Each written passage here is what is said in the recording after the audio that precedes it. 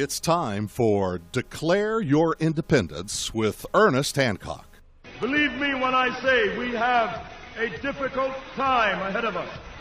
But if we are to be prepared for it, we must first shed our fear of it.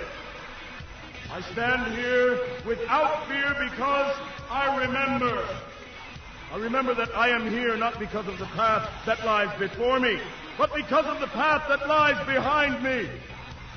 I remember that for 100 years we have fought these machines. And after a century of war, I remember that which matters most. We are still here! Tonight, let us make them remember we are not afraid!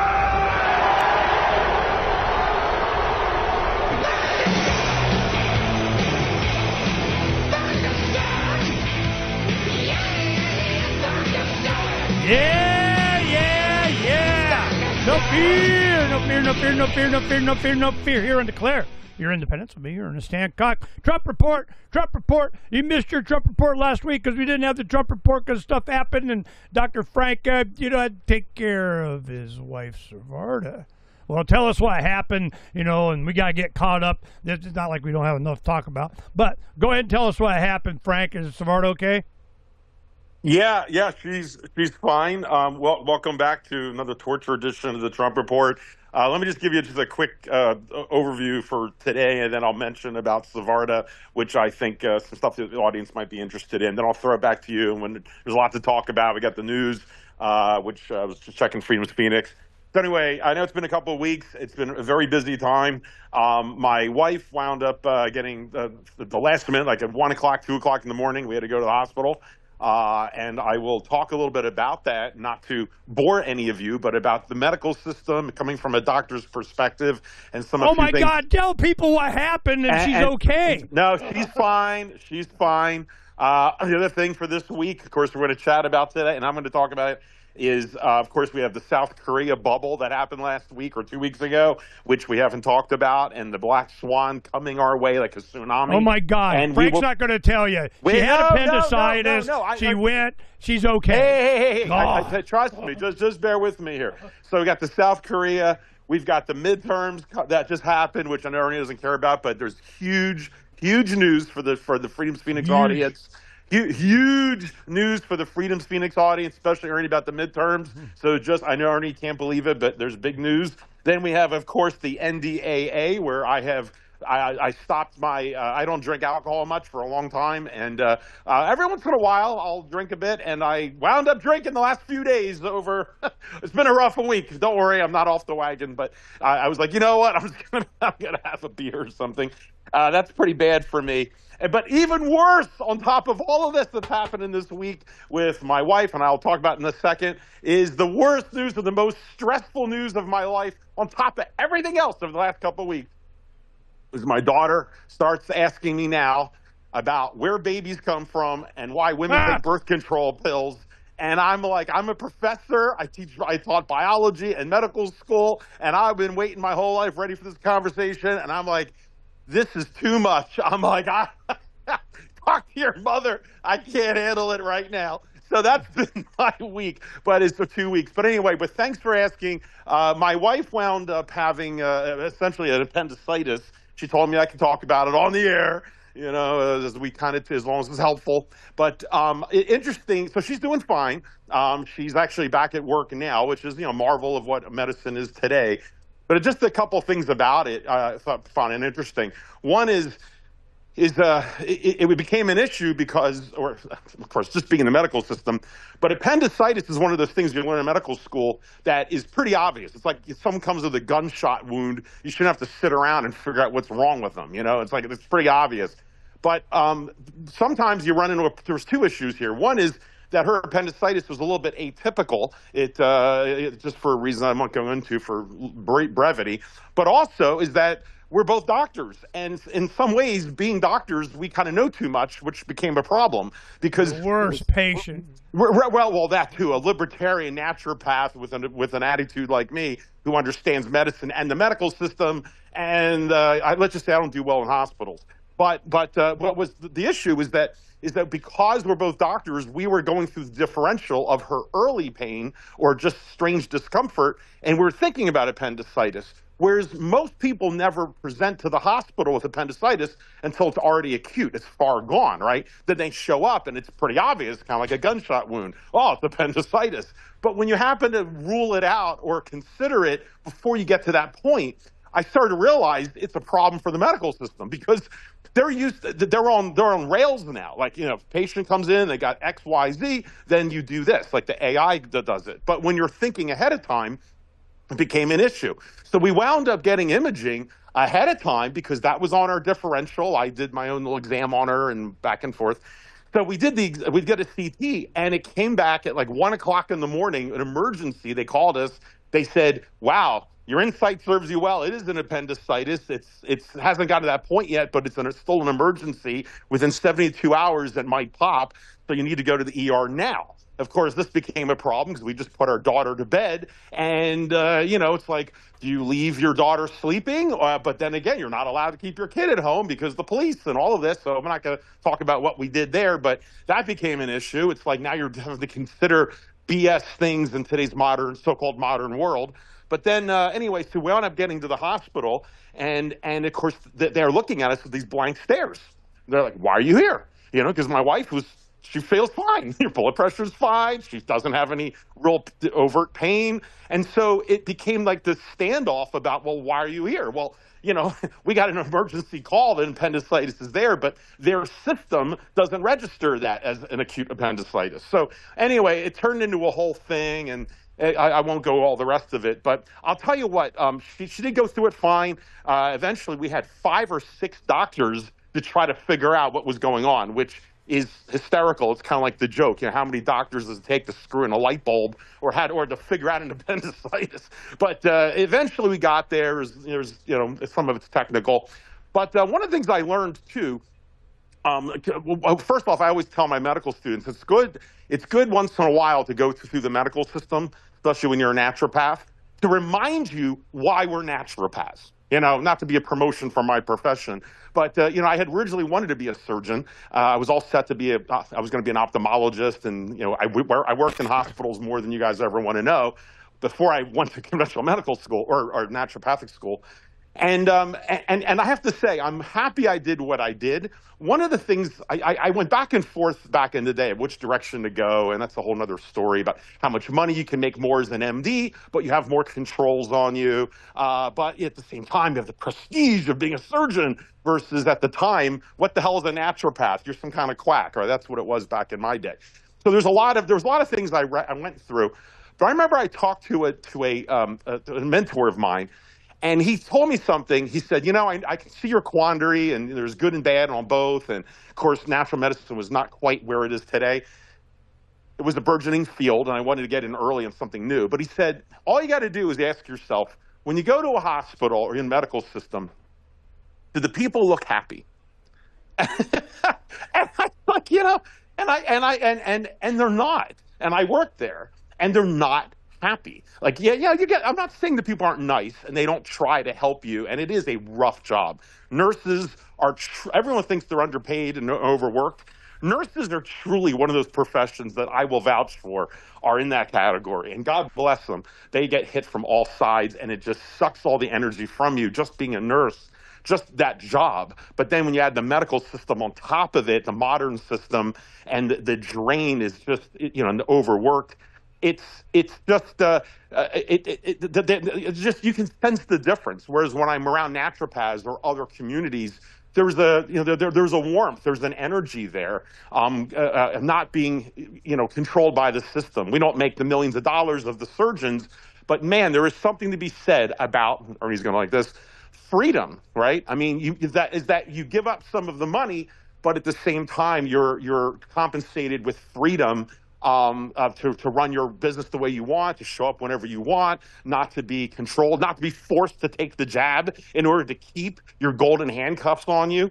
And you can see it in just the attitudes. And granted, you know, it's 2 o'clock in the morning, but still the entire process, you can see people trying to just do their job. And again, I give, they all did a good job for what it's worth, but they're on rails. There's no warmth. There's no, you truly are just a part of the machine. And many of you are like, I know that, Dr. Tamburri, but just going through the system again was a nice reminder of try to stay out of it best we can. And the last tip, I just wanted to throw this out. I'm not trying to have you guys, spell anything or change anything, but my better half, Savarda, she switched from her regular Obamacare insurance, because we had our daughter and it was a thing when she was not working for a while when she first gave birth.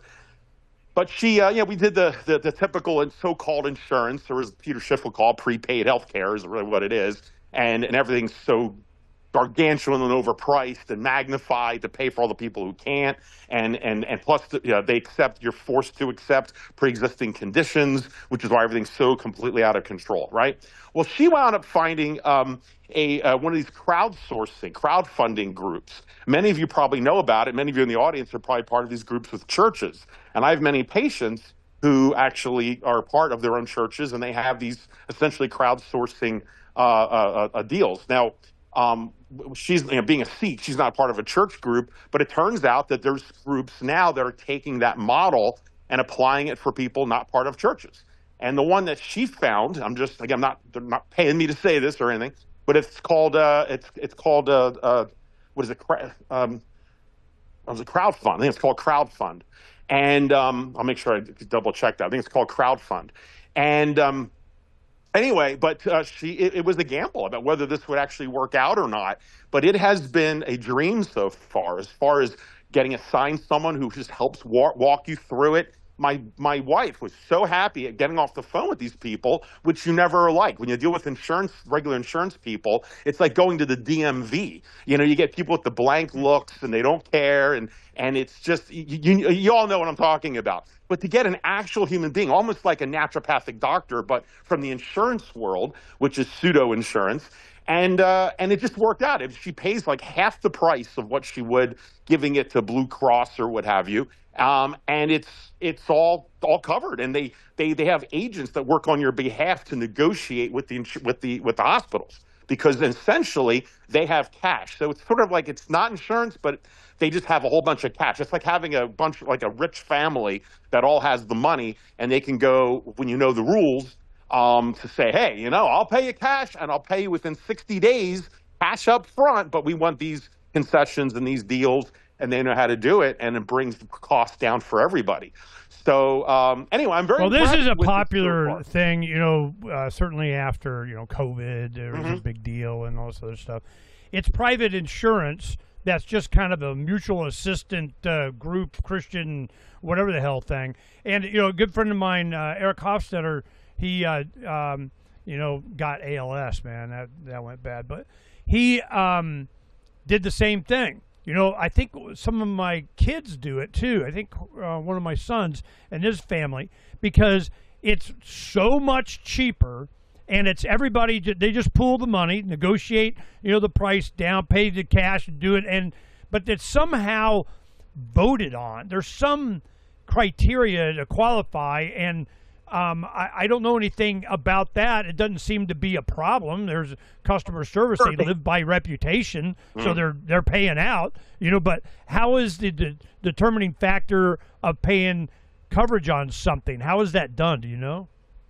No, not offhand. No. I'm sure Savarda knows. She's been dealing with this a lot more. But I've been holding on to my standard insurance just because I had a health issue a long time ago. So just in case there's an issue. But I've been watching. So basically, her and I agreed she's going to be the guinea pig first, and just make sure make sure this is not a scam or it works out well. And I'll be honest, an appendicitis is probably the best, canary in the coal mine test case, because it's open and shut. It's not like it's an ongoing cancer case or ALS, God forbid, or what have you. But at least you get a sense of how the system works or doesn't work. And so far, it's been more than we were expecting. So I'm just throwing that out there. If I feel or hear anything What's the different, name of the coverage, or where, what church, something, what? Yeah. It's I think it's called crowdfund, but I will double check that with before we get off the show here. I'll text Savaris to make sure. Well, Mr. Libertarian, I'm that libertarian, Ernest Hancock. I don't have to worry anymore. I'm retired. I'm sucking off the taxpayer. I'm going to get my card one of these days. Yeah. You know, you feel guilty every time you get a Medicare check, right? You feel guilty. Screw them, man. They force you in. You know, I never thought that I would ever get. I mean, you know, we started all this activism in my late 20s, man. That's never going to be there for me.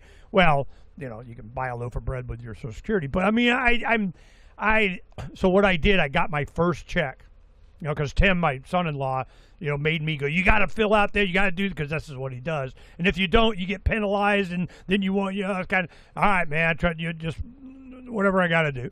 So it took from February to July just to go through the process of trying to whatever. So I just, whatever. This is entertainment and education. I don't care. So I get the first thing I did with the check is I bought more silver. I go, wow, I got, some, all right. Well, my retirement is my Social Security retirement, buying more retirement is silver retirement. Ha! Bite me, Then there's the health thing. I don't even know. I have no idea. You probably know more about it than I do. Because fortunately, I'm not on, a suitcase of drugs. I don't have any major ailment. I'm relatively healthy, working out in the land, clean air, clean food, clean water. I mean, I don't need, and that really the incentive to be healthier. Like I'm sitting here drinking, the supplement, whatever the hell it is that Donna makes for me. And you got to take your health more seriously when you are responsible for it. Mm. And these other kind of programs that they have outside of the traditional insurance is kind of that mindset. Look, man, we got to, take care of ourselves and do it with each other. And I'm encouraging of this. The main thing I just wanted the audience to know is that last Thursday we weren't able to do the Trump report because early in the morning, Phranq let Donna know that, he had to take Savar to the hospital, appendicitis. She had it removed, I imagine, right? Yes, eventually. Yep.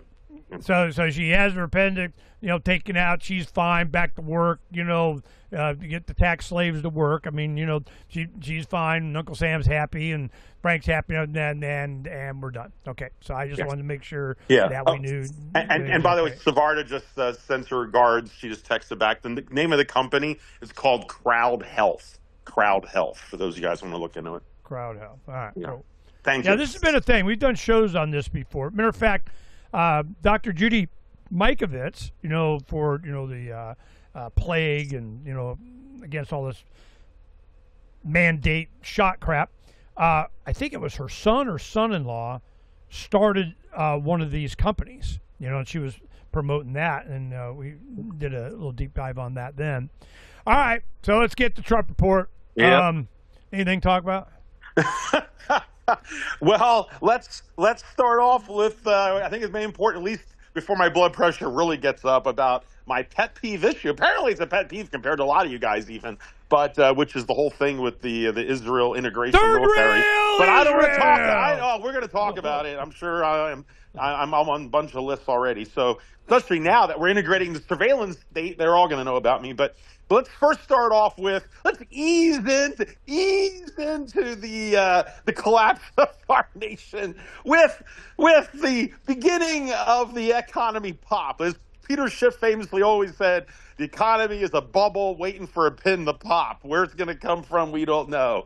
But I think maybe we've seen it. And multiple, I'm sure, not a lot of your guests, and maybe curious your opinion, Ernie, is the new South Korea situation. I assume you've covered it on one of your shows, which happened, a couple economics? weeks ago? Yeah. I mean, the pseudo collapse of their stock market, and it's still going down, and how it mirrors America. So I assume most of you know, because South Korea is Samsung.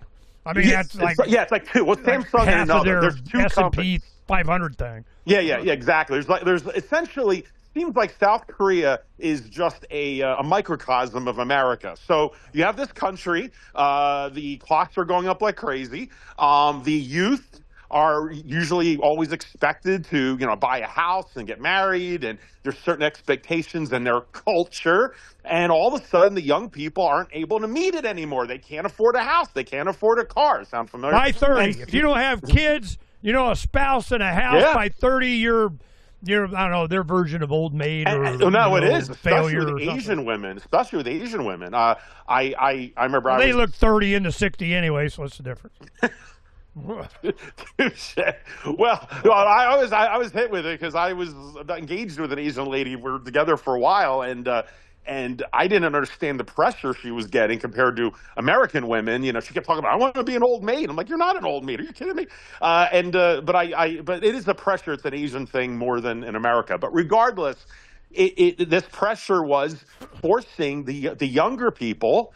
Again, does it sound familiar? To say, look, I can't get ahead in this system. Inflation is higher than any interest I'm going to get in my bank account, God forbid, or even in the stock market, playing it safe, and so the standard stocks. And so they basically have nothing else to lose. Let's just gamble the money. I'll buy a crypto, or I'll put high yield, high risk stocks, like these AI and borrow companies. Money to do it. Well, that comes next. Yeah. So now they're like, okay, well, I'll play the stock market. These are people who don't have a lot of background in the stock market, and therefore they're all buying the same stock. I used to give my little bit of advice I would give people about money, which is not investment advice to this audience. But when people ask me advice on things, one of the first places I'd start is typically if you know about what the company is, I wouldn't invest in it. In other words, the average person goes, oh, I like Walt Disney movies. They make me feel good. I think I'll invest in Disney. Or I shop at Home Depot. I'm going to invest in Home Depot. And I used to say, I'm not saying you can't, but everyone knows those companies, hence you're going to have an automatic inflation of the stock. Instead, I would say, if you like Home Depot, maybe a smarter play would be, everyone's buying homes back in the day. Home Depot, of course, we're shopping at Home Depot, but Home Depot, you're paying a premium because everyone knows about it. Maybe instead find out, just as an example, the company that makes the signs that light up, that make the logo for Home Depot in the front of the stores, because they subcontract to a company that just makes the signs for them. Now, that's like a third-party indirect play on Home Depot. Every time a Home Depot store is made, they're selling signs. So, or someone that just makes the screws that goes into a hospital bed. Right. The stuff you don't think about, that's how you can tangentially play. But anyway, the average investor... It's like when the gold rush, happens, who makes all the money? The guy that sells the shovels. It's the supplier.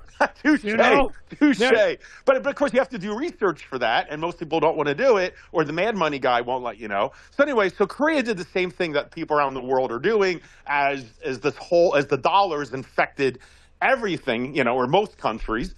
And so they're making these high yield bets on their version of NASDAQ, but it's even worse, because although we have our AI bubble and NASDAQ bubble in America, their NASDAQ bubble comes down to, like Ernie was saying, only two stocks, which I think make up 50% of the whole stock market or more, which is Samsung and one other, and they're both AI chip companies, right? The thing is, so all the money's there. Then they took margin calls on top of that. So we've just got margin on margin and inflated on top of inflated monies for a whole group of young people who have nothing else left to lose. Sound familiar to our country. And so then a few weeks ago, and this has been predicting for a while when the AI bubble will pop, is when finally one of the main companies in America, Apple, Facebook, one of these companies that's been buying all the chips, right? Because it's just been throwing money at like a fire hose. All we know is AI is really cool and AI is the future. So we just keep throwing money after money after money, even though there's no returns. But at some point, some company is going to have to just say, I could get a better return on my investment if I just put it into a T-bill or something because of how it's playing out. And once the first company says, you know what, we're maybe going to pull back a little bit about how many chips we're going to be buying, the minute that happens, even just a 10%, 20% slowdown, that's going to be a trigger for the rest of the companies maybe to stop trying to outcompete each other. And then you're going to have this like, kind of like you're on a highway and everyone's going 80 miles an hour and one guy hits the brakes to slow down 10 miles an hour, and then boom, boom, boom, you got to pile up. That seems to be what the setup is.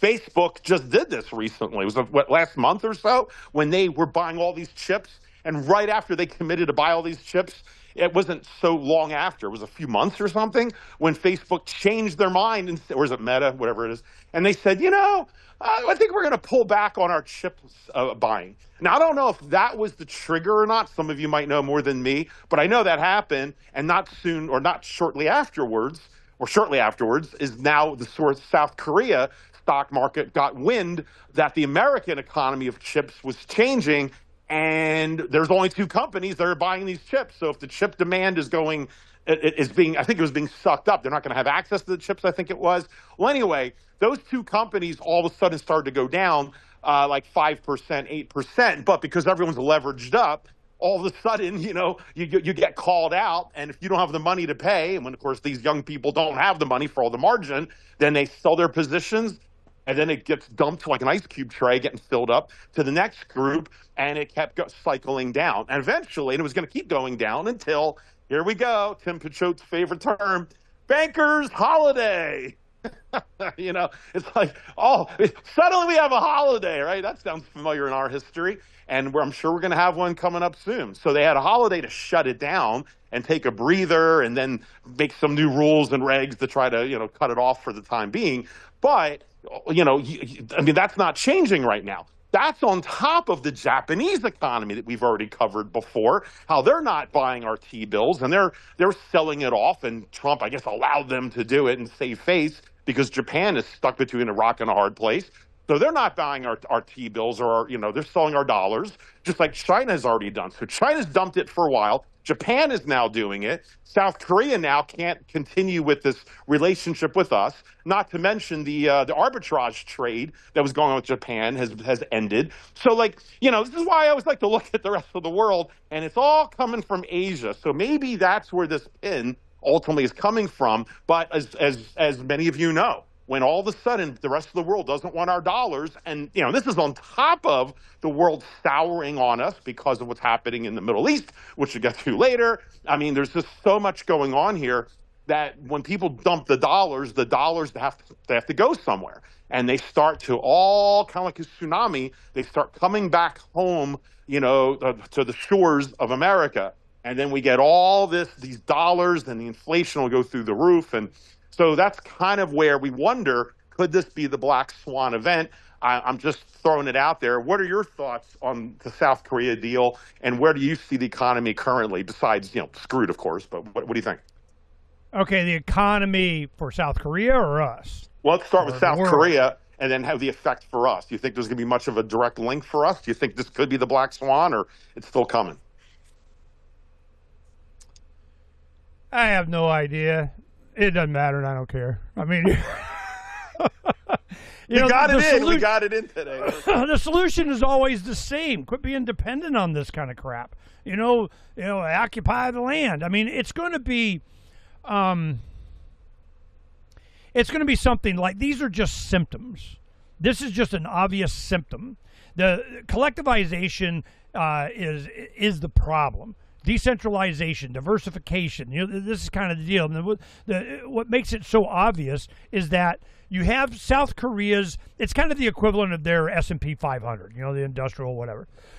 Well, over half of it is dominated by Samsung and maybe one other that makes up, a significant portion, 15, 20%, and the rest Samsung kind of deal. When you have that kind of focus, and then it was all, we're short of chips, we don't have enough chips and everything. And then all of a sudden a bunch of, it's a couple of years and chips come online, and then all of a sudden you're flooded. This happens all the time. It's called supply and demand.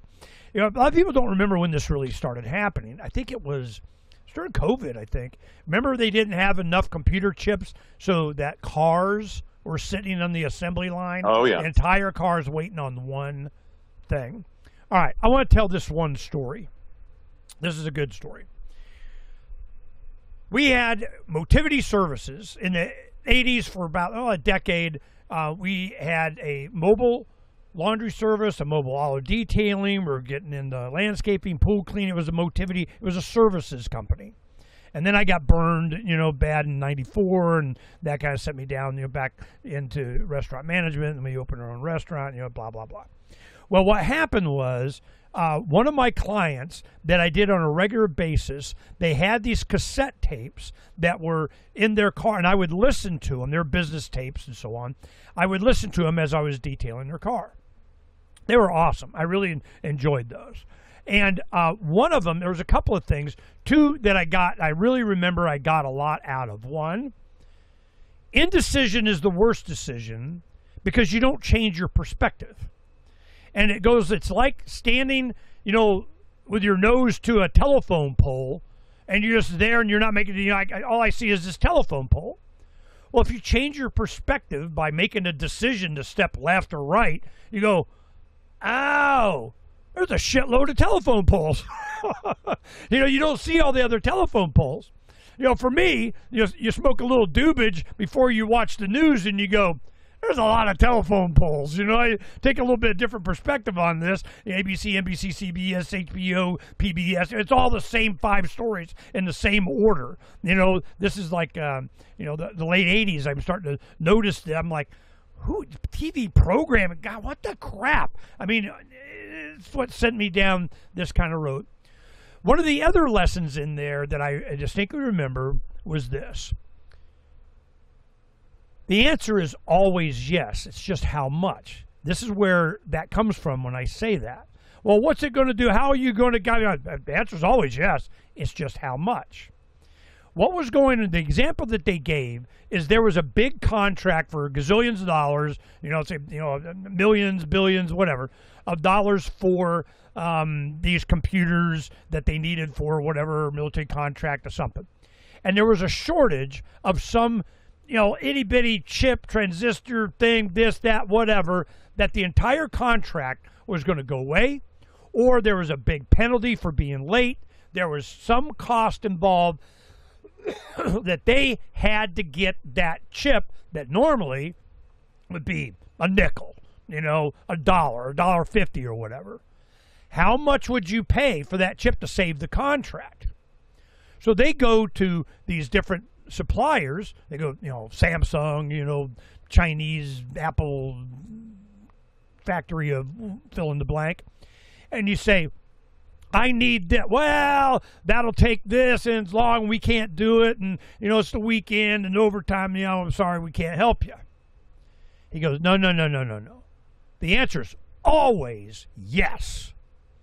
So there was this one company, they go, well, yeah, we can do it, but we got to, start now, work all night, do 3 shifts over the weekend. The overtime is going to be, and each one of those dollar chips is going to cost you $15.40. The answer is yes. And how much? $15, as opposed to $1 or whatever. And they go, done. Do it, man, rock and roll. Because you don't know what the motivation is. It's supply and demand. When they were running low on chips for automobiles and just little chips for making digital clocks, not everything is a super chip. I mean, it's just a lot of these are just 2 generations, 3 generations ago that hell, they probably got stockpiled sitting in a warehouse somewhere. So when you go to them and you say, we need these chips, 2 things happen. One, do they have something to replace it? Do they have somebody else can make it? Do they go into, the Bangladesh, Malaysia of somebody else? And which has happened when they had all these surveillance in the, what do they call it? Program management module, something like that. And what it is a surveillance chip that goes on your motherboard of whatever that was. They created this thing out of Hewlett Packard and Intel and Google and all this stuff back in around 2000, I think, or something. Of course, Microsoft sucks and whatever. And their whole point is we want to create to where we can control. It's not really, it's kind of your computer, but we can control what you can and can't do with it, like dual booting, Linux on it. So they do Hewlett Packard and them conspired to what it's all about. You can't work on your own tractor kind of crap. And they can surveil and they can control, and it's a back door and it's kind of secret and all that kind of stuff. Well, to bypass that, there was a computer company that I had some of their computers for quite a while called Think Penguin, and it was Linux. I go on my show, I'm going, how come you keep going on about Linux? Why don't you just make hardware? You give me some computer from, Fred's Taiwan back room of I got, old board that doesn't have this trusted program module. That's what it was called. This trusted program module on this thing. And you go to the Wikipedia and you'll see it is they, them, those in the tech world that built into your laptops, computers, and TVs surveillance. And they control it. This is, 20-something years ago. So when I find this out, I'm going, well, aren't these companies somewhere? Yes. There's these companies that made these chips. They didn't upgrade. They haven't done the latest lithography. They're not doing, and they're putting together computer boards for, less powerful tablets or computers or whatever, but they don't have all this surveillance. Well, Linux doesn't require as much operating system of, surveillance and control. Takes up a whole bunch of memory, and power. So they were making these, and they would buy that hardware, put Linux on it, boom, costs less, goes faster, does better. There's your problem solved, Ernie. Boom, very cool. What happens? They buy up that company, they take over the factory, stop that. Oh, hell no, you got to get with the narrative. You got to help us promote the narrative. You got to have the surveillance chip of you're not allowed to bypass our control grid. Really? Well, so what happens? You start running short of options, and you start running short of chips. You go through the COVID, they don't have them for the cars. They start, they crank it up. Then you get like Tesla comes in with a Doge chip. They come up with their own software. Screw them. We're not going to be susceptible to these guys. We get the raw material of the stainless steel or aluminum, put it in the gigapress, pour it in there, boom, do it, make our own chips, do our own, AI, XAI server doing rocket build from, ore to whatever, lithium to the Babcock. You bite them, vertical integration, we're going to do it ourselves. Well, then that's competition. You do a shortage. You want to do away with a shortage of gasoline? How do you get away from $10 a gallon gasoline? By allowing $10 a gallon gasoline. Because what happens? They go into mass production. Oh, hell yeah, man, I'm going to get some of that. Woo! Then you get a glut. This happens over and over and over. No matter what the shortage is, the solution to a shortage is a shortage. The solution to high prices is high prices. That's what happened to Samsung. They do all this stuff, and you just knew with the AI, and we got a shortage of them, we can't have them, we don't get, and NVIDIA stock shoots to the moon. All of these AI stock shoot to the moon, to the moon, and then it crashes. Well, here comes the freaking crash, and who knows what's happening? Who has the inside knowledge? Hell, it's not even inside. It's just, duh. So, who has the patience? Oh, the retail, I got this quarter. I got to get my bonus. I got to make my money now. I need a 10% return every month, and yada, yada, yada, yada. And this kind of failure is inevitable. It's called capitalism when you don't have crony capitalism, when you're not messing with it, putting your finger on the scale, passing legislation. You have to buy this, you can't buy that. Do it. You leave it the freak alone, and it figures itself out. Right now, we're in war in the Middle East with the closed Straits of Hormuz. 20% of the fuel is not available anymore, and gas has gone down. We're at I don't know, $60, $70 a gallon. I remember in '05, it was $140 a gallon when I was doing shows with Charles. And I'm going, holy crap. We're in freaking war. Russia, Ukraine, China expansion, Iran, Israel, Straits of Hormuz, all that. And it's at 60, whatever, $70, whatever it is. So I'm going, wait. Well, no new war's president. How'd that happen? Well, until, Miriam gives them $100 million, crap happens. Well, what happens is now we're looking at, is there going to be a glut? They say the reserves, the strategic reserve is down. We got to fill that up. Are we going to do it with $60 oil? We're going to wait till it gets up and make your friends a bunch of money. It's never the truth. There's all this stuff, blah, blah, blah, blah, blah, but they're missing what's going on behind it. In a free market, a flow of information, a flow of raw materials, a flow of communications, this stuff works it out. So what's really going on? China's economy, is it taking a dive enough that 20% of the oil is not needed? They get it from somewhere else. They're getting it from Russia. They're getting paid. Are they getting, they raise the prices and they all, everybody else, all our adversaries make money? Or they just have solar panels that they're cranking out by the gazillions? They don't need it. They make cheap batteries and solar panels and inverters. You're done. They get coal from Australia because they don't care about your environmental blah, blah, blah. And while they're working on that and they can carve the air in Beijing with a knife, they probably don't like that either, but they got nuclear coming online. And thorium by the reactors. way, there's one other thing, too, I was hearing just recently, maybe you've heard about it, is, Iran and Russia, China, the whole the new axis of evil, I'm sure. Always three. And yeah, exactly. Triumphant. And then of course, the BRICS, which is kind of like in that milieu as well. But it sounds like they are starting to decouple in another way, and I'm sure they've been playing this for a while. But because of the Strait of Hormuz issue, which we'll get to later about, Trump making his ultimate gambit, what is he going to do before the midterms? Does he go all in or not? Shit out of you or not, or what? Well, this is. Yeah. We'll chat about it, but the thing is assuming this thing goes on, which it will. This is going to be like World War III. When you have a collapsing empire, they don't just transfer and kind of like just pleasantly give the torch to the next, to the new alpha. The present alpha in history always goes down swinging until they're literally just let down, and that's what always happens in history. So assuming that, our Defense Department, the money that goes to defense companies that have to find a reason to exist, and they're going to go all in, just exploit what's left of our money system, not to mention Israel now as well, thanks to the defense bill that just went through, which we will talk about later.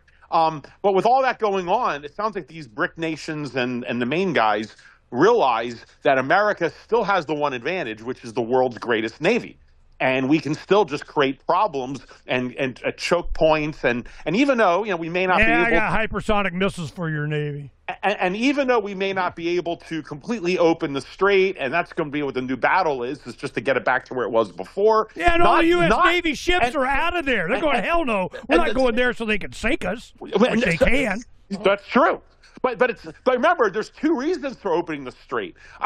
Three, I guess. One is you need to open it because it was open before Trump started this. Number two, which of course people think is the main reason, is because if you don't, energy prices go through the roof, not only for America, but also our European neighbors that are, counting on us, or at least there's a lot of treaties and a lot of goodwill that's just being eaten away if they can't heat their houses. And people say, how come mommy and daddy, how come we're living like, in the cold and we're freezing? Oh, it's because of America. That's really what the answer is going to be. But the third reason really is just the clout. The fact, and this is what Ron Paul was warning about it as well, is that you pull the military out when we can afford to do so with our heads held high. You don't leave with your tail tucked between your legs. that is the worst thing. That's blood in the water, and all the sharks will smell it, and they'll come after you, which is what happens with a failing empire. And that is what this is really about, is that just for the point of the matter, they can't allow that strait to be controlled,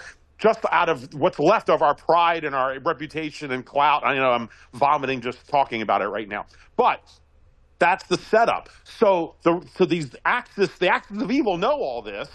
And so apparently they know that it's going to be protracted. We still have our Navy. We still are able to suck whatever we can from the dollar to keep this thing going. But how do they get the oil? How do they get money back and forth from Iran all the way up to Russia and kind of like the new Silk Road? Well, they're creating their own infrastructure there. Apparently, they're working on, and maybe they already have part of it, like a whole new rail system, like they're working on an underground system or something where they're going to have a direct link through all of those countries to link them all together, to just bypass having to worry about the Navy altogether. So fascinating development. I'm going to look more into that and then maybe report more. Okay, well, I got the chart up for oil. It's gone up. It's $93 now. Now, just a week or two ago, last time I gave a crap, it was July 2nd. It's 4th of July, okay, July 3rd, all right, $69. It was in the 60-something range. Now it's 93. What is that? That's like a 50% increase. I mean, a lot. What happened?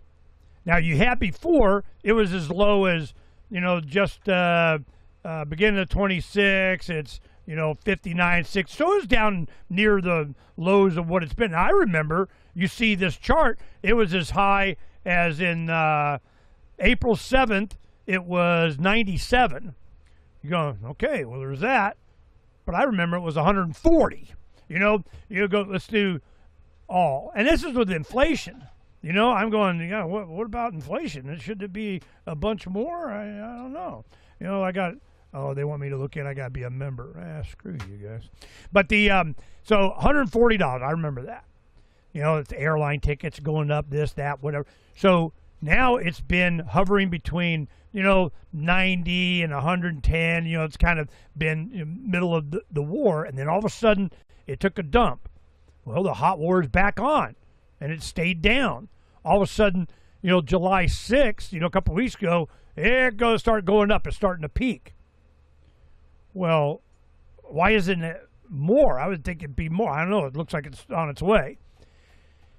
You have competition. They want to use energy and oil as a currency. That's carbon-based tax credit kind of charge you, give me money, United Nations bullshit or something. I have no idea. But what happens is China is now, their economics starting to go. Their housing market is taking a dump. But what are they doing? They're buying gold like a bastard, man. Woo! We're getting the gold and silver. Why? Because the petrodollar is going to go. And this is Beset up there going, everybody's using the dollar again. We have Venezuela using the dollar again. You're going to use the dollar again. We get peace with Russia, and they'll use the dollar again. Yeah, that's the ticket. So they're counting on that. Beset is up there. I want to get this in real quick. Here he comes. We're going. Where's that gold? What happened with the gold? Wasn't exactly an even trade, but for President Trump, talking to Fox, he usually comes out on top. Not usually, always. Always. I love this. What are we looking at here? These look exquisite. Yeah. So these are the displays of our currency over the years. Some of it, like we used to have silver certificates. We used to be backed by silver, sometimes gold, and then in the 70s, we just went to what was called fiat currency, where you didn't have to keep gold or silver in the vault. If any of these are still outstanding, though, the silver or gold for them is at Fort Knox, waiting for them to be claimed if so needed. Have you visited Fort Knox? I haven't. People on my staff has. We're going to the Treasurer's office. The Treasurer has been to Fort Knox, and I am happy to say all gold is present and accounted for. There the we U.S. are. has the largest pile of gold in the world, over $1 trillion at current market values. And we're getting more gold from Venezuela. Have you been Ernie, there? we're done. Let's Were stop you the there? show. Let's Did you stop go? Let's stop the show, man. No, my staff did. Yeah, it's a ticket. And I'm like, you guys are so full of crap, your ears stink. I'm, and I this I wish I was in the room watching you live when you first saw that clip. Or Ron Paul. Oh my God. I mean, the brazenness and lack of pushback. I mean, Fox is the state-controlled media at this point, no question. But man, so have you actually physically? No, I haven't. But I trust my Zionist staff. I mean, I've just. Well, I just booked a flight to Fort Knox because I got 1 or 2 silver certificates my grandfather gave me. I'm going to go cash it in. Let's go. There's got to be an activist out there. There's got to be somebody who wants hits on a YouTube channel. Yeah, I mean, come on. I mean, there's the Lego Gate, which you still have to watch the Lego thing at some point. But I mean, all you got to do is go off to Fort Knox with a silver certificate and show. Here's Jesse Waters, and here's like the head of our financial they system. have some of those. I got some silver certificate. You come across them or you buy them, whatever. Or gold certificates, yeah. And they're, I haven't seen a gold certificate, I don't think, but the silver certificate is just a dollar bill that says silver certificate instead of Federal Reserve note at the top. Well, the definition of a dollar is 0.77 ounces of silver. I mean, that's the definition of a dollar. Now, what's a dollar? It's a weight in silver. Well, okay. Well, that sucks because, the dollar is not a dollar now. The actual dollar is, I don't know, $60, $70 or whatever it is now. So I'm going, 58, whatever it is. So I'm going, when did that happen? Well, what happened. Those doing their thing. But that is the definition of a dollar. It's a weight in silver. Well, they had to abandon that because it's just what he said. Yeah, it's fiat. I mean, these guys know what they're doing. And then when they asked about, is the gold in the ball? Yeah, don't worry about it. Pinky swear. Well, and I heard the new dollar at the top is going to say stable coin reserve note. That's what it's going to be. Stable coin note. Yeah. Well, which is, linked to our debt, which it's backed by U.S. Treasuries, which is debt. I mean, you might just skip to the end and say that, which is what Federal Reserve does. It's so bad. And when you're talking about South Korea, how we started on this, they're stuck. It was inevitable what was going to happen. Same thing that's happened in Japan. And you go, well, was this the black swan, South Korea? Or was it Japan, the black swan that's been going on for, 40 years? Was it this? Was it that? No, I tell you what it was. For me, and that's why we did deep dive and we covered, and they had in Jakarta, which is Malaysia or something. Jakarta, they had the big BRICS meeting, and I remember it was about 17, 18, around in there.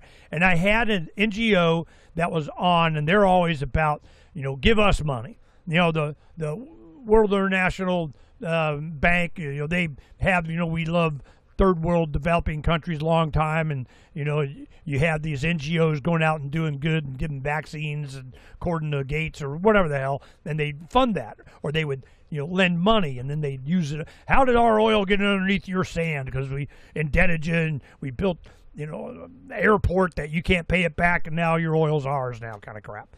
So what happened was they go to Jakarta and they were lobbying for their equivalent of the international fund in the SWIFT system, the petrodollar, the West system, saying, okay, what are you going to do for us?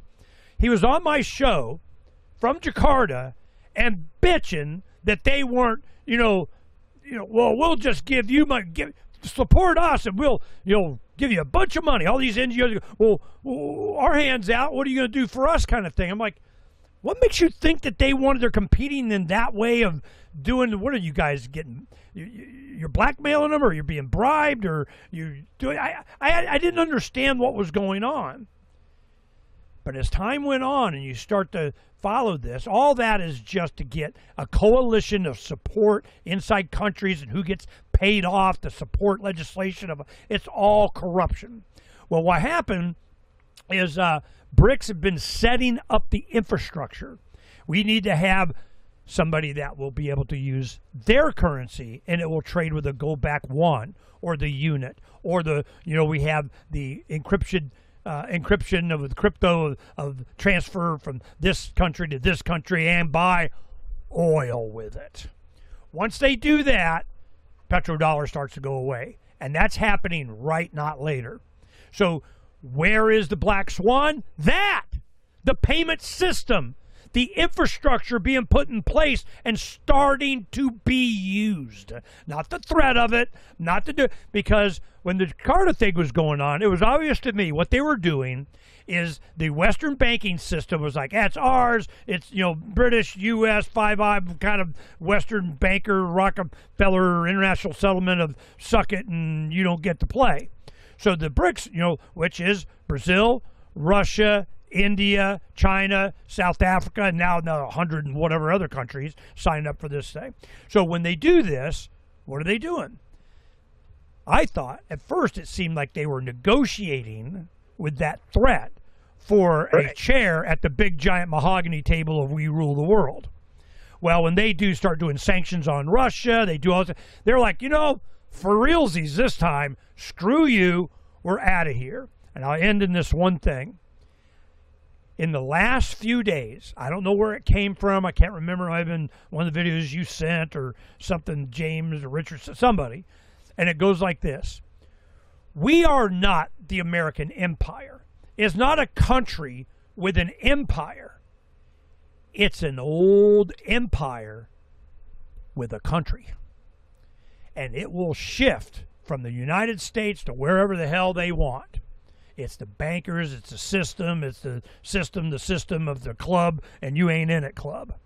So when you think of it that way, you're not looking at the American empire or even the British empire or the Chinese empire.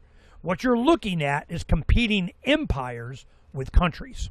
That's what's going on. And once you start to understand that and you look at it that way, we're just an empire, with a country with some F-35 fighters. When you got Israel coming in, and we're going to get direct access to, I go, what are they? Are they the empire? Are they a tool of the empire? Are they creating, access to whatever of the empire? Is it America and her interest? No, it's an empire. Yeah. With countries. So once you look at it that way, it's a lot easier to understand. So that's a good way to move into that. We'll skip over the midterms for right now. Let's talk about the NDAA as far as with Israel. I mean, the first thing I got to say is, and maybe it's just me. I mean, granted, it's been a strange couple of weeks for me, but I've been even with you. You didn't get his Ernie dose, and even with you, and I'm not throwing shade at you, but it's I don't know. I get the feeling that this NDAA issue has not really resonated with people as much as it seems to be with me and probably a host of a few people I kind of encounter. It just seems it's kind of like it's just another day. It's like, all right, government's screwing us over again, whatever. The fact that I was the one bringing up on the show. I remember a couple of weeks ago, and I gave you a hard time because I'm the one who brought it up, and you just said you commented on it for like 30 seconds, and then you moved on to another point. And of course, I grabbed the mic, which you were laughing about. But it was just it's so impassioned to me, and I'll talk about why I think that is in a minute. But it just went through yesterday. Of course, we're talking about was the national defense money that is automatically, it's just rubber stamped every year. Doesn't matter who's in Congress because ultimately everyone's getting money from the Defense Department. So it's just this gargantuan bill that is just rubber stamped, goes all the way through because after all, if you vote against it, you don't believe in America. You don't believe in our boys and girls in the military and, you're not American enough and all of this kind of thing. So it's just one of those givens. But also, when you have a monstrosity bill, you can throw whatever the hell you want into it. And so here we have in this bill is Section 219. That's what this comes down to, Section 219, where Israel, and obviously there's a lot of our representatives, all but I think about one at this point who's about to get kicked out or was kicked out, taking money from the Israeli lobby. And they all voted for Section 219, which essentially, and we can get into the pedantics of it later, but I'm kind of paraphrasing, is that it's going to be integrating parts of the Israeli military with ours, and it also our surveillance state with them. and which is beyond scary. Now, granted, just imagine all you got to do is change it to any other country. If China's military is going to start being integrated with ours, or Zimbabwe's, or whatever, you couldn't even imagine such a thing. While Now, they're ethnically cleansing Gaza. right? No, exactly. Now, of course, why is this happening? Well, it seems pretty obvious what's going on. And look, as bad as this is, the one silver lining is that, the fact that they have to be this brazen about it and piss off so many people. And we'll get to, again, this gets into the midterms later, especially with the Democrats and just independence and how the Israel third rail is now not really the third rail anymore. It's becoming kind of like a talking point, kind of like talking about air pollution or something. So that's the larger issue, which is at least the good news. Sometimes, as they say, it gets, what is it? You got to go through the eye of the. You have to go through the hurricane before you get to the eye of the storm or whatever. It's going to get worse before it gets better. But you have to expose it first. You have to see the problem. It's what I've always argued with you, is that like the voting system or whatever it might be, the average person has to see it before they have to see there's a problem before they can even try to fix it, whatever fixing is. And fixing I'm putting in quotes here. But that's what's happening with the Israel thing. And I think this is a sign clearly that they know they've lost the PR battle. They also know that Trump is about to go down, right? There's a bunch of these factors happening. First, the economy is about to crash, and they know that. Heck, the people from Israel and let's just be honest, a lot of bankers, they tend to be from, the Jewish background, and because they're really smart. And they certainly know money, and they see where this economy is going. And they know that, we've got Warren Buffett and everyone pulling their money out. They're getting ready for the economic crash, which we just talked about earlier. So we're not going to have the money.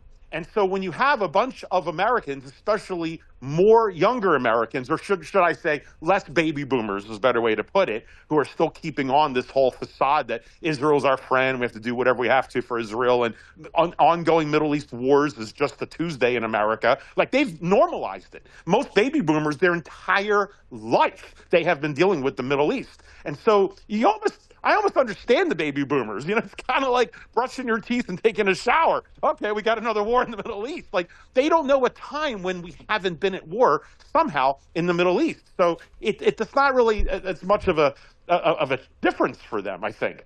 But they're dying off, or at least not able to vote as much.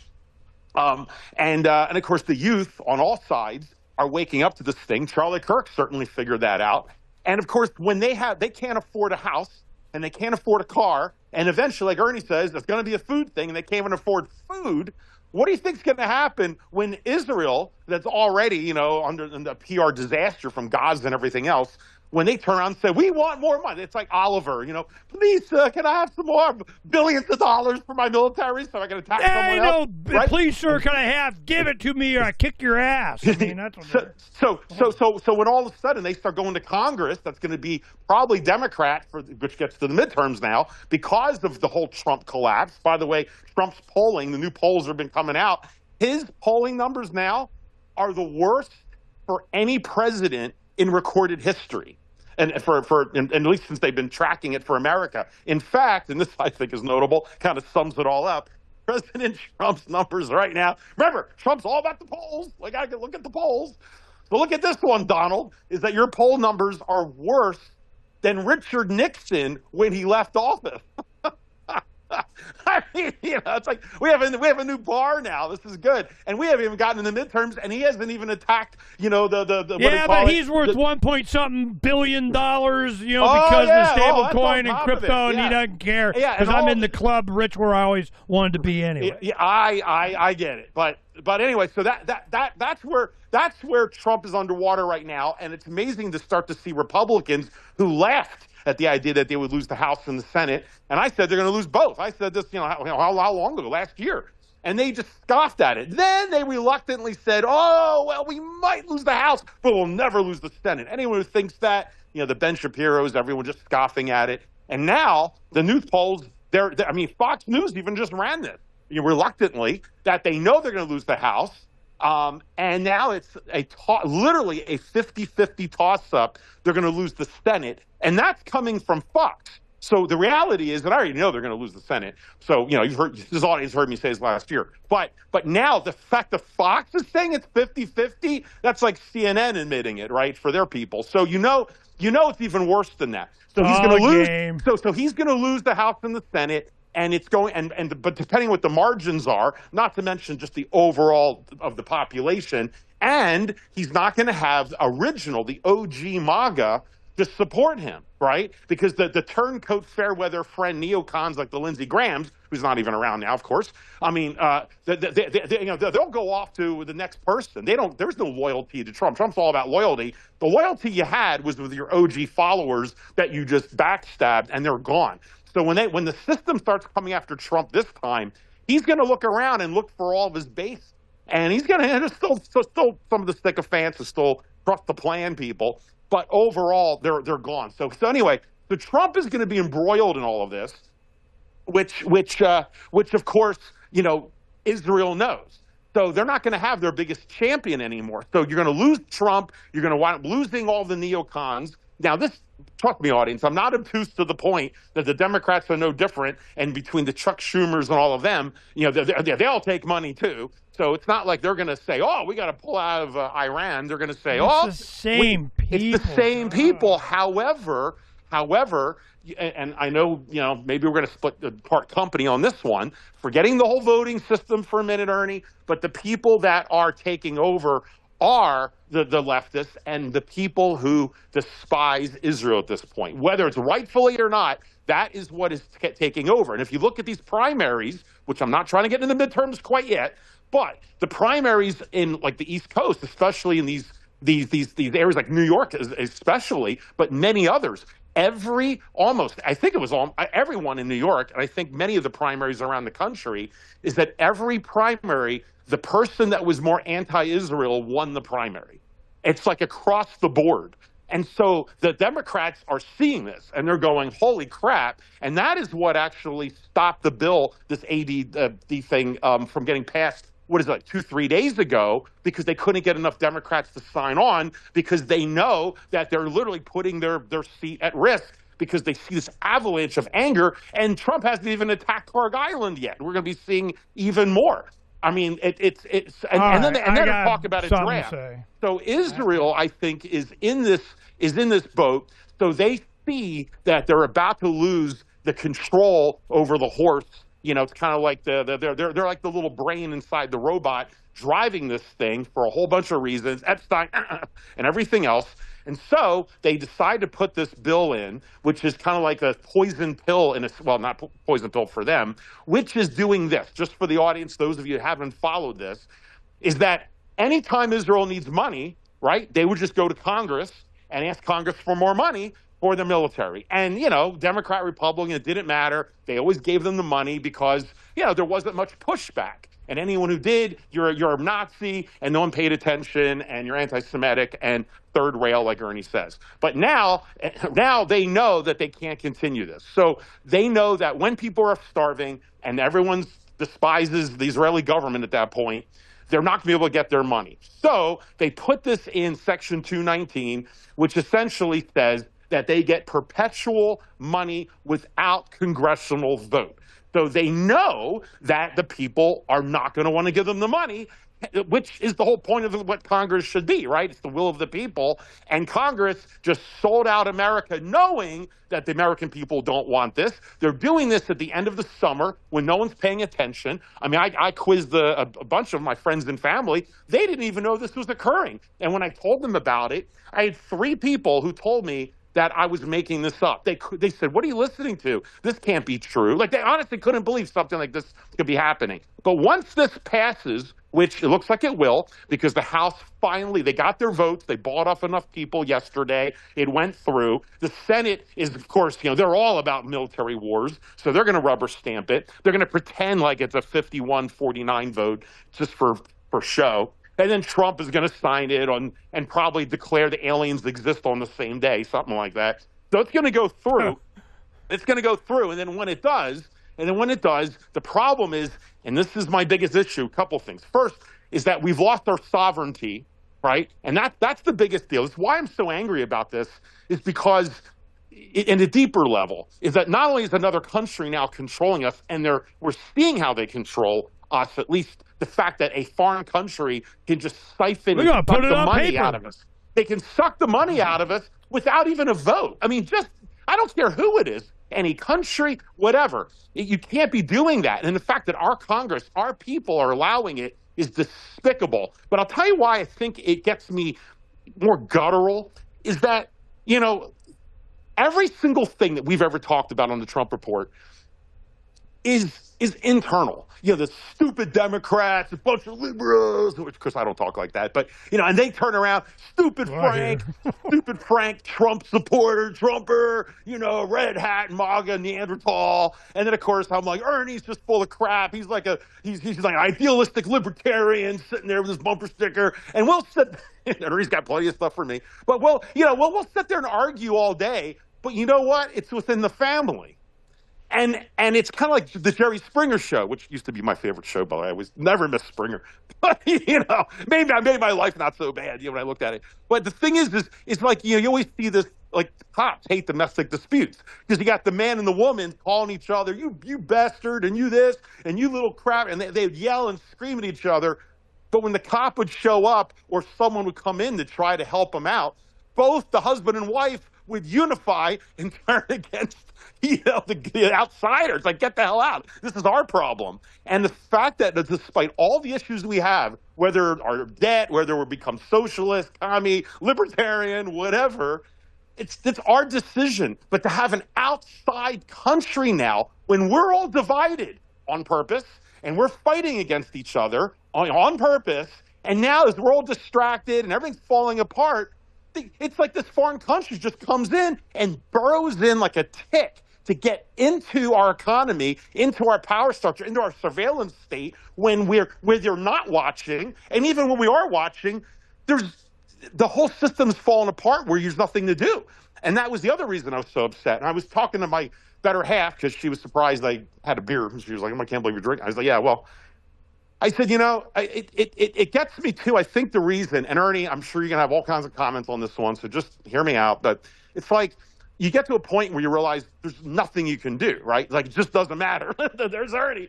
Because it's like, okay, there's usually always something in theory that you could do that could work if you get enough people behind, right? Well, Dr. Ron Paul, who I'm sure Ernie completely agrees with everything Ron Paul says, and you posted on your own Freedom's Phoenix, Ernest, where he says, call your representative to shut this Section 219 down. Now, Ernie's probably going to mock stupid Ron Paul saying call your representative. You can hold that commentary for later. You can justify that one. But I'm just pointing. Don't care. Yeah, I know. You go ahead and tell Dr. Ron for me. But anyway, but that kind of thing is, there's always usually an option you can do. But at this point, where do you go? Right? Like, how am I going to show how disgusting this role is, and how do we change it? Because once it's passed, as I said, on the Ron Paul Liberty Report, and you're not going to accomplish anything. And once they pass this, keep in mind, audience, you're never going to pull this tick out, because even if the whole country switches and says, all right, we're all anti-Israel government, we want to pull them out of it, that's the point of this bill, is once it gets sucked into the endless government funding, it goes into black programs, it's national security, and my God, we still can't even find, we couldn't even get the few $1 million out of Doge, right? And we can't even find anything. And Israel, I'm sure, with their proxies here in our own government, are going to make sure that funding is always hidden and moved around. So we're never going to be able to get that out. And the problem there is that Israel will be able to launch any wars that they want. They can do whatever they want. They can be a bully and start whatever they want, because they've got the unlimited funding with no checks and balances. So with this going on, what do? Oh, I know. I'm going to call my representative, like Dr. Ron Paul even said. Well, our own representatives are passing this when no one's paying attention. They're the ones doing it, right? On all sides. So clearly, representatives don't represent us. So then what? All right, well, I know. Let's all vote and join a new movement that's America First. And we're going to spend 10 years and sit there and make an America First, a movement, and get a president in there that's all about America First and no more wars in the Middle East. And we all saw how that worked out. Been there, done that, and Ernie's been chronicling it and laughing all the way. And then we've got, what else do we get? Oh, I know, we could call the media. Now, of course, this audience doesn't watch mainstream media, but what's left of mainstream media that the most people follow, they're all controlled. I mean, they're all part of this. So you finally get to what many of you think is obvious. And no, again, I'm not that obtuse. I've seen this, coming together. But I finally got to that point where it's like, okay, they won. It's checkmate. So there's nowhere else you can go for the people. And I think that is the moment when empire with countries. That's when you start to see the real changes. So anyway, what thoughts do you have about the real changes? What do you mean the real? That's when you see the real change. What's a real change? Changes. I mean, the changes as far as, let's say, not at the voting booth. Hopefully not violent, but you're going to have people say enough is enough. And you get to the point where there's more common people suffering than there are at the top. And that's what's always been the issue, is that let them eat cake. Yeah, no, exactly. And, there's, let's just say it's not going to work out for a lot of people, especially on the bottom. And this is why, of course, the concern has been for myself, Peter Schiff, a lot of us, why a lot of in this audience, why we've been trying to educate people about economics for decades, is because when this system collapses, which we all saw decades in the future, when it does, we want people to remember that it wasn't capitalism that failed them, or the Bill of Rights that failed them. It was crony capitalism. It was the fact that we weren't following it. And not to just turn in a panic mode from people who didn't pay attention all those years and went to Disneyland and took leverage on their AI stocks and everything else. And then when it finally blows up in their face, then they turn around and look for another quick answer, which is a chicken in every pot as long as you vote for Senator Palpatine.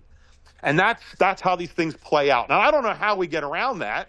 And, of course, the concern is when you get the Palpatines in there and the socialists, then, you got fools like Ernie and many of this audience who might own precious metals.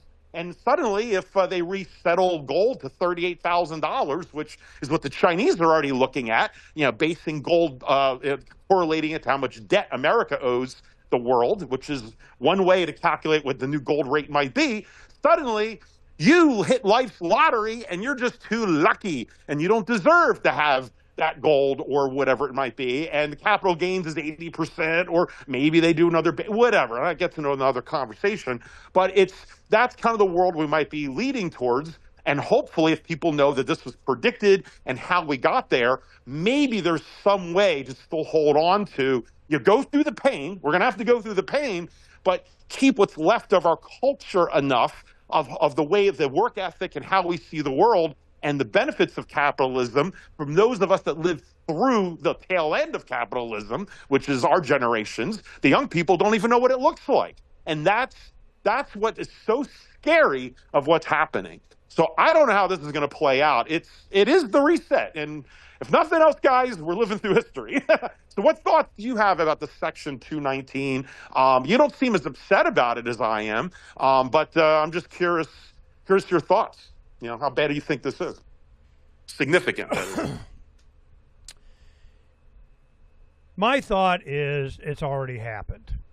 This has been, I've talked to, I can't remember who it was. I think it might have been Lieutenant Colonel retired Pentagon Karen Katowski. She goes, it was somebody. I think it might have been her. She goes, when they go in the Pentagon, they got a meeting, they got to award this, they got, it's a 9/11 Iraq, Afghan, whatever, Middle East, anything. Israeli intelligence, military guys just walk right in, plop down, and sit, and we're in the meeting. We were invited, and, kiss my ass and take it up with your favorite politician. And it's just that attitude. Hey, we're in charge. You didn't get the memo? What, you want a manila envelope we're going to file and give to you? I mean, so it's already happened. When they do this kind of stuff, it's because the decision's already been made. They're already doing it. They're just making it legal. They're just trying to get. I give you an example. There's two examples I want to give, and you kind of understand my perspective. One is early counting of ballots. It's illegal, or was, that here in Arizona, you couldn't, if you had early balloting or you mailed them in or whatever, you packaged them, you could prep them or whatever, you put them in a pile, and then you process them the day of the election.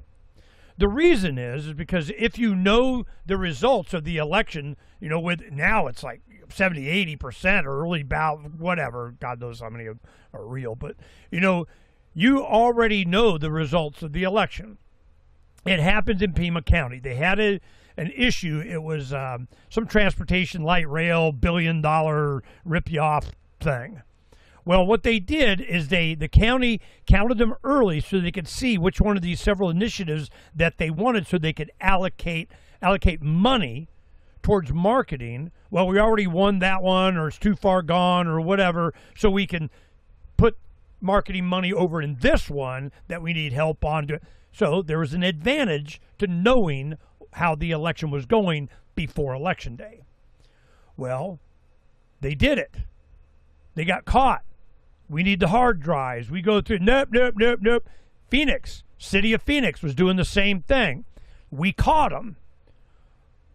Even though it was illegal, even though it was a crime, even though it was, I don't know if it was a felony or not, but it was definitely illegal. They passed ordinances and legislation, whatever, to go, oh, no, it's too much. We got to do it early because it's overwhelming and it's taking long. We got to do it. Well, it was illegal when you did this. That doesn't matter. It's legal now. Then you get into things like, remember his name is a legislator named Ernie Baird.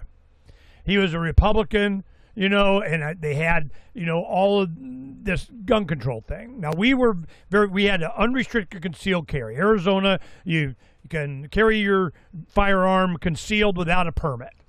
What? Oh my God, everybody's going to die. Well, we started that in '94 with SAFE. Second Amendment is for everyone. Are you a safe gun owner? Are you an unsafe legislator? That kind of thing. So as we were hammering on this, we had our newspaper called Citizens Take an Initiative, CTI, because we had a bunch, like 36 initiatives in there. Citizen grand jury, fully informed jury, elimination of the property tax, education choice, you have, blah, blah, blah, blah, blah, and unrestricted concealed carry. They couldn't wait. We had a questionnaire, 90 legislators, 30 districts, 30 senators, 60 House of Representatives in the House, and I'll fill out your oh yeah, I'm for gun rights, I love gun rights, and we published it. Okay, here's all the responses from the legislators, and they're, I want this, I don't like that, and I'm going, I know these guys aren't telling the truth. We never did it again, because this is what happened. Gun Owners of America and Jews for Preservation of Firearms Ownership, JPFO, which is definitely, we're definitely not going into the cattle cars again.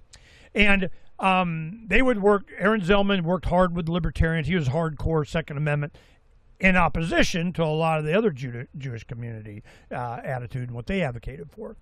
So what happened, we had a bill. He's our safe legislator, Jeff Grosskost. I remember him. He became Speaker of the House at one time. He was our safe legislator. And then there was city council. Frances Barr was a city councilwoman, ran for Secretary of State, years later, worked with us on whatever. Those two, a city councilwoman and a state legislator, later became Speaker of the House, and one of the reasons was this issue, were, we want unrestricted concealed carry. We want, the firearms to the people, America, freedom, Arizona, here we go. Well, they started getting a lot of popular support from the people. People support or people opposition to different. It didn't matter.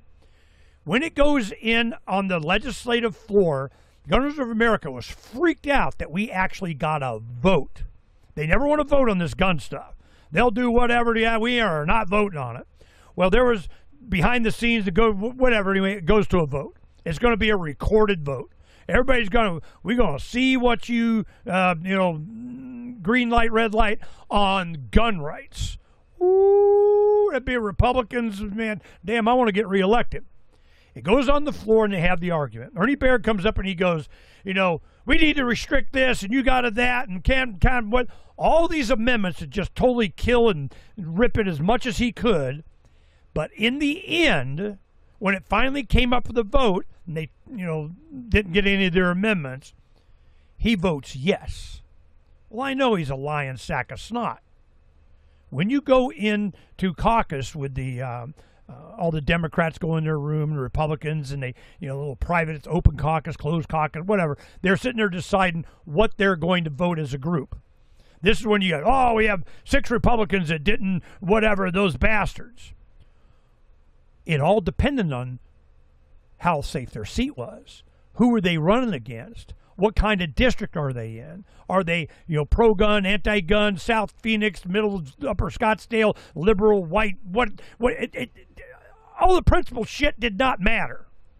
So what they do is they go in and they say, all right, who's safe? One, we want this or we don't want it. In the end, this is going to happen. In the end, the NDAA is going to happen. Who gets to vote against it? Who gets to vote for it? How's your race going? They have the congressional and Senate re-election funds and campaigns and Trump endorsements and all this other bullshit. It's already decided way before. And whoever's on that list to say they're for it or against it could easily be identified as being against it. They'll vote for it. Or vote for it, then they're against it. I mean, whatever. It has to do with their re-election. It has to do with their special interest. It has to do, and all this vote stuff and what passes and how is theater. It's all bullshit. I've watched it. I sat there and watched it happen and how it's done. No matter how they fill out your forms, your polls, your candidate questionnaires, go in the town forums, do the what. It's all bullshit. J.D. Hayworth was, we're friendly. He was a sportscasters on the NBC and became a congressman and a talk show host and whatever, and we went to the same church along with Phranq, another congressman. So I know these guys. I'm running for statewide race, Secretary of State, so I'd be around the state, and I'd be in all these different congressional races too. So you have the governor, Secretary of State, Attorney General, the local legislator, the congressman, the U.S. Senate. I mean, you got, people there doing their town hall, union, whatever the hell. So you go to the school, you're going at the community center, and I'd be in one place down in the Chandler area, and JD say this thing. Then we go up, the district ran up northeastern, I'd go up there, say something totally different. I went to church with him. I go, JD, what the shit was that? You just said that. He goes, hey, who's the audience? They didn't care. They just, say whatever it is to get elected. They vote whatever it is to get elected. They vote whatever it is to get the money. It doesn't matter, and I don't care. That's not where the change is. So everybody is looking at the vote, scoreboard and everything on this NDAA. It was already decided. Hell, it's already being done. This country is gone. It's lost. You want culture? It's going to come from the people. So Ernie, I have a question, and trust me. Normally, I would do this just to rub it at you, but sincerely, why would Ron Paul, of all people, who knows this game probably even better than you, of all people, is still recommending call your representative? What would be? And I mean, you're just laughing at him? Is he just senile? Like, what's his strategy? Why would he say that? Preaching to the remnant. You got to support the message. You got to go through the process. It's the same thing I did, for the 10 campaign. After the Ron Paul Revolution, it's 09, and then it goes into the 10, and he's telling everybody, go run for precinct committee, man. Go into your party. I go, absolutely. You go. Go. Well, Ernie, what do you think? Do we need to have a Revolution campaign of what? I go, no, you guys will do fine. Yeah, you'll probably win. And they did. And they changed everything inside to take away all the power of the precinct committeemen. They created a special committee that was headed by the state chair of the party. It had the Republican federal officers, like the congressman in the Senate. And it had, something else. And they had that committee, all the resources of the state party, all of the fundraising, the bank accounts, everything went to that, and nothing in the party that the precinct committee that used to be the people of the party voted for mattered anymore. And they did this, and our friend Mr. Green, you know, he goes, Ernie, they're doing it. When were they doing it? They had the meeting between Christmas and New Year's. I sat there and watched it. I got the PDF. We put it up on the site, tell everybody, look at what's going on. Gets a blip. Some of the people in the know go, oh, yeah, they're doing it. Levolution people, yeah, well, we're doing it anyway. They get in, but they had no power. It's already decided. It doesn't fucking matter, and I don't care. Until people realize that, they're never going to make the real change. You're not going to delegate your authority to something else. Call your congressman. Go vote. Even run for office. All this stuff. It's all about general public opinion, which is where Ron Paul does his best work. Just to understand what's really going on. Well, you can play this game, whatever. Daniel McAdams, I had him on as co-host on the Ron Paul Liberty Report just, I don't know, a couple months ago. And we were talking, I think it was about, April, May, around in there. Because we had just started Libertas.Earth. And I know Ron and him, they're very familiar with the, the philosophy of liberty, self-ownership thing. But Daniel McAdams was, that wasn't, he wasn't a big supporter of it, not because he didn't think it was effective or it didn't work. Their mindset is what you're talking about. We need to build a coalition of people actually getting involved in voting, in politics, in working the system, because that's what they know. That's what they're involved in. That's where they think they see the movement. And I'm like, I'm not. I don't see that. I see that's downstream from what you keep going on about, culture. But you keep bringing in, race or ethnicity or national origin. I don't bring up race some and BS. ethnicity. Let me finish. Some of that crap. Yeah, but say it right. I don't bring race and ethnicity. Culture has nothing to do with that. So don't. That's the whole point. Well, then we're on the same page. The point. Then we're on the same page because I say culture is a culture of freedom, a culture of tolerance, a culture of patience, a culture of principle. This is one thing. 4th of July, Peter Schiff did I thought it was awesome. I put a top page. Publisher recommended. Oh my God, this is awesome because he goes up and he says, "Look, man, this is it's a freedom thing." So everybody has forgotten that. It's all about, who you vote and kind of Israel gets and access to and the money of whatever. All this stuff goes away when you have a freedom culture. Well, who gets to come into this country? I don't know, people that support the freedom culture. I want to go there, I'm tired, I'm hungry, I'm poor, I'm a huddled mass. I want to go be free. I'm yearning for liberty.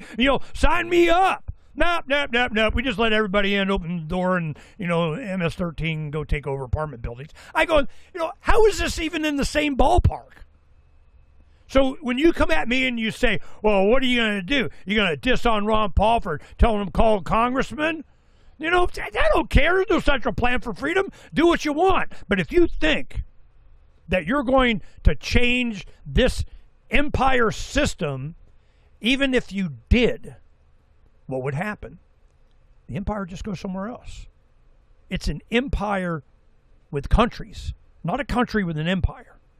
You get your mind out of that.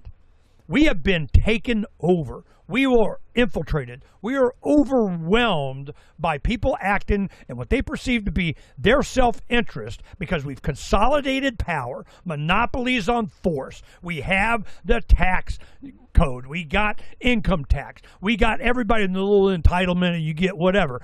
Government contracts. You go to a lot of the counties and rural area, every single freaking rural area, especially on the Love Bus Liberty Tour, I knew what to ask. What is the percentage of the income of this county based on entitlements? It is in almost every rural county, it is overwhelmingly way over 50% of the money that goes there is sucked out of the cities and whatever into entitlement programs and somebody living off of whatever government check. Now, they may have a government job. They may work, but they're in the Forest Service or they're, maintaining roads or they're, mowing the school lawn or whatever. They are getting a government check. It's way over half. Where do you think that money comes from? From all the other people. Well, I'm working. Yeah. With my money, you're welcome. So this is, nobody's looking at the fundamentals. Then they don't care. They just want, the bad Democrats and vote Republican, and it's so done because of that attitude. You're looking in the wrong place for the solution. Well, okay. Go.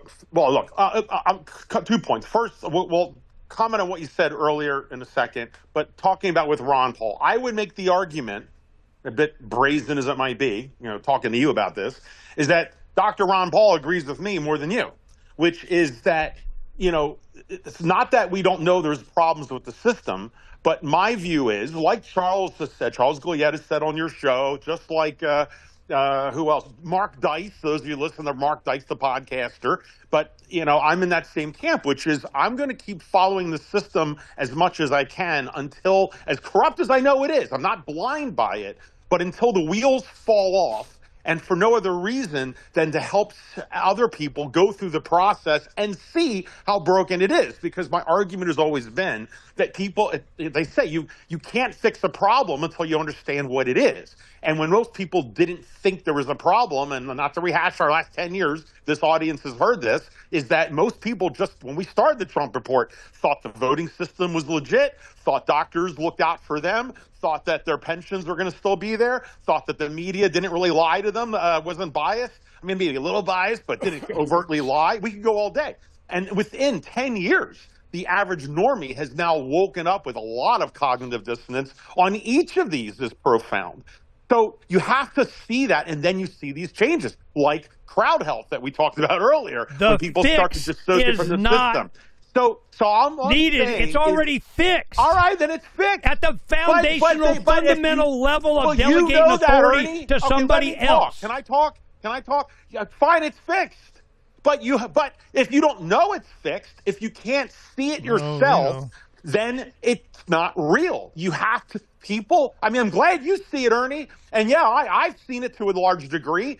But it's like I realize that the change, we can sit around as brilliant libertarians like they've done for the last 55 years and sit back with all of our, with our Constitution handbook and talk about case law, and we can have our philosophical discussions. And I'm not mocking libertarians. I'm part of you guys, but I know how that's been for decades. And we just kind of sit around our own little circles with our intellectualizing about how things should be. And meanwhile, the rest of the world is just moving on this train. So you have to wake them up in different ways. Dr. Paul, Ron Paul. What train? I'm sorry, Ross Perot. We give credit to a lot of people who try to wake people up, and it was harder without the internet. Donald Trump, his credit, did certainly bust a lot of these things down, which is why I supported him despite his faults. So it's basically waking up enough people so then you can get change. You need a critical mass, which you and I have pretty much in agreement. History shows, I think, we don't have to settle on an exact number, but it's like anywhere from 11 to 20% of a group of society. That's how you see hopefully peaceful, but revolutions and how real change happens. Having 0.1% of a minority subgroup of intellectuals doesn't usually move the needle. And now we're seeing the needle move. So this is where we need to go. And I think Dr. Paul is probably agreeing where I am and Dice and everyone else, which is you just keep plodding away to get more people red-pilled to see the problem. Then where it goes from there, we will see. But that's where Dr. Paul, I believe, believes. Because if he believed like you, he would not be wasting his time telling people to go call their representative, which half this audience, if I would say that, would just scoff at me and, geez, Phranq he's still not paying attention. This is the argument you make. No, I do get it. It's just a different tactic, and that's how I think Dr. Paul sees it. So that's the first argument. The second, real quick, I just want to be clear, you and I are not going to go down this path for the next 4 hours about culture. But since you brought it up, I want to clarify what my position. No, I'm going to clarify what my position is, because despite 10 years of arguing with you, can't do it in a bumper sticker. Ernie, no, I can do it easy. But Ernie still does not understand my position. It's astounding. The most brilliant person that I know about politics, and you can't. Still, I don't know if it's on purpose or what. You use me as a punching bag to try and make a point that's not relevant to what I'm saying. But let me be clear to the audience, and the audience can decide whoever's making sense to them. That's fine. I have never talked about culture as far as race or anything like that. It is, and I've never talked about. I mean, he says it's all real simple. It's freedom or so. My issue is only this. Like the Chinese, of all people, have an axiom, which I can't say in Chinese. My daughter could probably say it, which is that one stick you can break, a bundle of sticks you can't. Right? Is that there's strength in numbers, and countries or nation states or villages throughout time, the stronger and more unified a culture is, the stronger they are to take on their neighbors, defend themselves, and be productive. Yeah, what the hell does that mean? Wait, a strong culture. What does that mean? What does it mean, Phranq? You keep saying it. What does it mean? Let me finish and listen. This time, listen. Stop in your head. You'll never tell me. No, because you keep thinking I'm saying something that I'm not. You just don't grasp this point. You're not I don't saying understand it. It's very simple. A unified, monolithic culture always supersedes those that are divided. That's it. When I defend culture, okay, what I'm normally talking about. What's monolithic about it? See, this audience, this is why he doesn't grasp it. Because what is monolithic about it? I'm going to explain it. But you don't. You're so triggered. You don't actually hear what I'm saying. No, you just say words, but you don't define them. I do define it. Monolithic. I'm waiting. Monolithic. Define it. Monolithic is a monoculture. Let me explain, because I guess this is where you're tripping up. I don't care what the culture is, and I've said this. I don't care if the culture's communist, socialist, libertarian. Freedom. It could be a patriotic society, matriarchic, heck, land of the Amazon women, as far as I'm concerned. That would be a nice one. But whatever. I don't care what the goddamn culture is. My point is a monolithic culture is stronger than those that are divided. And that is all my point is. Now, yes, wait, let me if talk. It's around freedom for the individual. Especially. Hey. Well, China's doing pretty good, and they don't have a culture of freedom. They're doing pretty damn good, aren't they? And so is Russia. I don't know. And no, they are. Ask them Chinese. Oh, come on, they're the new alphas. What do you think? Wait, you're not paying attention to world events, Ernest? What do you think this whole conversation is? America's going down with all of our culture. I don't know. The Uyghurs probably aren't feeling pretty good about it. Our culture of freedom, and it's falling apart. They don't have a culture of freedom, and they're doing pretty damn good, Ernest. So good. It's not about freedom. Define good. Now, wait. Now, what culture would I want in my country? I agree with you. The culture that I pick, if I'm allowed to vote on it, which I like to go down that path, if I could vote on it, I vote for freedom, 100,000%. But that is a separate issue of what I'm trying to talk about, the strength of a country. Why is it? Think about this. What countries, interestingly, I was just talking to Savarda the other day, who she traveled around, she knows I'm talking about. I'd say, look, who are our enemies? Because my mother, my mother still gets upset that my daughter's learning Chinese. Status. My mother gets a little annoyed that her granddaughter's learning Chinese. I mean, she's proud of her, but she always says to me secretly when she thinks no one's listening, Phranq, why are you so in love with the Chinese? Don't you realize they're our enemy? And I sit back, I'm like, all right, know your enemy. How do we define enemy, right? And what's interesting is you look at China, Russia, North Korea. There's a few other countries we can throw in. Notice that the countries that America keeps thinking is a threat. How are they a threat? Now, I mean, have they threatened to bomb us? I mean, you could say Russia's been, we had the Cold War, things like that. But what is really their threat? Like North Korea, they haven't threatened us. I mean, they haven't, what is it? But they have a nuke. They can defend themselves. And like with Russia and China and these other countries, one of the problems that America has is that they can't be broken culturally.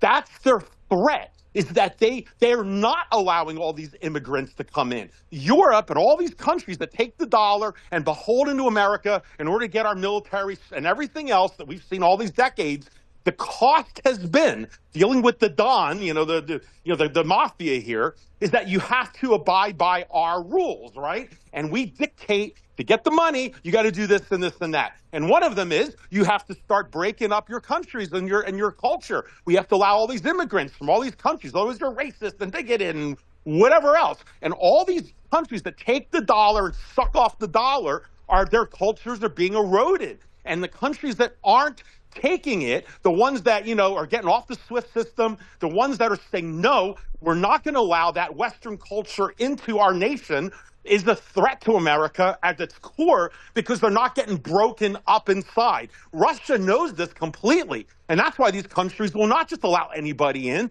They're keeping their culture intact. Notice I didn't say what culture. I'm saying whatever culture works for them. Do I want to live in North Korea and their culture?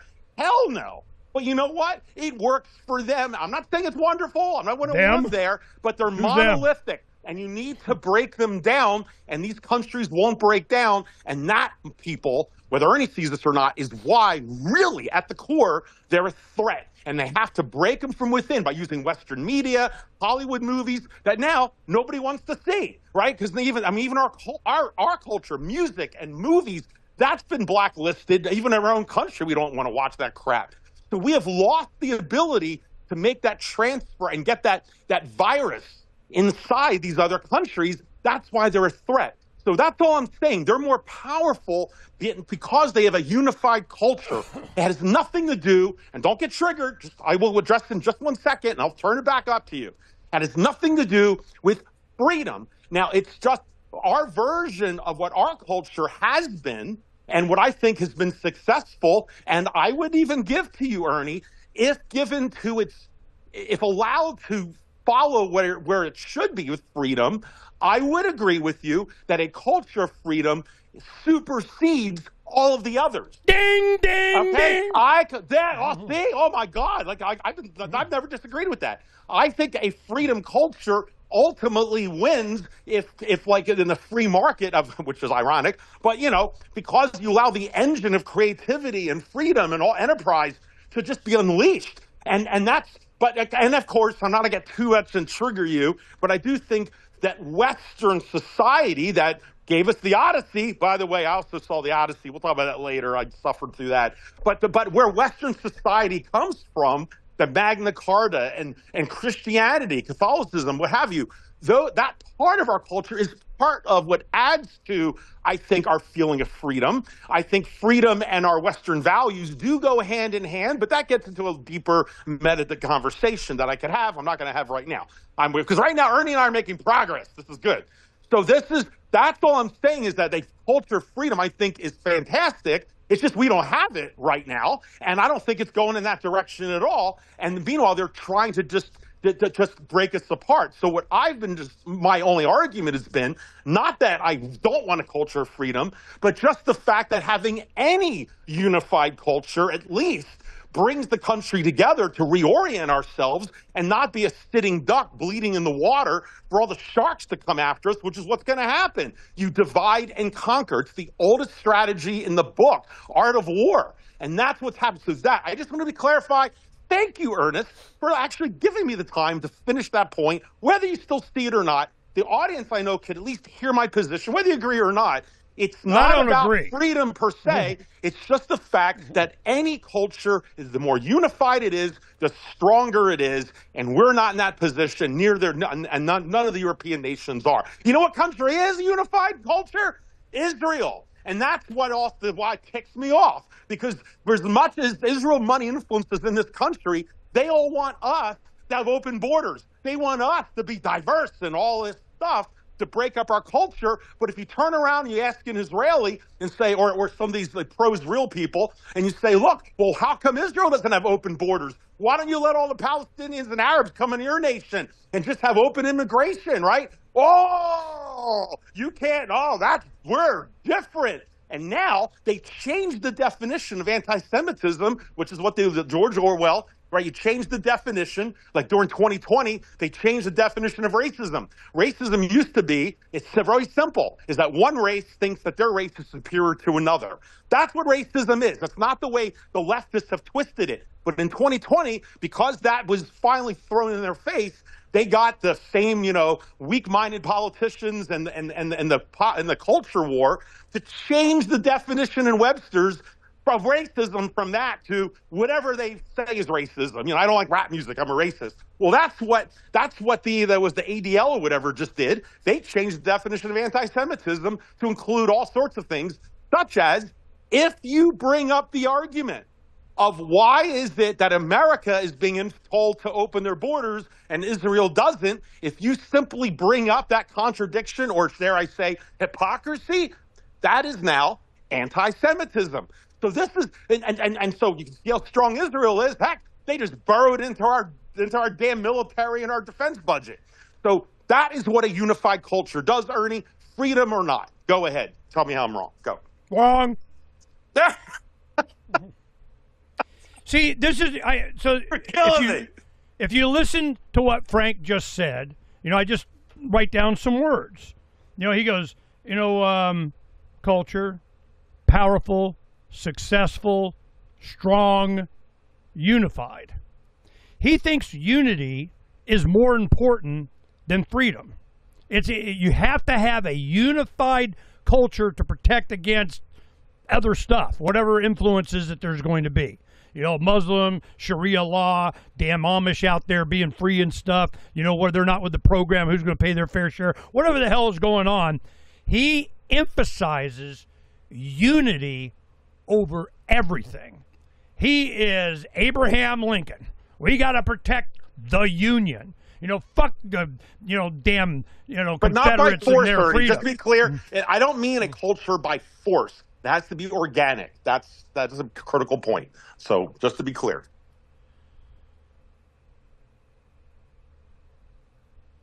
So how do you have unity around freedom? It's just an organic freedom thing while you're bitching about open borders, or you got to be clear. I don't know how more clear I can be. I just mean no. You've been crystal organically. clear. Unity. You need to have the same culture, and we have this conversation all the freaking time. I don't want to have it again. I advocate for one simple concept: unity around the principles of the Declaration of Independence. The whole reason you have any kind of a gathering, United States, small U, not big U. When it said United States of America, it was a small U. They capitalized a U later. Small United States of America, individual states. Hell, I go down to the individual. The purpose of that government is to protect the rights of the individual. That is the culture. And you refuse to acknowledge that. It had to be better, but we're better off being unified.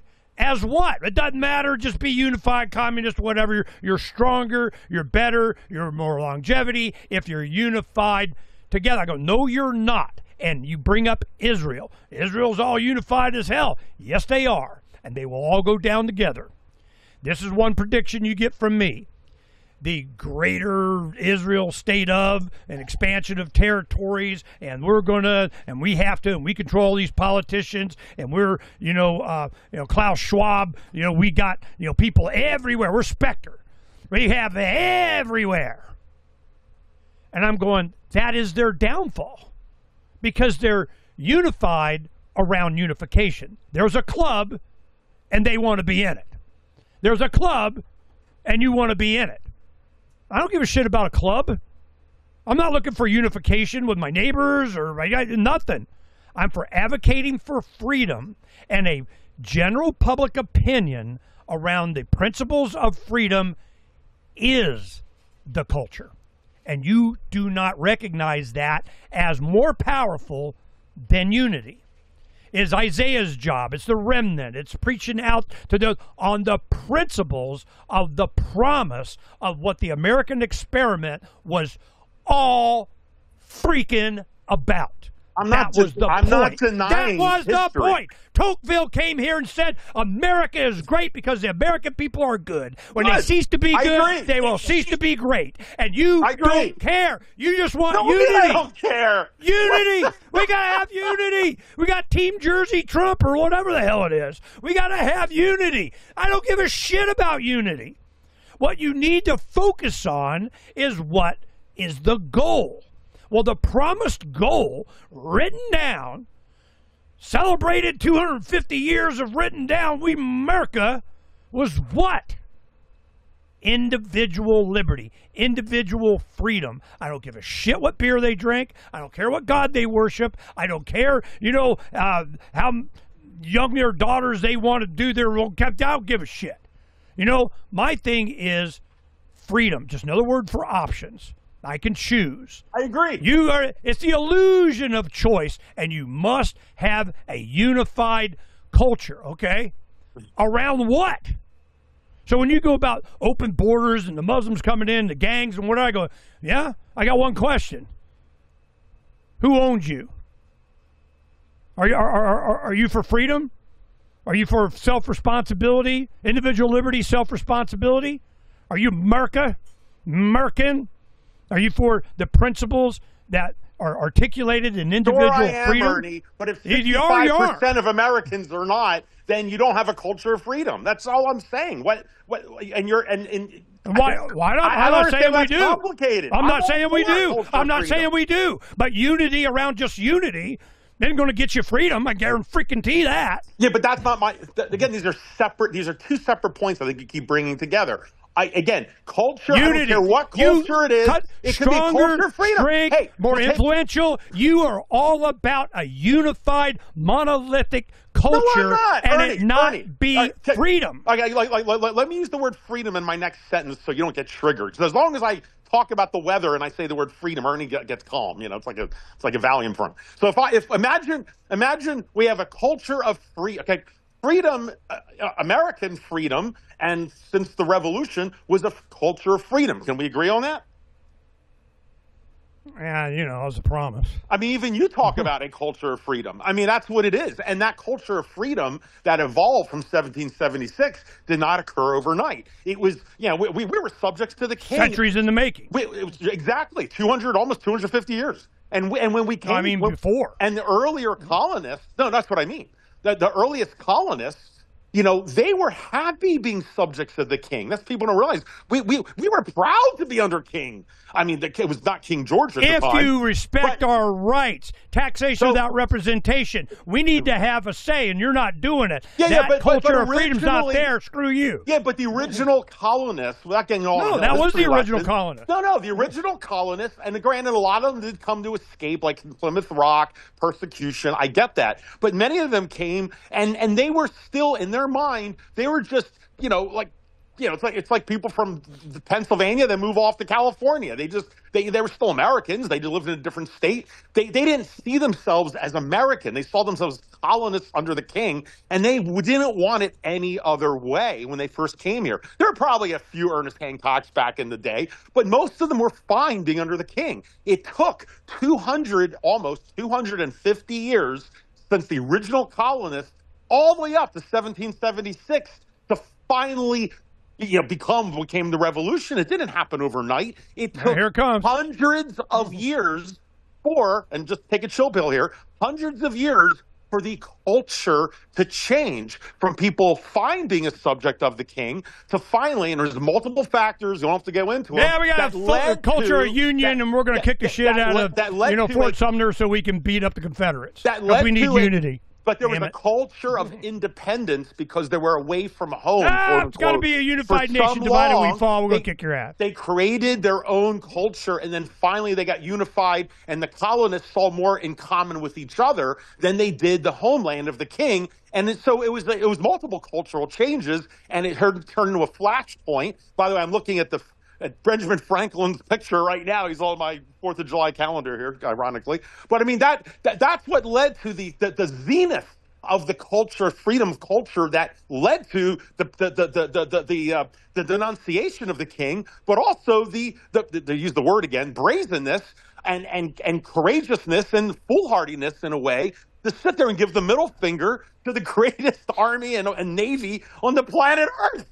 I mean, that took freaking balls. And that's why these founding fathers should still be honored the way that they were, because they represent everything you're talking about. That's the zenith of it. But since then, and especially since the Civil War, where, and which is a whole other thing, where it went from the states to the federal government, and it's been downhill from there. It's that initial 100%, let's just say on a scale of 1 to 10, it was 10 freedom.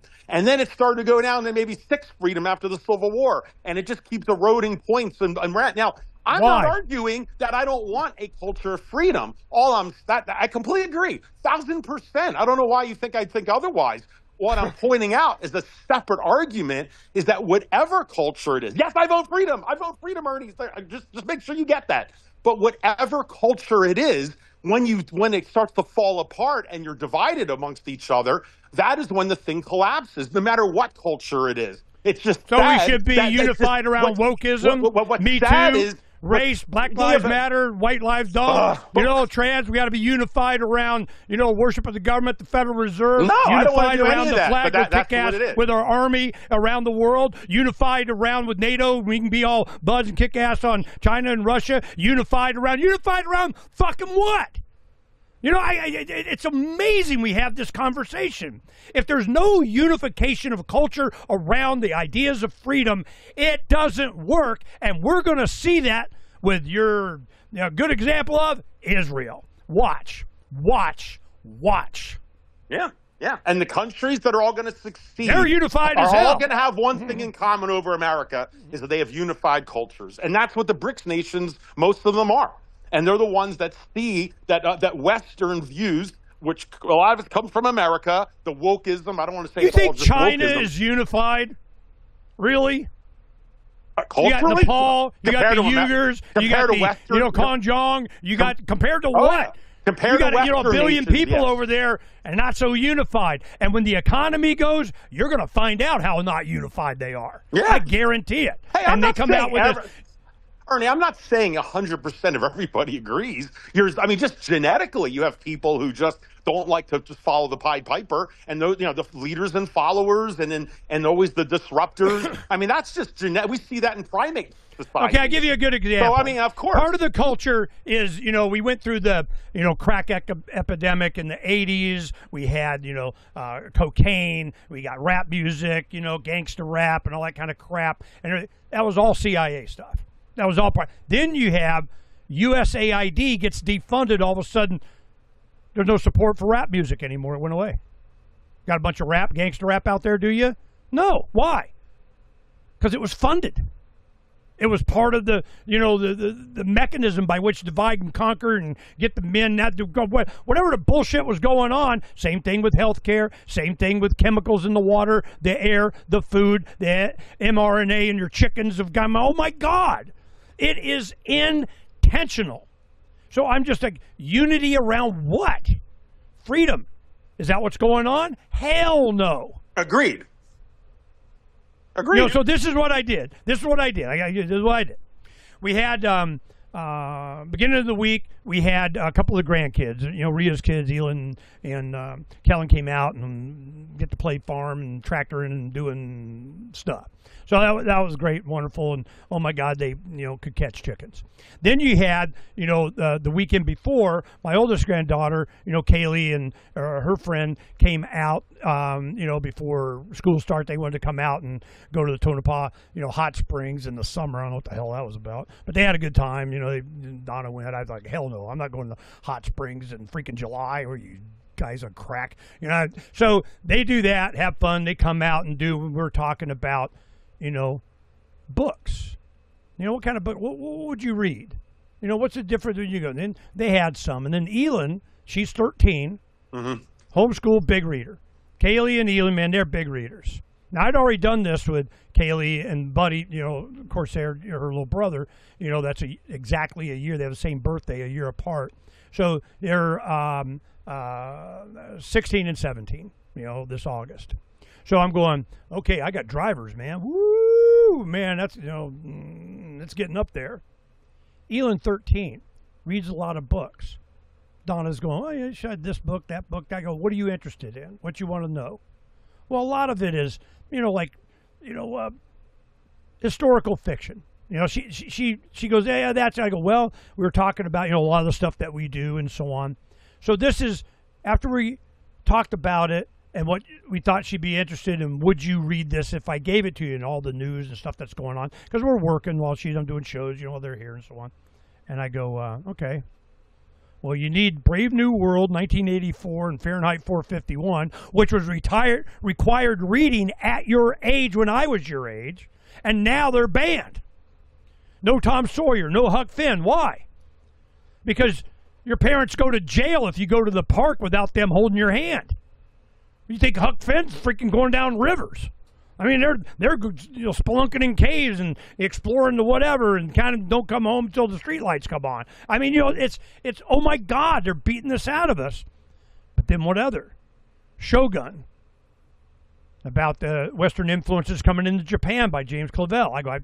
I found that book very informative. She was very interested in Japanese culture.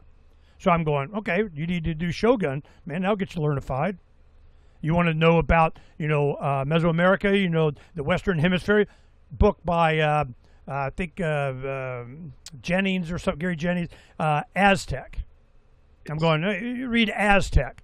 Before, at the end of the book, all of a sudden there's Spanish galleons in the, the bay or something. And it was before that, and how the older, Mayans and Incas and, the culture and whatever going on there. And I go, and Hawaii.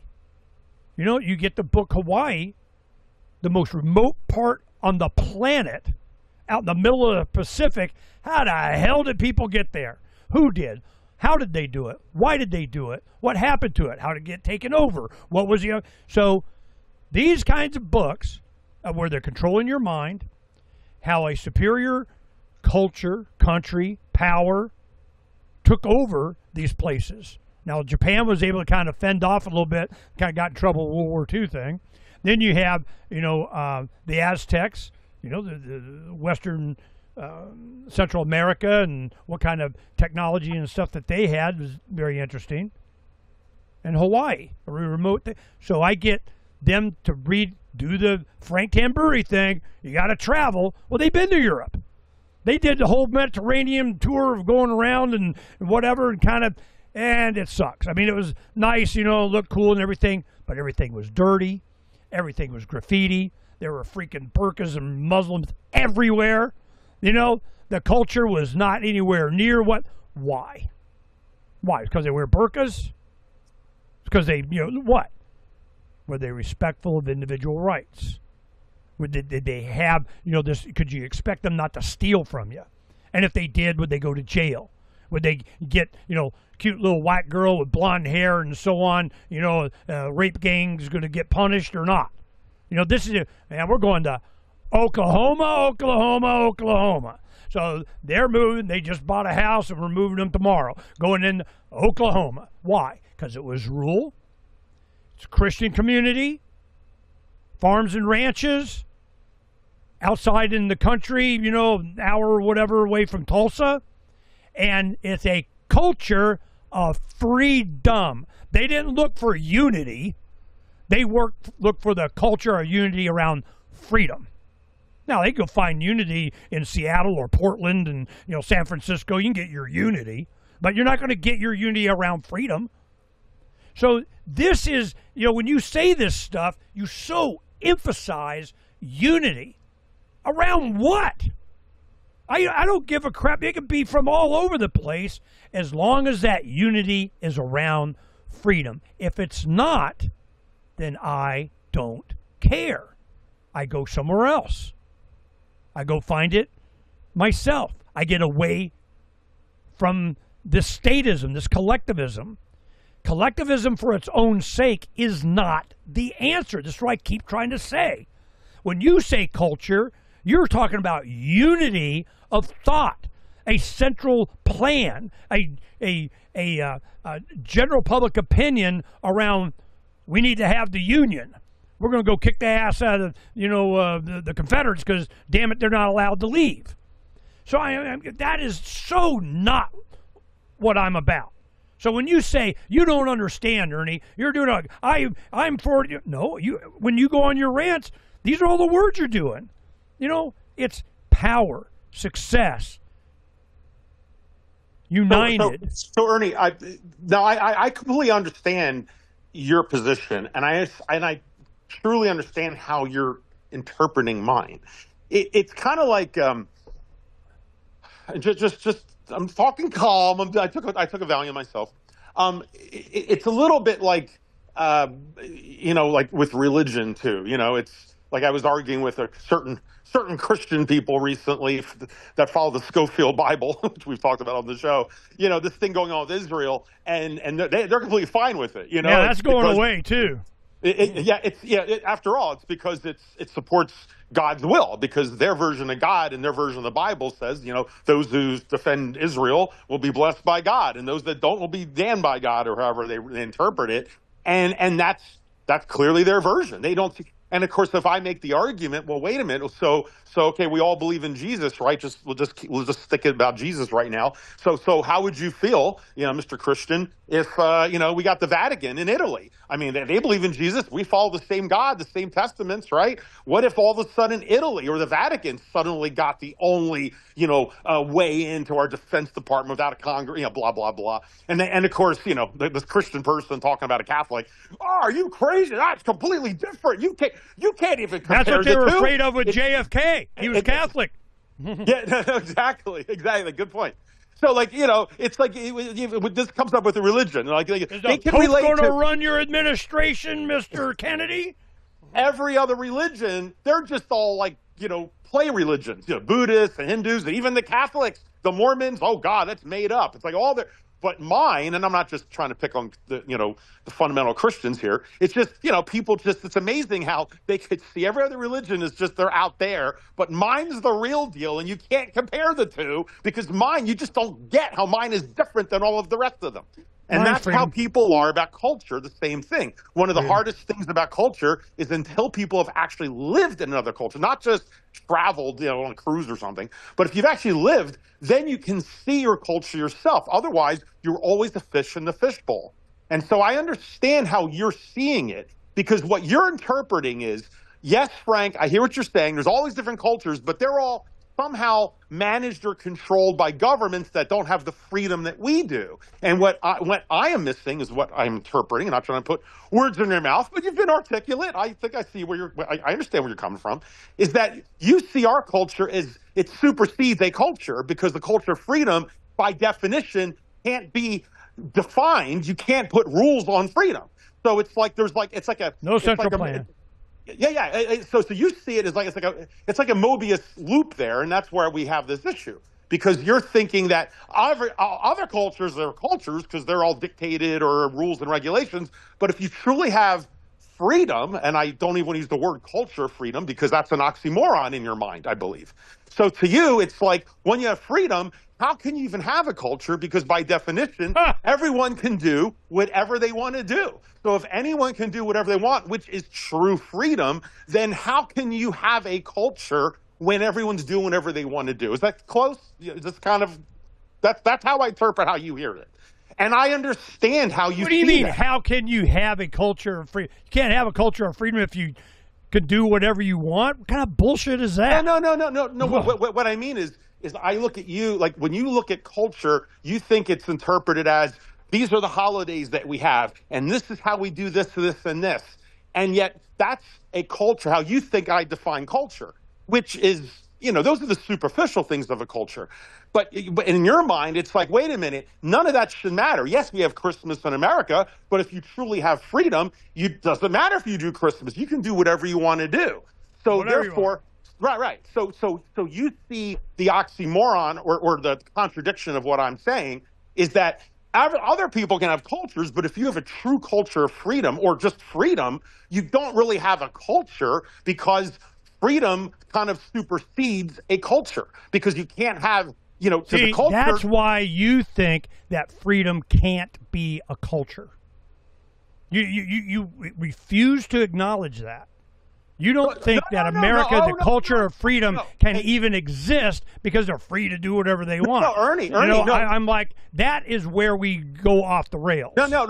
Well, look. If you're willing to make that statement, then I agree with you even more. I was just trying to get even further upstream, and then we'll work back. I was just under the assumption that, because you've said stuff like this in the past, like when you would sometimes get really angry because in culture, you're thinking, well, who's got the culture police badge? Who's going to tell me what holidays I'm supposed to do and this and that? And hopefully we're past that discussion. I made that defense years ago. It's not about that.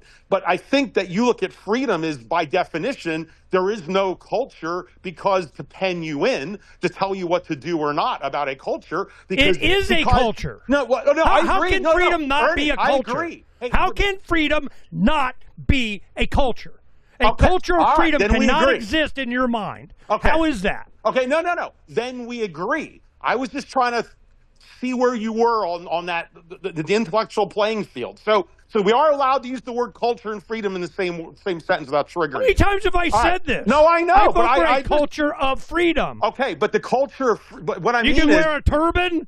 You know, you could have a sword on. No, you but got, I agree you know, with you. A crucifix around your thing. No, you could got a I yarmulke agree. on, Hey, Ernest. and you could be in the culture of freedom. How is that, impossible in your mind? What the hell are you saying?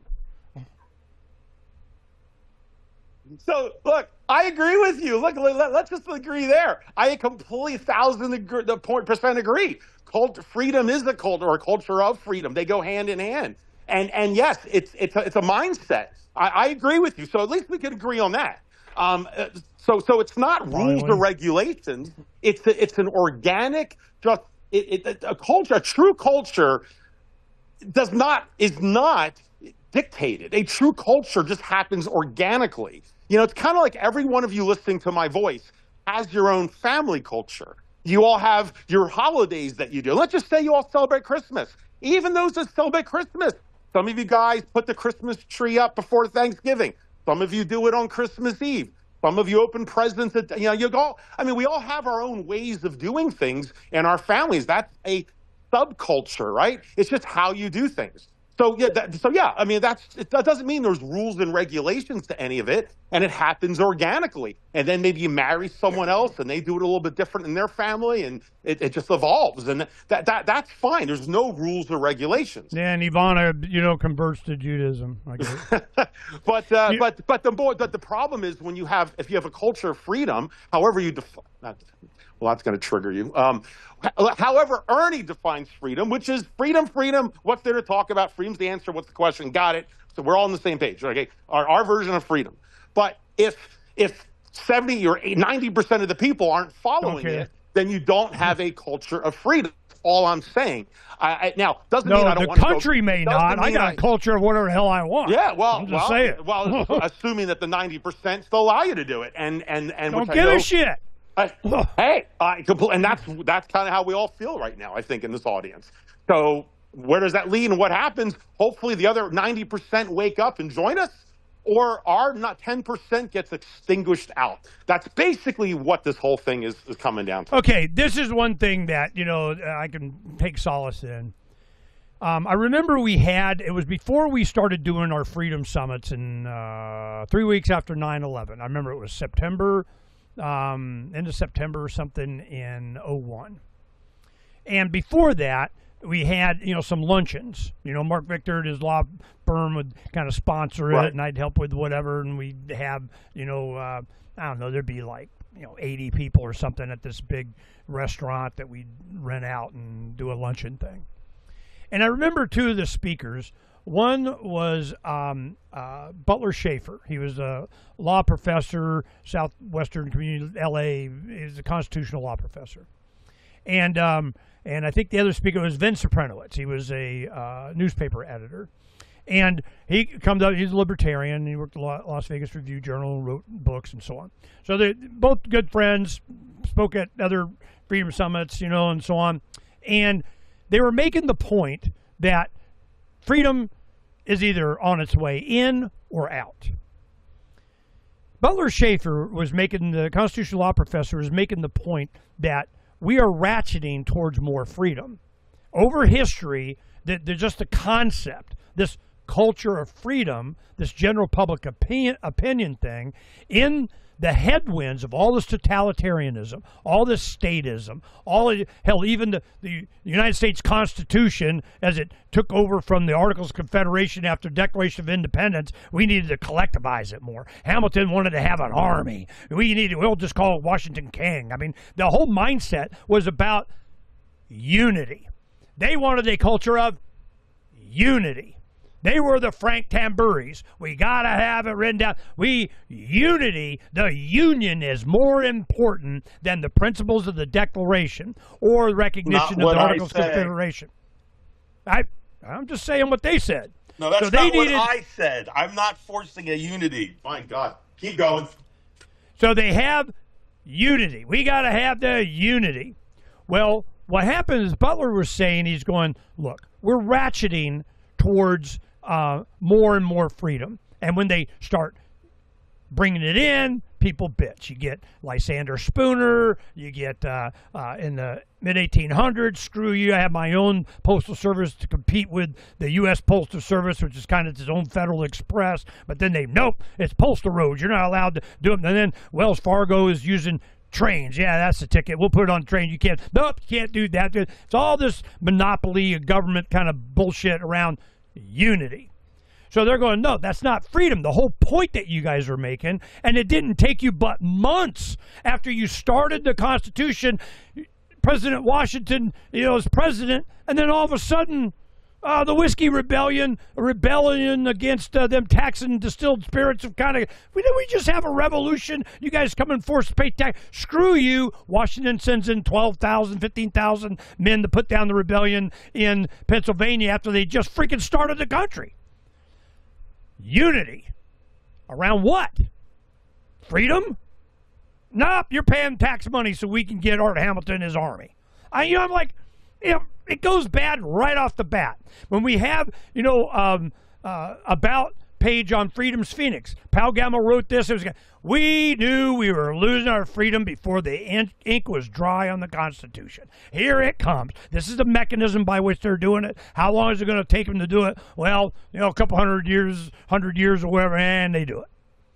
So, but he was making the argument. He's going, the concept, the ideas, the Lysander Spooners, the Ayn Rands, the, Jeffersons, the whatever, it's ratcheting towards an awareness of more freedom's the answer. What's the question? Then Ben Sopranowicz gets up and he goes, you know what? No, it's going the other way. We have so many examples. One of the things, this is right after, Waco had happened, and, you got the ATF going out, and the federal government's, hammering on people. In fact, he wrote a couple of books. One, Sending the Waco Killers, and The Ballad of Carl Draga. One was about all the crap that the government's doing, and the second one was about resistance from the people, that they're fighting back. Well, that was kind of the point that Butler Schaefer was making. They always fight back. So there's repercussions for, invading Gaza and ethnically cleansing. There's going to be repercussions of this. There always is. You balance that with the Holocaust or whatever. Here it comes. So he was making the case, if you're in the Warsaw Ghetto uprising, you're in the Warsaw Ghetto in the late 1930s or whatever it was when Germany invaded Poland, they're not thinking we're ratcheting towards freedom. They're not getting that freedom thing. They're like, well, not on my watch. I ain't seeing it. Well, there was an uprising. What happened? When is Patriots Day or Flag or Freedom Day or something? It's April 19th. April 19th, Warsaw Ghetto Uprising. April 19th, the shot heard around the world. April 19th, Waco. These are all kind of, things that just happened to happen. Why? I don't know. But it was interesting. And I remember that conversation.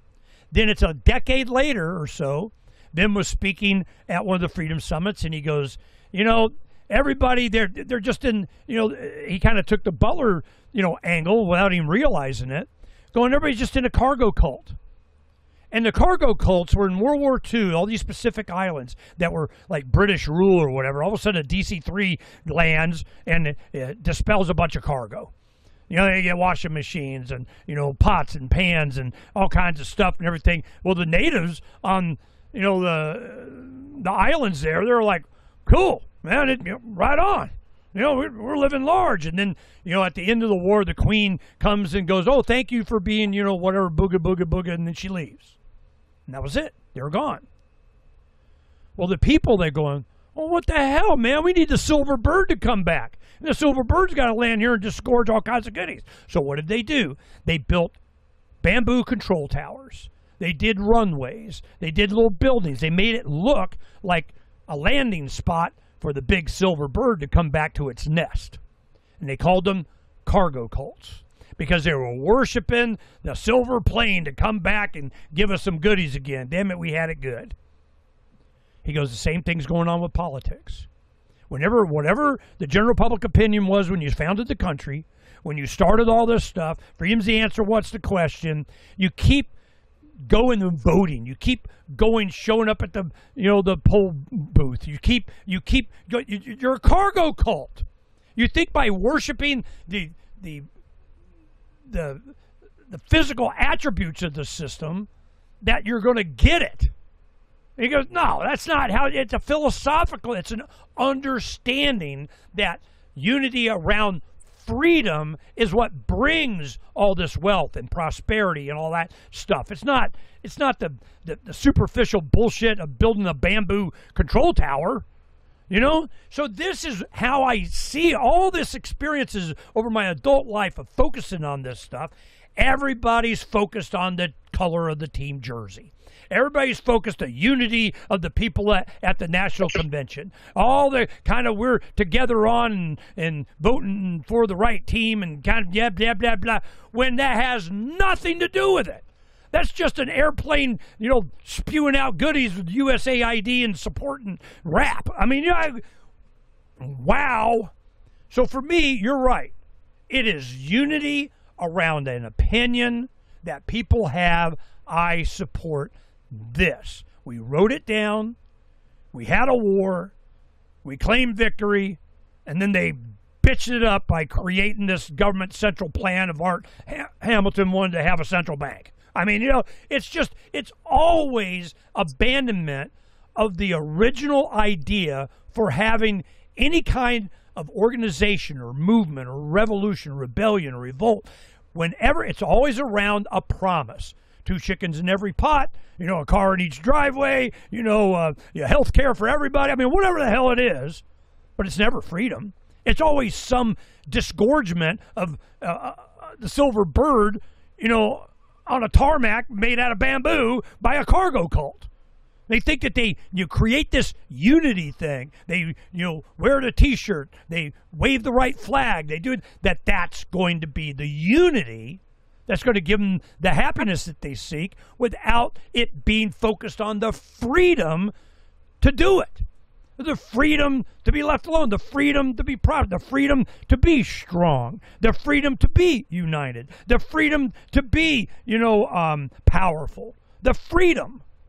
It's always unification around the flag and creating the Constitution.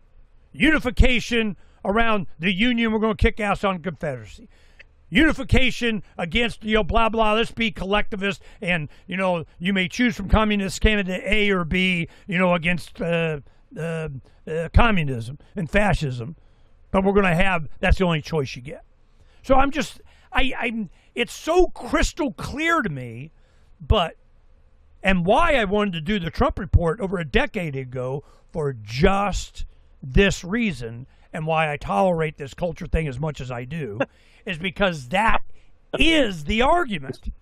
No, exactly. It's unity as opposed to freedom. And if you have general public, that's why I don't call it united whatever the hell around something. It's general public opinion that freedom's the answer to any question. Once you do that, everything's solved. And you get more beers and holidays. I don't give a shit, So that's my opinion. We need to get on other stuff. Final thought.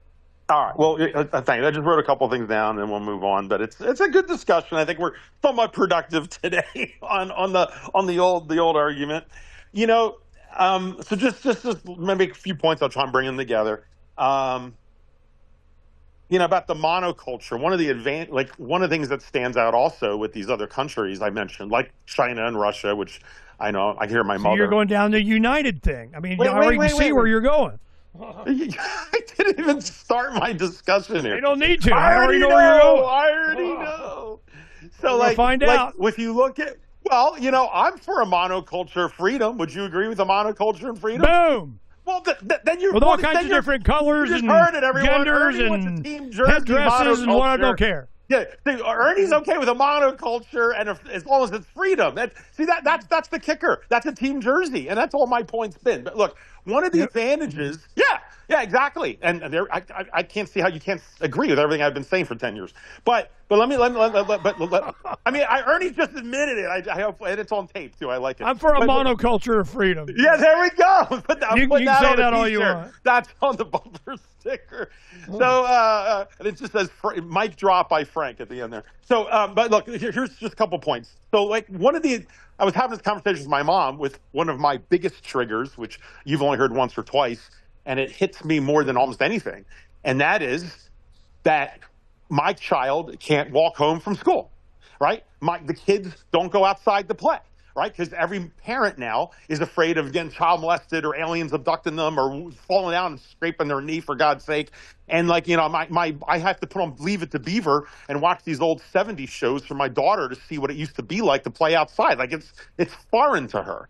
And what gets me even more angry is talking to my mother of all people and the older people who tell me I'm wrong for letting my kid go outside and walk around when they themselves walk home from school. And the fact that they can't wrap their head around that and say, what is wrong with this? Yeah, but you give them a gun. Yeah, true enough. So to me, you sit back and okay, well, how does this change? Crystal will say, Phranq, you don't think the world's unsafe and all of this crap. And that's a whole loaded topic in itself. But I'm going to explain why I think that's going on. But when you look at all those countries I mentioned, the ones that are stronger than we are right now, the ones that have monocultures. Now, I'm not saying it's all by design. It's not by rules and regulations, but they have a monolithic culture for the most part. There's always some dissidents, and that's just, cultures evolve. Just like genetics, most genes, when you pass down your kids, it's like 98% is your genes are exact, but there's always slight little mutations that change. That's how cultures are. But the thing is, what they all have in common, and go ahead and ask James. You go ahead and ask James. Ask him if his kids are allowed to walk home from school. Hell, they're taking the subways when they're 5 years old in Japan, and there's a monolithic culture for you. So in Russia, kids run around outside. Every one of these countries, China even, the kids are all safe walking around outside. But the land of the free in America, and I got mothers and grandmothers locking up their children inside, getting type 2 diabetes by the time they're 8, playing video games. So like that to me is not freedom, right? So you have to sit back and ask, how did we get to that point? Well, I can, to me, summarize why. Because when I've talked to a lot of these ladies about it, and what it really boils down to, in my opinion, because a lot of conversations, is that they don't know who their neighbors and people are, because we all are all doing our own thing. And it's a combination of two things. And bite your lip for 1 second. It's freedom coupled with the diversity and the progressive movement. They've used our freedom against us, and I think that's all by design. I'm going to bring up Steven Seagal. I'm going to bring Steven Seagal in this conversation for a minute, even though the guy's kind of a jerk. But but Steven Seagal does Aikido, and Aikido has a famous motto, which is twice the damage, half the effort. I always like that. So it's like, you use the opponent's momentum against themselves, which is classic Aikido and Judo a little bit. But that's kind of what it's like. It's like they use our strength, which is freedom, and then they allow the freedom to eat itself. It's like a snake eating itself. And so that's what's so, it's disgusting, it's infuriating, it saddens me to my core to take something as beautiful of what America is and what it's represented and everything that Ernie champions. And that's what saddens me when Ernie thinks I'm off the reservation and I don't get it. I certainly do. I cry inside about it. But to sit back and see that being used against us is frustrating. right? So like when you don't know, like in the old days, you watch a Leave It to Beaver or whatever, and it doesn't mean, so when you're saying, Phranq, everyone's got to be white and Christian and follow you. Now, I'm not necessarily saying that. But it's like when you know who your neighbors are, when you see them at your religion, we'll just say church, if we're to use Christianity in this case. You see them all at your church. You know who is in your zip code. Of course, people didn't live in giant cities and mega cities and people moving around every couple of years to flip houses and government funding. Back then, you lived in a house most of your life. You got to know who your neighbors were. You saw them at church. You know what language they spoke. You knew the hymns that they sang. You listened to the same radio shows. Heck, you all watched the same cartoons on Saturday morning when the whole world, the whole nation's children all at once were centralized, watching and eating the same cereal. And there was just like, people are following the same thing. Now it may not mean anything. Yeah, they're all eating Ernie. Kellogg's crap, Yeah, buying, well, SST turbo supercar, blah, blah, blah, blah. Yeah. It was all collectivized. But at least they had prizes back then. I like the prizes in the cereal. But the thing is, whether we're using the word centralized or not, but the parents felt comfortable knowing who their neighbors were at the end of the day, and knowing that if their kid got lost, that some neighbor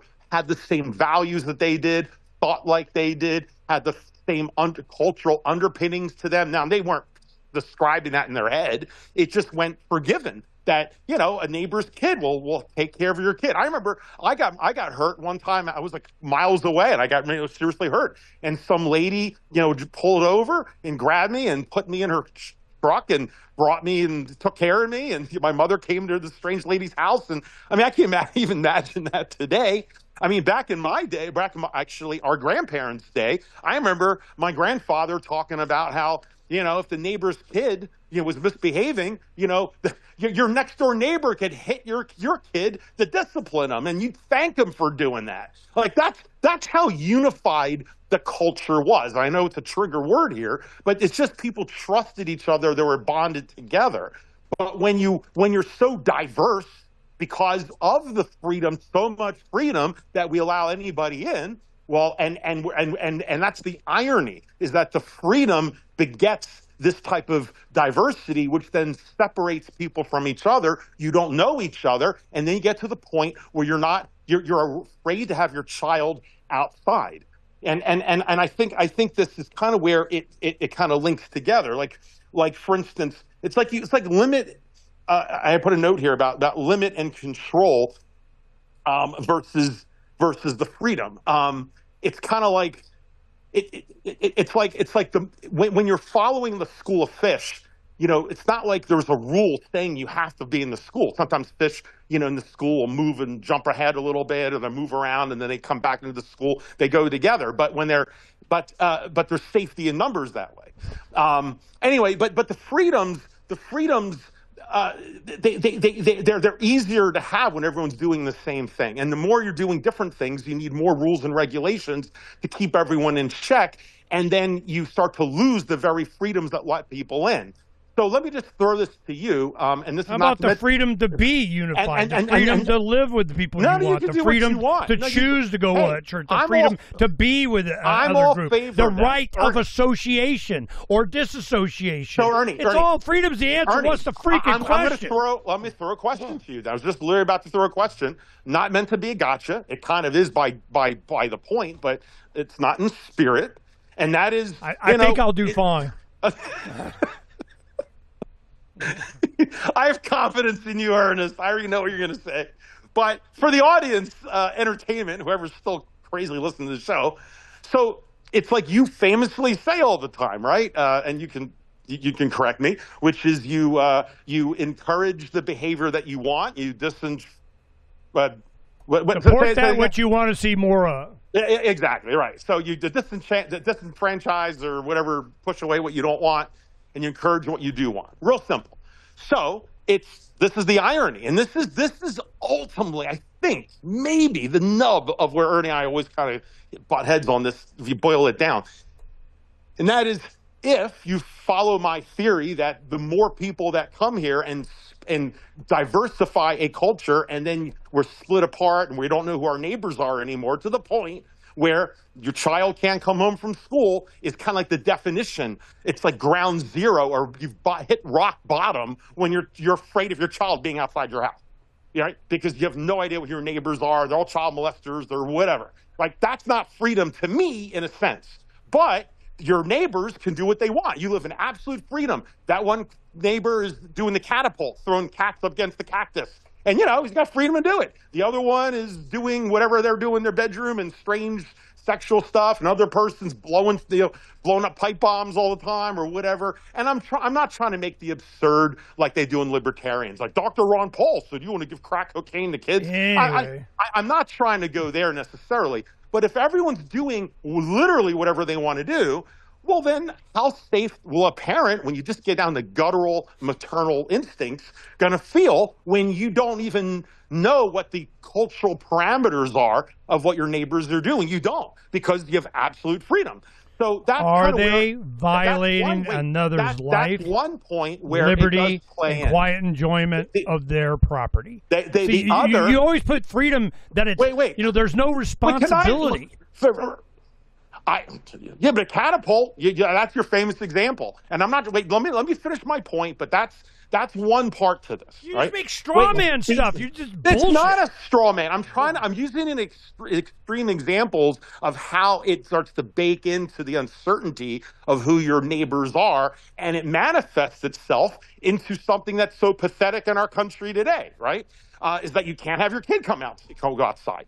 So but the question I wanted to throw is, and again, not to be a gotcha, well, but this it's is like, the end. Because I'm tired of this. If you're going to be, if it's all about freedom, and I agree, that means anyone can come here, right?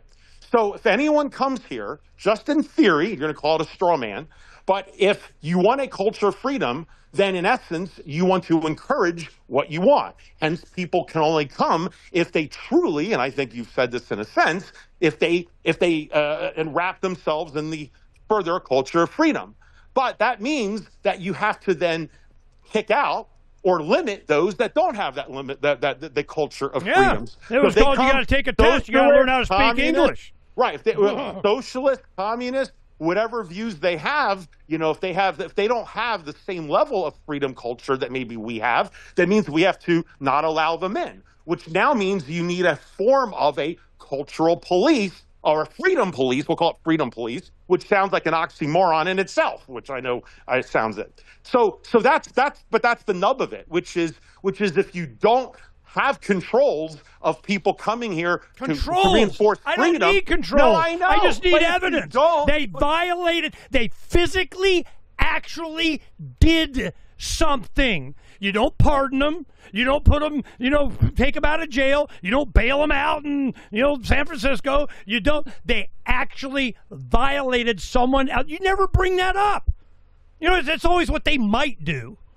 It's well, they're not, on board. You didn't sign the right document. Well, I'm like, I'm for Ernie, if a bunch of communists come and they don't understand freedom, I don't give a shit. Eventually, you get communists running for office. Don't care. Our audience. Compared to what? You're right. What it's we got time now? to move on from this argument because Mamdani just proved my point, and Ernest says I don't care, and he questions why freedom's not in the culture. Don't care. Did he violate someone's life, liberty, or property? Yes, he did. Yeah, we're going to have rent control. We're going to do this. We're going to do that. What is the nobody cares. The same thing is done by somebody that calls himself Republican. There's somebody that calls himself Democrat. It's always labels. Nobody cares what they actually did. Nobody cares what they actually do. Nobody cares what they actually steal. Nobody cares. It's what team jersey they got. I don't know what you're talking about. All I know is if you have 90% communists come into our so-called free country and they then support communist ideals, whether you mean like our Congress? If that's, remember, culture drives this sort of thing, right? You mean like our Congress? I'm sorry? You mean like our Congress? Yeah, exactly. I mean, we're seeing it right now. This is a conclusion of this experiment of that kind of. And I'll end on this. And if you want your final word, we just move on. But I don't get a final word. I never get a final word. All right, you're a final word, which is my famous line that I've said every week for the last couple months, I guess, which is from the lady from the black fraternity I was in. I'll end on that. You can have an open mind, but not so open that your brain falls out. I know you're sick of hearing it, but that's the perfect example right here. So that's Mamdani, and Ernie says, I don't care. There we go.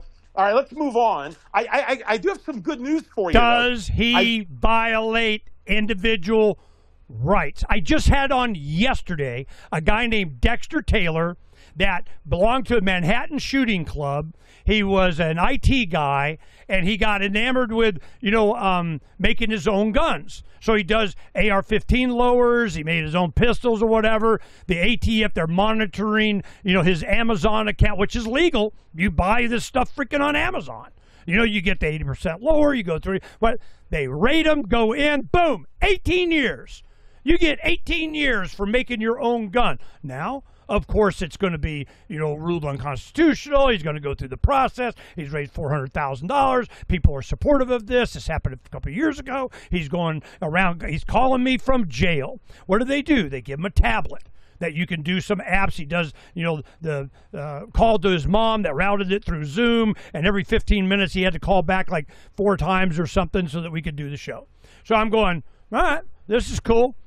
Let's do this. The government, why did they go after him? Why? He's a black conservative. He's a black guy. They're letting people out on the street, bailing them out, let them do whatever, kill the cop, do all that kind of shit. God forbid somebody wants to make their own freaking gun constitutionally, which I have done here in Arizona, but I'm not in New York, in Brooklyn. So this is, I give you 50 gazillion examples of, they go, well, they're communists. I don't give a shit if they're communists. Mandami didn't do this to him. He's not the one that arrested him. What mayor was it? Was it Republican, Democrat, whatever? Nobody looks at the actual action. It's what team you're on. It's what club you're in. It's what, I'm going, you would think, being a black conservative, this is a Trump thing. Boom, you're done. You don't have to worry about it. But it's a state crime. So he can't do it. She said, I can give you 15 gazillion of these examples. It always comes down to individual. Let me ask you a question. When 90% of Americans finally don't care. See, when you start with a percentage, you already lost me. I don't give a shit. No, Ernie, I'm just curious. What do you think happens if 90% of Americans are anti-gun? Don't care. And they want to ban the guns, even though it's technically unconstitutional? Don't care. All right, well, they take the guns. Okay, you don't care. I get it. No, I don't care. I'm just it's pointing a general out public opinion that the rules don't matter. It's when the majority of people want something, then it happens. That's all. Then you're not a Republican anymore. Then you violated the promise. You have a democratically elected constitutional republic. The Democratic part elects the representative part, which is the republic, bound down by the chains of the Constitution, which includes the Bill of Rights, the promise. And they are violating it all the time, every time, everywhere. And nobody looks at that. Well, it's the majority. I don't give a shit about the majority. And as soon as because all they got to do is go to Trump with, 57.6% believe and you should, okay, let's ban bump stocks. Well, what was he doing? He's negotiating away my rights to get whatever the hell he thinks he was going to get. Because he can. Because he can. Yeah, of course. Because we're not unified and strong in that issue. To uphold the rights that we have. Like Franklin said, we're giving you this country. We'll see if you guys can hold on to it. And because we're so open-minded, we allow all those people in who don't understand the culture of freedom, and they've changed it. They've slowly taken it away from us. And to me, it's so blatantly obvious, but we're just going to keep doing what we're doing. That's bullshit. I'm calling bullshit on that. Why? It was not people that did. People just want to be left alone. It was intentional. It was bankers. It was collectivists. It was empire. It was an empire looking for a powerful country to take over. It was the British Empire, then it's the United States. Later, and Yale and these guys and the secret handshakes of whatever supported Mao to take over and collectivize China and be their experimental technocracy bullshit if you got your social credit score. This is all a collective of they, them, those that believe that they have a right to rule us. All you got to do is watch Game of Thrones. Same crap. You know, this is going, everybody goes, well, the people. It wasn't the people. It was the people at the top that made these things. They created the education system, the Rockefellers, the Rothschilds, this all directed empire bullshit of them controlling who had the power, the lever of power. And you go, well, the people, and they did bullshit.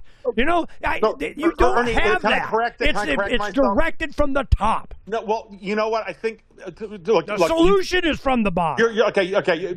I'll let you stand correct a little bit more. Let me just clarify. I don't want to make this because we're going Too late. we're going shooting back and forth here.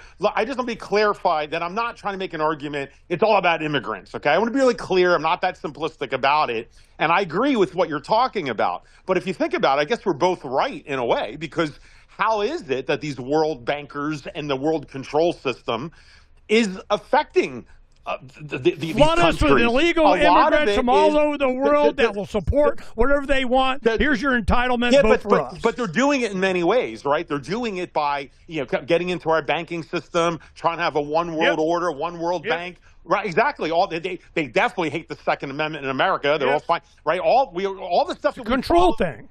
We agree, but one of the ways, and one of the most powerful ways they've been doing it in each of these countries, is to undermine the culture of each country so they can divide and conquer. And how the world banks have been doing it is this unfettered immigration that every country has been dealing with. So it's not. I'm not trying to blame like it's all this poor people coming in. I'm not trying to be that simplistic, but it is by design. And yes, you're right. We'll say it's from the top, but they're using this immigration issue of dividing the culture as a weapon. So we agree there? We can agree Absolutely.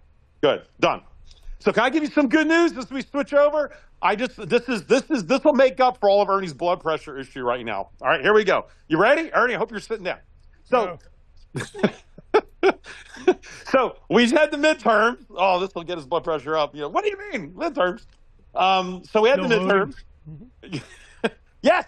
So I wound up. We were getting the mail-in ballots, which I started doing since I don't know COVID or whatever. I never did it before.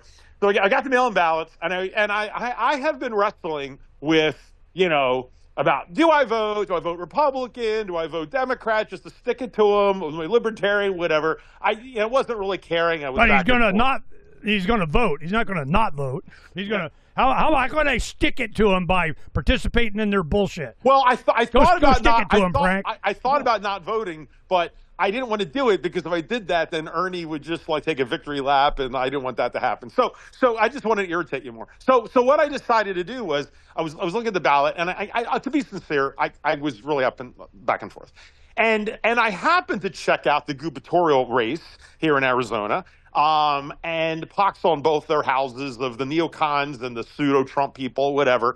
But there was this guy, and not to get into it much, but a guy named Scott Neely, who he's kind of like, I don't want to call him the libertarian, but he's the thorn in the side of both establishments at this point. And, I kind of like to give a bone to someone who's just sticking it to the man, and he doesn't give up. He just keeps kind of like Ernest Hancock, just like how many, what's his name? Some of the libertarians who have run for office every single time, and give them credit. They're probably going to lose, but you know what? They're giving a choice, and they're trying to make a statement. So for that reason, I was going to vote for this one guy. Just fine, maybe I'll just vote for Scott Neely. Anyway, so I got the ballots.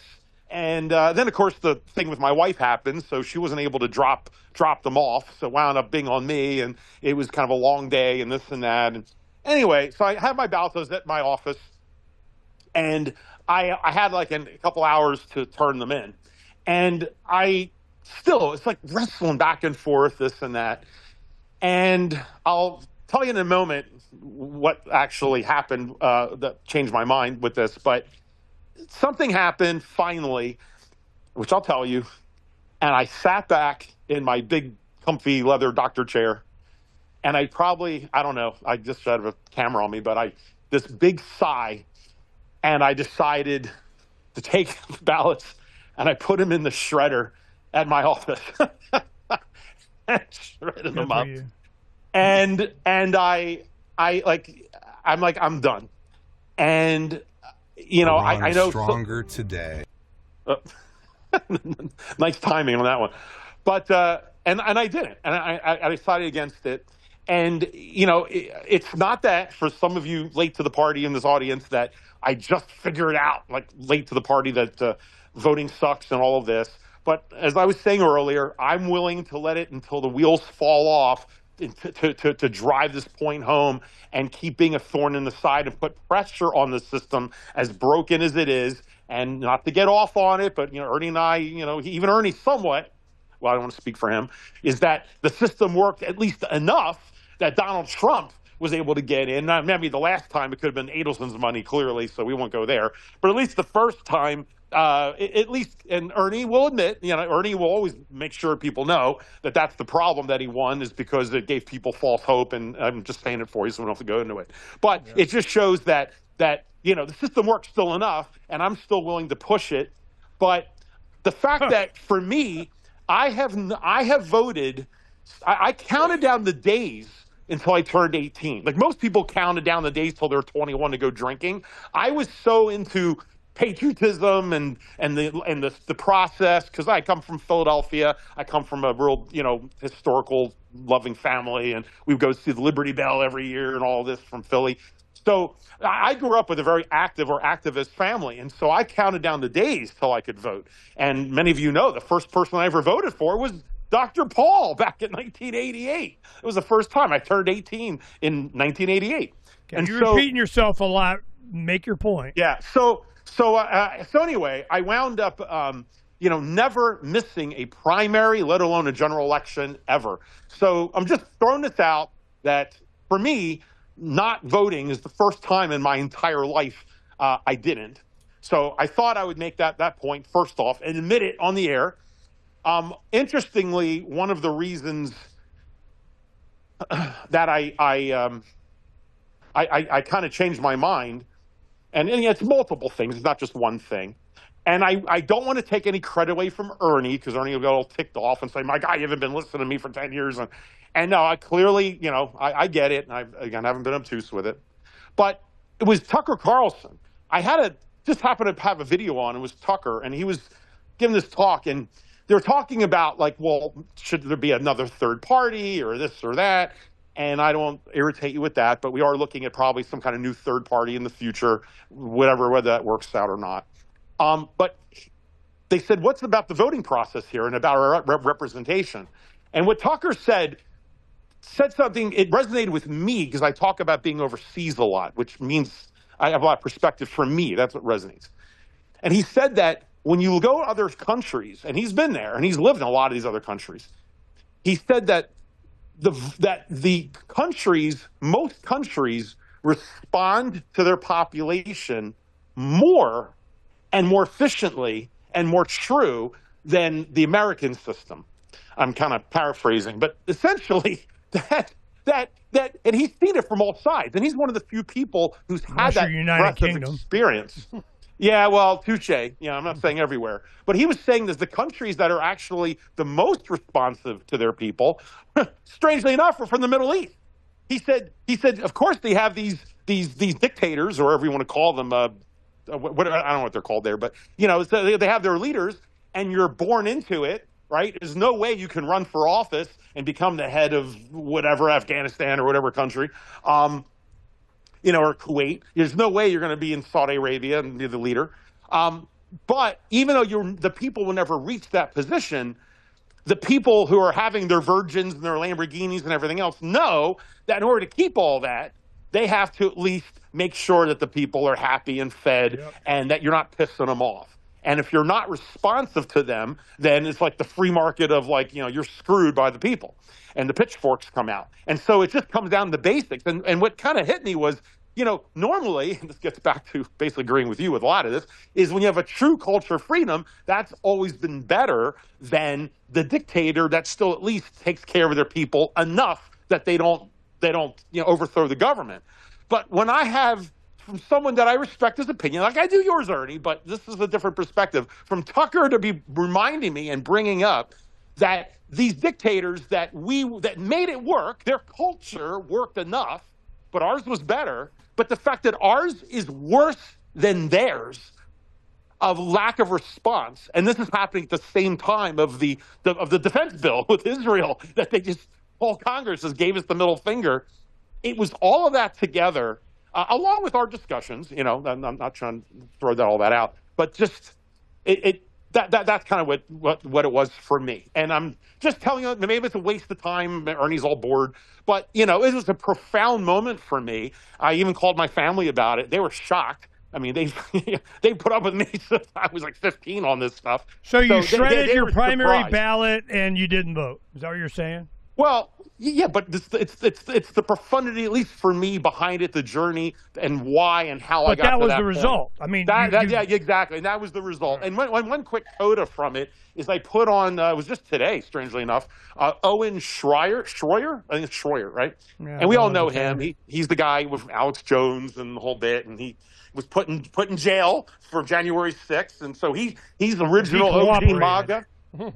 Yeah, so he's OG MAGA. He's been like, you know, he has a lot of sentiments like I do with a lot of this. I'm surprised how much he, you know, sounds like me, or at least I sound like him, whatever.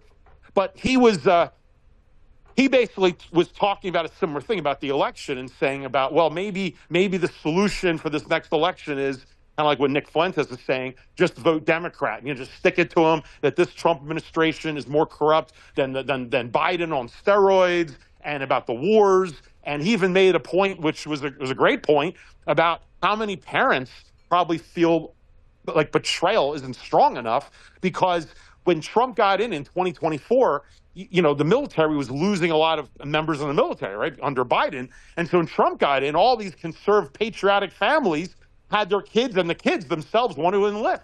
They wanted to be under a real patriot, a real American, rebuild the military, and no new wars, so you didn't have to worry about your kid going off to war. And they did a big drive of enrollment up to July 4th of his first year in office. And then right after July 4th, right, that was when all of a sudden we had Epstein and then the bombing in Iran, and like all of a sudden everything changed. And now we're having children in body bags coming back. You can only imagine if it was an OG Trump family that enlisted for no new wars, and then we're seeing this happen. Like I didn't even think of that one. But Owen was talking about that this thing has to be shut down, and then the best way to at least shut it down is maybe just give support to Democrats.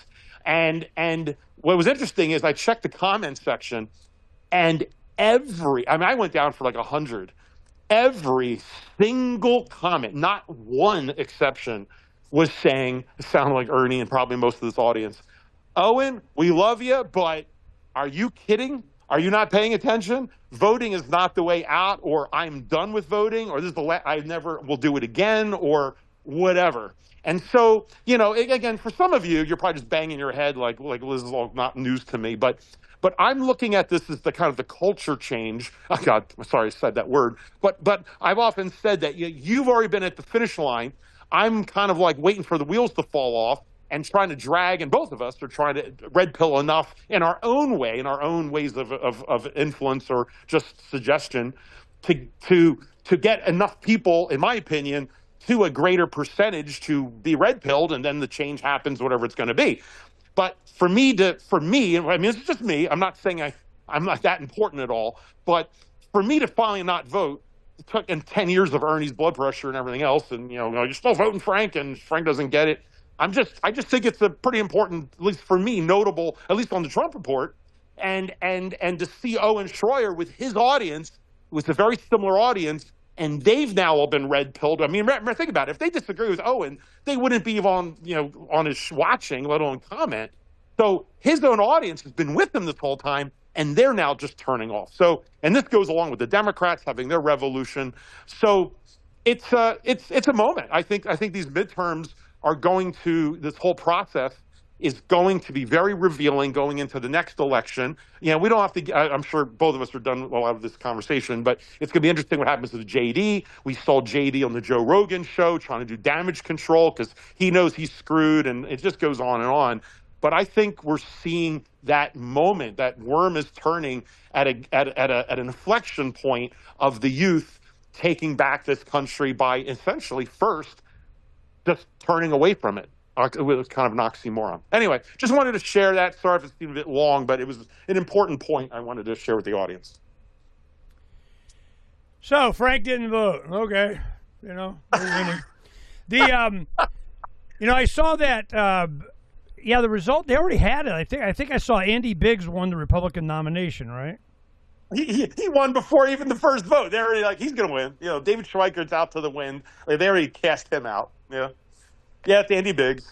I've seen the pendulum go. It doesn't matter, because they do and accomplish the same things for the same people.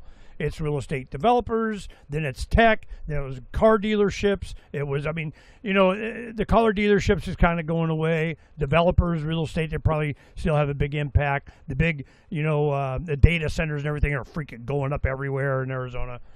Solar is, it's what is the mood? What's the culture here?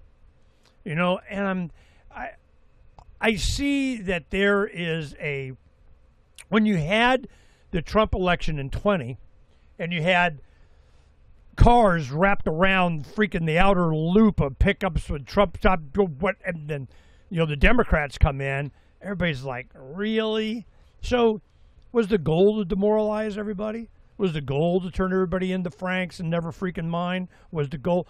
Well, that power, that energy, that enthusiasm for supporting the unity of Team Jersey, whatever the hell it is, that is the problem, because they're not focused on what the real goal is. And that's why, the shows I did yesterday, I had, Corbett last night, had, Richard Grove this morning, Tragedy and Hope, talking about the same stuff. So then I, go and try to go, well, here comes Phranq, it's going to be the culture of, unity of culture of Team Jersey something. That's why it's not that I get triggered. It's an opportunity for me to be clear about the perfect example that I see of what the problem is. I've been doing this a long time. I activist since the late 80s, did the court system, did the political thing, in the green room, behind the curtain, officer in the party, dealing with the elections department, going to the Secretary of State, running for Secretary of State and county recorder, going to the Senate, the Congress, the lawsuits, the yada, yada, yada, yada, yada. And it is so obvious you're not dealing with the real people. And anybody that part, because keep in mind, you have American people, 300, let's say it's 350 million, whatever, doesn't matter. You got, let's say 100 million people in the country. How many of them are eligible to vote? They're not a felon, they're between 18 and whatever, they, live in, whatever, how many? I don't know, half, maybe more than half, 60%, whatever. How many of them are actually registered? How many of them actually vote? How many of them actually won? It's down like 13, 15% of the people making the decision for everybody else.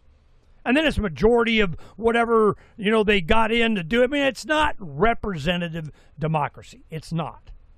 So they counted on the Republic thing. They said, we're gonna, have states' rights are going to be because the state legislature or the state governor or the state picked the U.S. senators, until they changed it with, I think it was the 17th Amendment or something. They changed it to make it popular vote, like the House was supposed to be representative of the people. Well, where do all the spending bills originate? Supposed to be in the House. What about, the armies and all that? Well, it's supposed to be 2-year funding. We don't have a standing army. We have 2-year funding that they keep doing. See, all these things, they already had this discussion. They already had the promise. They already set up the system to try to avoid exactly what happens. What is the movie that you haven't seen? And you look back, it's like 1950s, and it's kind of centered in, Cajuns in the Louisiana about whatever on the War of 1812. People even know about the War of 1812? The British came into Washington and burned down the White House and the Capitol. Stole a bunch of documents, did all kinds of stuff. They got them. You can't have them. This is a treaty agreement of we lied and we're not. Well, then we kind of push them out, or they negotiated a deal, or whatever the hell is going on. Empire in search of a country. You want to have a country? Got a flag? No flag, no country. You're not allowed. Can't have one. I mean, it's just this. It's the same kind of crap that's been going on forever. They tried to protect us with a republic, but that was a decade after the Declaration. These arguments, this is what we've been talking about, has been going on for millennia. This is not a secret. This is Game of Thrones. Well, sooner or later, the people start to rise up. That's why they attack privacy. That's why they're putting cameras in all the cars. That's why they're scanning everything. That's why you got the NSA. That's why Edward Snowden's going, let me tell you how bad it is. That's why you got Palantir. That's why. Because they're afraid of us. They're afraid of this mindset, this unity around freedom. The philosophy of liberty is self-ownership. That's why I focus on this stuff. That's why I head down plow for John Buttrick when he ran for governor. A good friend, quality, super great Harvard law grad, right. Retired as a judge, running for governor. And then when the opportunity came up in 2007 for Ron Paul, same exact mindset, same method, same sign, same, they're not going to censor with an internet. Boom, we do that. Same thing, Love Bus Liberty Tour. Same thing, Libertas.earth. Same thing, Open Source Education.online. Same thing. Why? Because of the promise. Because people eventually, always, it's like in Wag the Dog, Dustin Hoffman, Robert De Niro. He goes, well, what happens when they find out? Who? Well, the people. He goes, are you kidding me?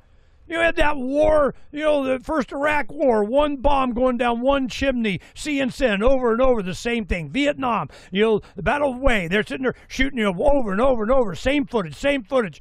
And Americans bought that war because it's show business. That's why we need you. You directed the Oscars, and we want you to come in and direct. We need a theme. We need a song. We need, some pomp and circumstance and team jersey wearing. That's what's going on. It's all theater. Get out of the puppet theater. I use the political system. Used to a lot. Why? Just to get up and have my say and have this kind of conversation. But you got to do it in bumper stickers. You don't get 2 hours of, monologue of whatever. You got to skip to the end. Freedom's answer, what's the question? You're still voting? I mean, it's just on and on and on and on. It's not a rookie at this. The thing that I want to make sure that the audience understands is that we are being manipulated. We are being poisoned of our mind, our spirit, and our bodies. We are being forced into acceptance of planned obsolescence. We are consumers. There's some Black Mirror thing. I don't even watch Black Mirror, even though I thought it was really awesome because it scared the shit out of me. I felt uncomfortable watching it. Too depressing. I know. I give you a good example. 1988, 91, around in there. Here, let me pull this up. It was the 1986 to whatever, some Mercedes-Benz series, or their 190 cars, 1991 Mercedes-Benz 190 class. They call it the baby Benz or whatever it was. You sold those back then in 90. Oh my God, it was like $25,000, $28,000. That's how some of them, what they cost used now. The reason is because it was a high quality vehicle that had quality materials. Because I had Motivity Auto Detailing. We detailed cars. A tear came to my eye when I detailed my first Lexus. It was so superior in materials that you knew the headliner was going to last. The door panels weren't going to fall apart. I did, when they went to the new design of the Corvette, it was a glorified Pontiac piece of shit. Nothing worth. Jaguars, crap. What was the better cars? It was Mercedes. Lexus was Toyota. This Mercedes, people are wanting this 190 class Mercedes because they have such high quality materials that last now. It is a better vehicle buying used now. And, oh, by the way, you don't get all the surveillance. Older vehicles are going to start coming. They're going to be looking back on what was the best high quality. And still, I mean, I don't know, steel doesn't rot. I mean, you know, if you make it good, it's going to last forever. So this, I started looking on this. You know, I was looking at this stuff going, 1991 Mercedes-Benz, $12,000, $7,500. 83, $27,000. What the shit? They cost less when they were new. Is it because they're a classic? No, because they're quality. Has been beaten out of us. We don't have the same, respect for freedom, the same respect for, being treated right. I remember in the mid-late 80s, they had a thing about being a good consumer. They did a whole CBS Morning whatever going on about we're not good consumers because we don't bitch enough.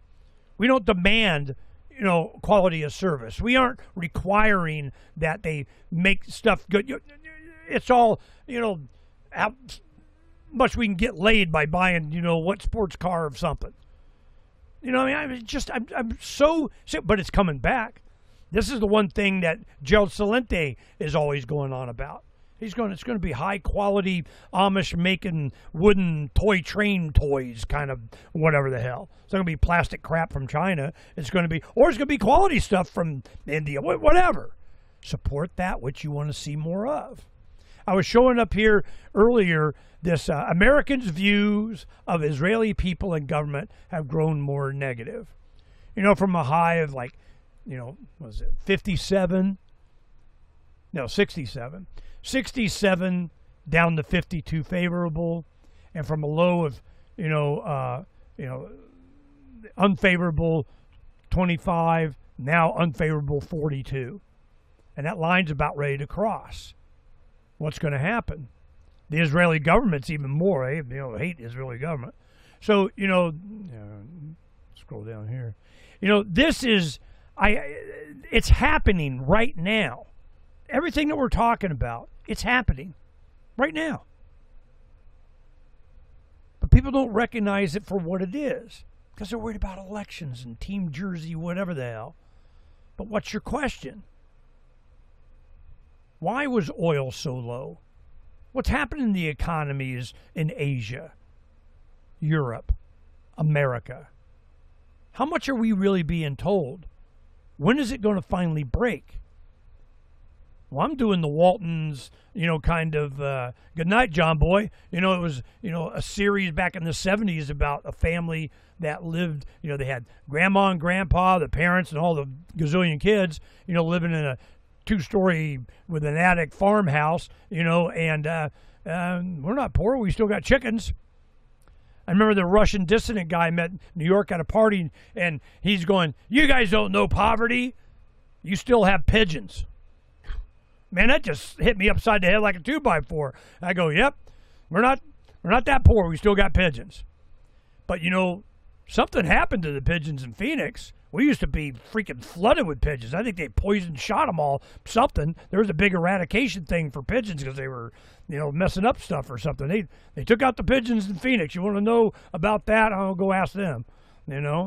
So I'm just when we go over the news, let's do some of that. So say we did. We got oil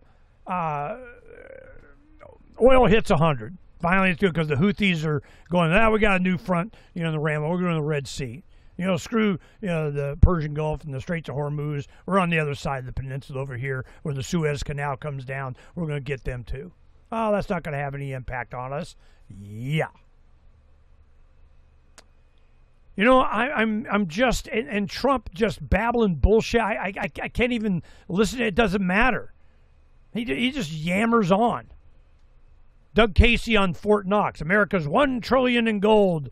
And the question no one is asking. What are they aren't asking? Is it president accounted for? Is it there? Well, Secretary of Treasury goes, my staff looked, a pinky swear. Oh, okay. Well, then we're good. Seriously? Well, Israel advances a plan for crocodile-ringed prison for Palestinians. Who are these people? It's stories like that. It goes on and on and on and on.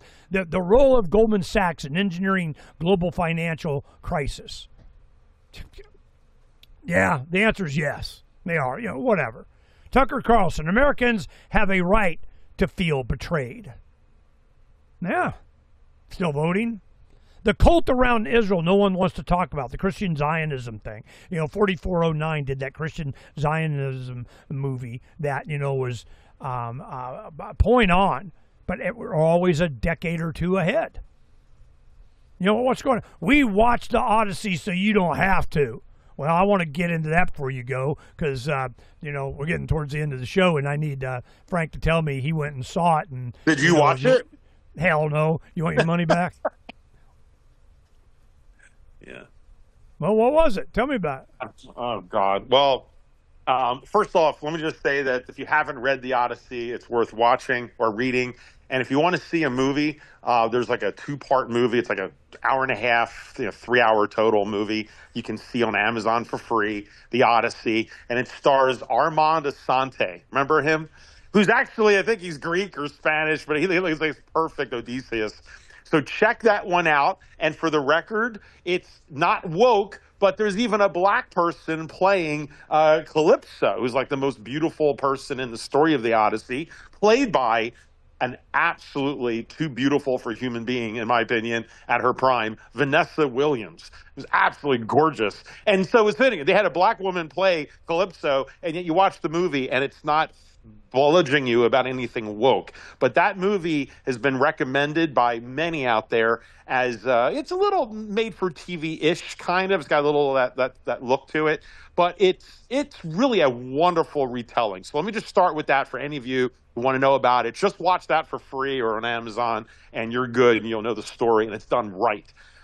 I did get to see this movie. For the record, I did not pay for it. I'm not going to say how I saw it. But on the air, but let's just say I refused to give money to it. But I suffered because I just, it's part of this discussion, both with movies and with the politics. It's obviously it's beyond just a movie. It's the ultimate culture war line in the sand because the Hollywood machine has been getting beat up left and right that we've covered on Freedom's Phoenix of all these woke movies from Snow White and Marvel and Star Wars and blah, blah, blah.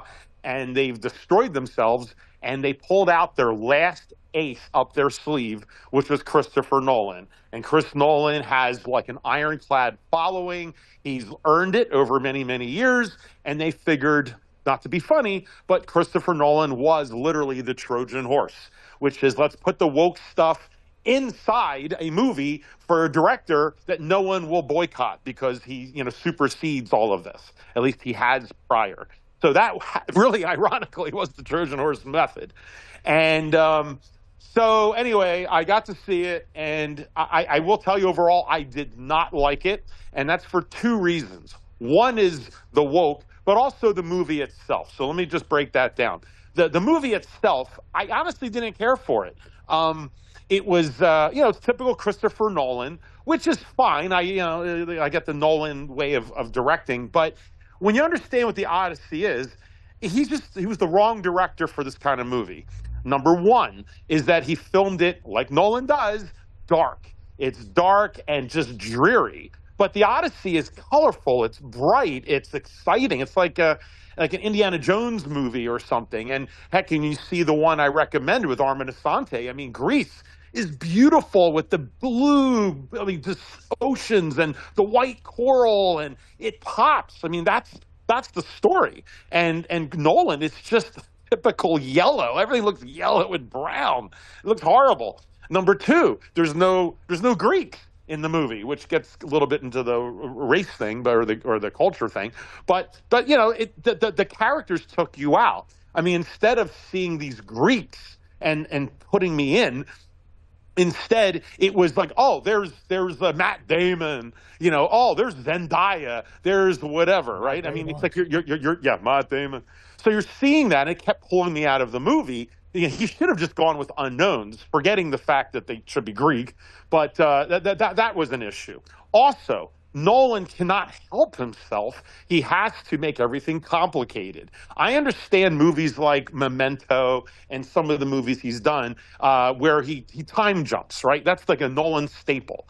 Nolan cannot just tell a story from beginning to end and just tell the story. He's got to, jumble it up and try to make it smart. And look, I appreciate that. That's, it's you're not pandering to an audience, but sometimes just tell the story, because the story of Odysseus is a journey. It's this man's process going through. But I have to say, if I didn't know the story of the Odyssey ahead of time, I would be very confused, or at least I wouldn't get the same the oomph from the story when you got to the end. It wouldn't mean the same, because you're still trying to figure out what the story is. So there was no reason to jump around. The music was just boring. There was nothing to the music. He tried to not use an orchestra because, according to him, there were no modern instruments back in the day. So, he decided to have a instrument orchestra, which was kind of odd. I mean, it had some interesting moments. The problem that he has is, and this is really the key, I think, to this movie, and it's hitting on so many levels, both from a cinema perspective, the way it's shot, but also, the public discussion about, having all this woke stuff in there, is that there's two main points. The first is he's trying to have his cake and eat it too. And this is where it's fascinating, because you can see on full display the contradiction that Hollywood is trying to deal with, right? Is the contradiction. It's like saying, it's like it's okay to be racist towards white people, but not towards black people. I mean, it's kind of hypocrisy that we're seeing with the woke stuff. And it's on display in this movie in many areas. So on one hand, he's making these decisions for verisimilitude, right? For those of you who don't know, that just means hyper reality. When you see a movie and it immerses you into it, that's verisimilitude.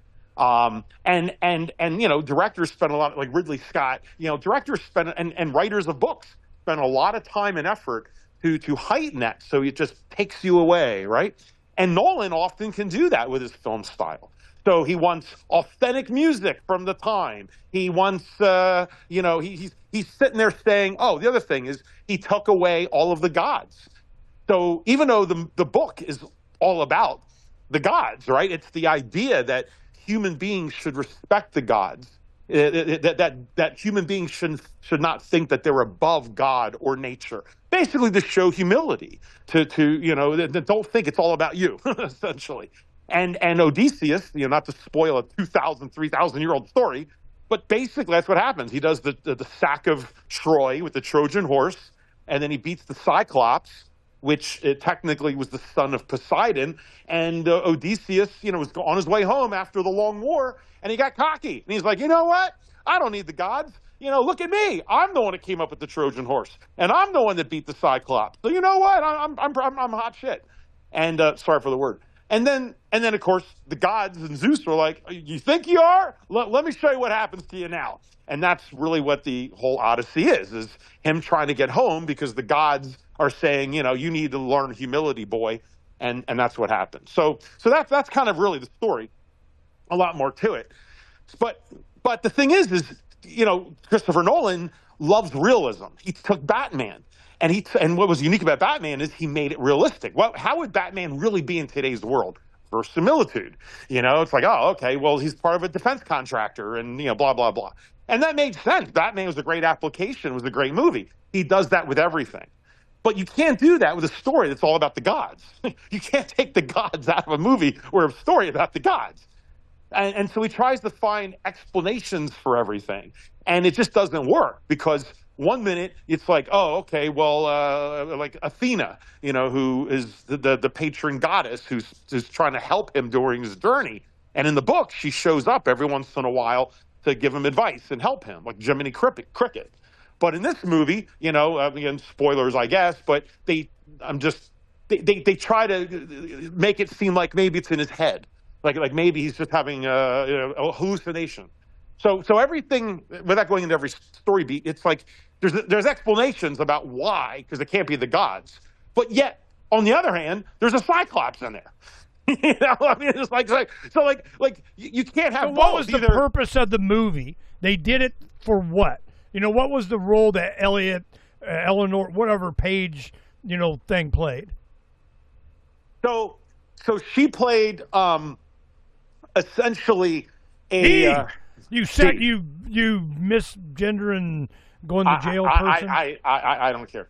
So she wound up playing a he, which was meant to be a warrior that eventually dies and then's met in Hades later. Now, what's interesting is I believe in this character that she plays is not in the Odyssey. This character is called Cinna, and Cinna is actually in a later book in the trilogy or whatever. So it's not actually in the story. And in the story, in the actual story, this role that she plays was Achilles. And they changed the name to Cinna. And so many people believe that she actually played Achilles. That's what the role was supposed to have been. But because the backlash was so bad, they just changed the name so that they couldn't keep saying, all right, well, fine. She's not playing Achilles. So there wasn't an Achilles in the Odyssey movie? No, not in this movie. No, there wasn't. They never. Actually, they did show an Achilles. It was I think, did they? I think maybe they did, but if it was like one scene. It was like one shot. You barely even saw them. So that is possible. That is possible. But that apparently that's what that's kind of the word on the street with it. But apparently in the book, it's Achilles who dies, of course, during the Trojan War. Hits the Achilles, the Achilles tendon, and then Odysseus meets him in Hades. So, and Achilles is trying to warn him again about being respectful to the gods and how Achilles didn't remember that himself. And now that he's dead, he's in Hades, or at least in limbo. Maybe it's limbo that he's in. And so they're all trying to warn Odysseus to make the right choices. Well, in this case, instead of Achilles being seen in limbo, it's Ellen Page. Elliot Page shows up.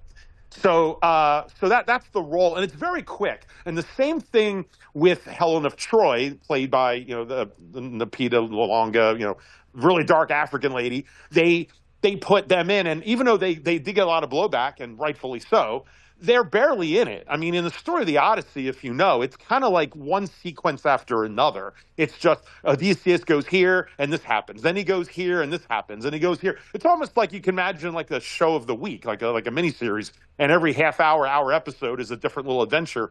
And that's kind of what it is. So it doesn't make a really deep story until you see the whole thing together. But so each of these characters are quick. It's not like the movie Troy with Brad Pitt, where the whole movie was about the Trojan War. It's just very quick, and all these characters keep popping up. But that was also the issue, is that they kept taking you out of the movie. And I'm going to address right now the racial issue, which it drove me nuts. This movie is not going to age well. It's going to be one of those movies that's going to show its time in just 5-10 years. People are going to look at this movie and it's going to be so dated. It's like listening to music from the 80s when the first synthesizers came out. And I definitely know about synths. It's funny. Tangerine Dream, my favorite group, they made stuff in the 70s with the old analog synthesizers that were like original, like old, analog. And that music still sounds modern today. But when they switched over to digital in the 1980s, like when you listen to the Safety Dance, some of these 80s music that we used to listen to, the early 80s music, that synth, it's so synthetic and it sounds cheesy and it sounds old, whereas the analog, the Rolling Stones, that music still sounds fresh today. And that's what's going to happen with this movie. People are going to look back in a few years during this woke time that we're living through, and it's going to stand. People are just going to shake their head and say, what the hell are these people thinking back then? So that is definitely going to happen. But I was watching this movie, and forgetting Ellen Page or Elliot Page and all of that, I mean, that already took me out in ways you're just shaking your head. But what was worse were all the other minorities that were in here. They had on Odysseus' ship, his second in command, like, Will Riker's #1 to Picard, was an Indian guy. It's like, I don't think his name is Patel, but it's like, that kind of, I think that gentleman Patel, it kind of looked like that person who's an actor. And he played his second in command, but he didn't have a name. It's like, okay. And there's black people on his ship. And wait till potatoes are one of my favorite things to grow. Turn that off. So now you might say, all right, fine, the woke people want to do this. And look, there is an argument you could make that in ancient Greece and Athens, it was similar to Manhattan. There was a trading route, and you did get people from around the world that would come there doing trading routes. So, if you're going to meet anyone that was darker or a different race, it was going to be in Athens, or in Rome, So there's something to be said there. But, Odysseus to sit there and find these people to put on your ship, A, that wouldn't happen. B, these people would have, not to get into this, but a completely different culture. Like, they would speak differently. They would act differently. But in this case, they were speaking and acting exactly like the other actors, like they were Greek. And also, when you look in the credits, they didn't have a different name. Like if it was like Odysseus and Theseus and all of these Greek names, well, the Indian guy maybe has a name Patel, like he's Admiral Patel or something. No, they gave him a Greek name. So he was playing an actual Greek character, except he just didn't look anything like them. And it's so jarring, and it drives you mad. And I'll tell you the worst one, the one that threw me off the most. And man, if you guys like a politically incorrect discussion, here it goes. But I don't give a crap, because what I'm saying is 1,000% correct. I stand by it, even if Ernie doesn't agree with me, which never happens. But here we go. And that is the suitors. Ernie, real quick, do you know the story of the Odyssey or no? I won't tell the whole story, but do you know the story at all or no? Not really. Okay. Vaguely. I mean, I've seen. No. Okay. So one of the key parts of this story, which is about women. I mean, there's so many female characters and strong women. God, I sound like a leftist. In the Odyssey, the actual book, that some people believe that Homer was really a woman. Like they believe it was a woman, but back then a woman couldn't put a woman's name down, so they put Homer down, right? And so that's how feminine or strong women characters are in the Odyssey before Christopher Nolan or the wokesters ever even looked at it. I want to be clear about that. But what happens is, as Odysseus is going through this whole journey, there's something else going on in the background. There's like a sub plan B story that's always going on. And that is this. When he leaves, because he was king of his local place. So he was he was like, the local warlord or whatever. And one second here, Ernie. So anyway, so he was in control, and his queen, his wife, was the queen. Well, when he left, he knew that he was going to be gone for a long time. It was going to be at least a few years. He didn't know it was going to be 20 years. But he told his wife, it's going to be a while. You got to hold the fort down, and you're in command. You're the queen. But if I don't return by the time our newborn son grows a beard, then you need to let me go, and you need to find another suitor, because the land needs a king. It's like King Arthur kind of thing. And of course, so as he's on his journey, the wife you keep going back to the wife trying to live and grow her son while the husband's away. But as you can imagine, especially back then, all of the other strong men in the area start realizing, hey, there's no king.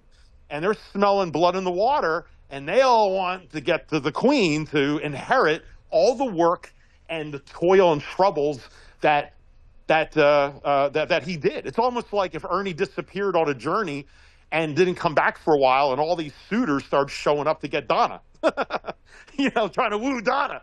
Yeah, there'd be a line. And inherit all of the work that Ernie's done on his land. Imagine how much that would piss you off. Well, that's what was going on. And so suddenly all of these men, like 100 men or 50 men or whatever, that they're all the rich people in the community, are showing up, and they start camping out at her castle, and they start eating her food and drinking their wine, and then she has to keep giving it to them to placate them so they don't take over her own kingdom and her own castle, right? So it's a very tense political standoff of what's going. This is the standard Odyssey. Well, all of these guys are all trying to compete for. Well, anyway, in the Christopher Nolan version, some of the suitors are black. In fact, the second suitor in line, like the first guy is Robert Pattinson. He's like the main bad guy. But like his BFF, and they're both trying to finagle to get to the queen and have her choose them, is like this big, tall black guy, dark black guy. Now, look, again, this is nothing against black people. But you want verisimilitude, Chris Nolan? You're going to put a black guy? It's bad. If you want to put a black gentleman or an Asian, which he did, and an Indian guy on the ship, and say maybe that Odysseus found them at a port somewhere, and they want to give their life to a bunch of Greeks, fine, you can do that one. But there is no way in blankety hell you're going to tell me that a black person is going to be the suitor for a Greek, let alone, just back then, like a white person. You got to understand. It wasn't even that long ago. We had this crazy movie that came out in America. Came out in your day. Well, actually, you and I are about the same. Came out around when you were born, which is called Guess Who's Coming for Dinner with Sidney Poitier. A lot of you guys all remember that movie. That movie Spencer was Tracy and Katharine Hepburn. Oh, that's right. Yeah, it was Spencer Tracy. That's right. Yeah, I got to see that movie again. But back then, that movie was scandalous because, of course, it was the first movie ever to show interracial relationship, right? The white girl brings home a black gentleman, to the home. And it was like, oh, my God, scandalous. Just look at Archie Bunker. So back in that day, people did not date or be with anyone outside their race. And that was just, 50, 80 years ago. Hundreds of years ago, you never would do such a thing. And especially, and not to open up our thing about culture, but old world, you kept the bloodlines pure, especially for royalty. Just look in Europe. Look at how many kings, like in England, where they wanted to keep the bloodline so pure, they're marrying their sisters and their cousins, and then you got all these genetic deformities like hemophilia. Hemophilia is an outcrop of Europeans intermarrying so much. Clearly that's how strong it was. Can you imagine ancient Greece? And can you imagine a bunch of, not just white people and not just Greek, but we mean the subculture of the people of the province of that area of Greece? It was like their hood, and you had to be one of them to even be close in that community, let alone to marry the queen. And then if the queen's going to have children with you, do you think fellow Greeks from that area are going to put their life on the line for someone's child or for someone who's not from their community? Forgetting even that they're black. It could be an Italian. In fact, I got to tell you this story real quick. When I was younger, just to show you how strong it is over there, I'm half Italian. My grandpa, Tamburri, all Italian. God knows he was like major Italian.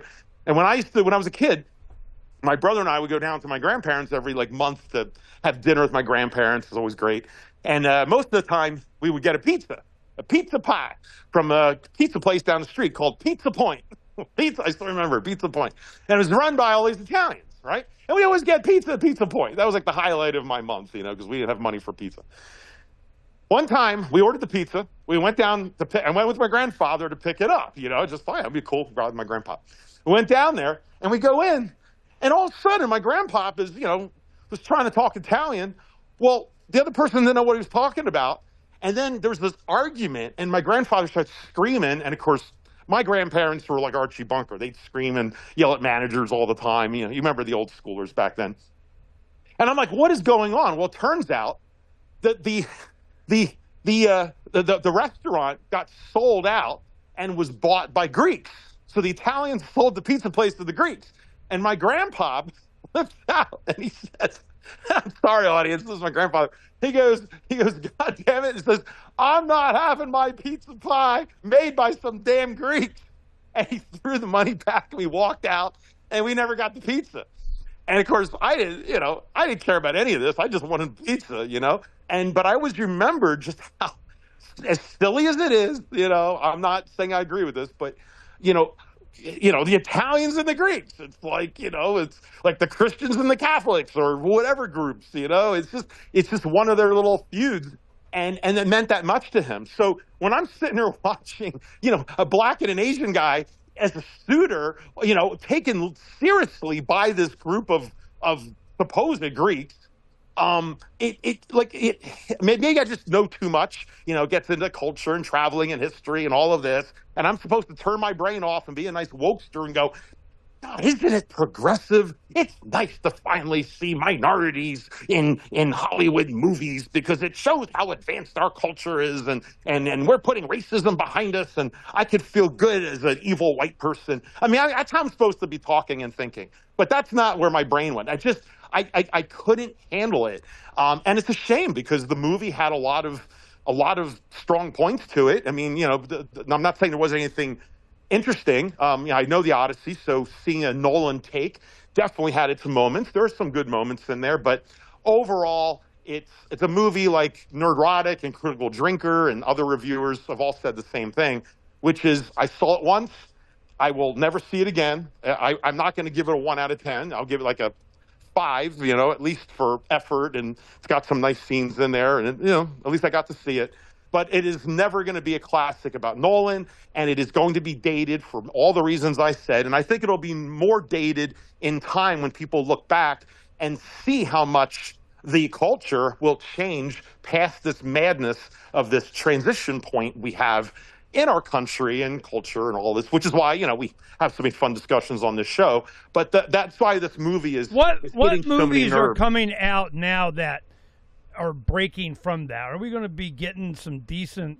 So there's nothing. That's a great question, but they are, but they're coming from the independents. It's the people who've broken through, like the movie always bring up. Was it what's the one? Iron Sky. Iron Sky. That was like one of the first examples, but now it's happening with horror movies, which are being made independent, and that's where all the new directors are coming from. People who have the access, the technology to make their own movies, and the new distribution channels that are outside the classic distribution, which is all collapsing. So it's the free market. It's freedom, Ernie. There we go. It's the freedom and the free market that are allowing. We will start to see more verisimilitude movies when we get past this point, and we are there. I took 2 of my grandsons, Sierra's boys, and they're like, 8 and 12, something like that. And my oldest daughter went and saw Young Washington. And it's an Angel Studios thing, which is a conservative Christian kind of whatever. And how Angel Studios do it, you're a member and you kind of vote on it and so on. It's kind of, please the crowd deal. And if they get it distributed, it goes to the movie theaters.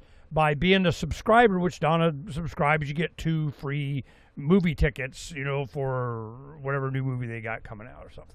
So, which I didn't get. I should have got them, but, whatever. So they're doing more kind of, Christian-oriented or at least not, anti-Christian and pro-conservative America, patriotic kind of like Johnny Reb Disney movie used to be kind of stuff. It's America. Well, I'm going, okay. They go, oh, it was great, and like, what? Okay, well, I'll take the boys, and you get some Young Washington. I cannot tell a lie. I chopped down that cherry tree. Well, you went and saw it, and it was all mostly about when he was, 20, 23, something like that. He wanted for real bad to be an English officer in the military, and you couldn't be an officer because you weren't of a bloodline of your. You weren't a nobleman. And, that kind of crap. And, so finally it gets to the point to where, screw you, I'm, head of the Continental Army kind of thing. But it didn't even get to the Revolution. It was years before that. This is mostly the French and Indian War, and which was, prior to that. And so it was, what's coming. It's going to be, young Washington, not so young Washington, Washington, older Washington. I mean, it's going to be at least a 3 to 5 part series kind of. Wow, how much can we that sounds good. This for? And I'm like, cool. They're doing something. They're going to, give us, whatever. It's an option. And I didn't really, I didn't dislike it. It wasn't a bad movie, as the older boy liked it. But you didn't really get any real history. I just didn't, I didn't like it. I mean, it's not I didn't dislike it. I just wasn't wowed by it, So I'm just like, all right.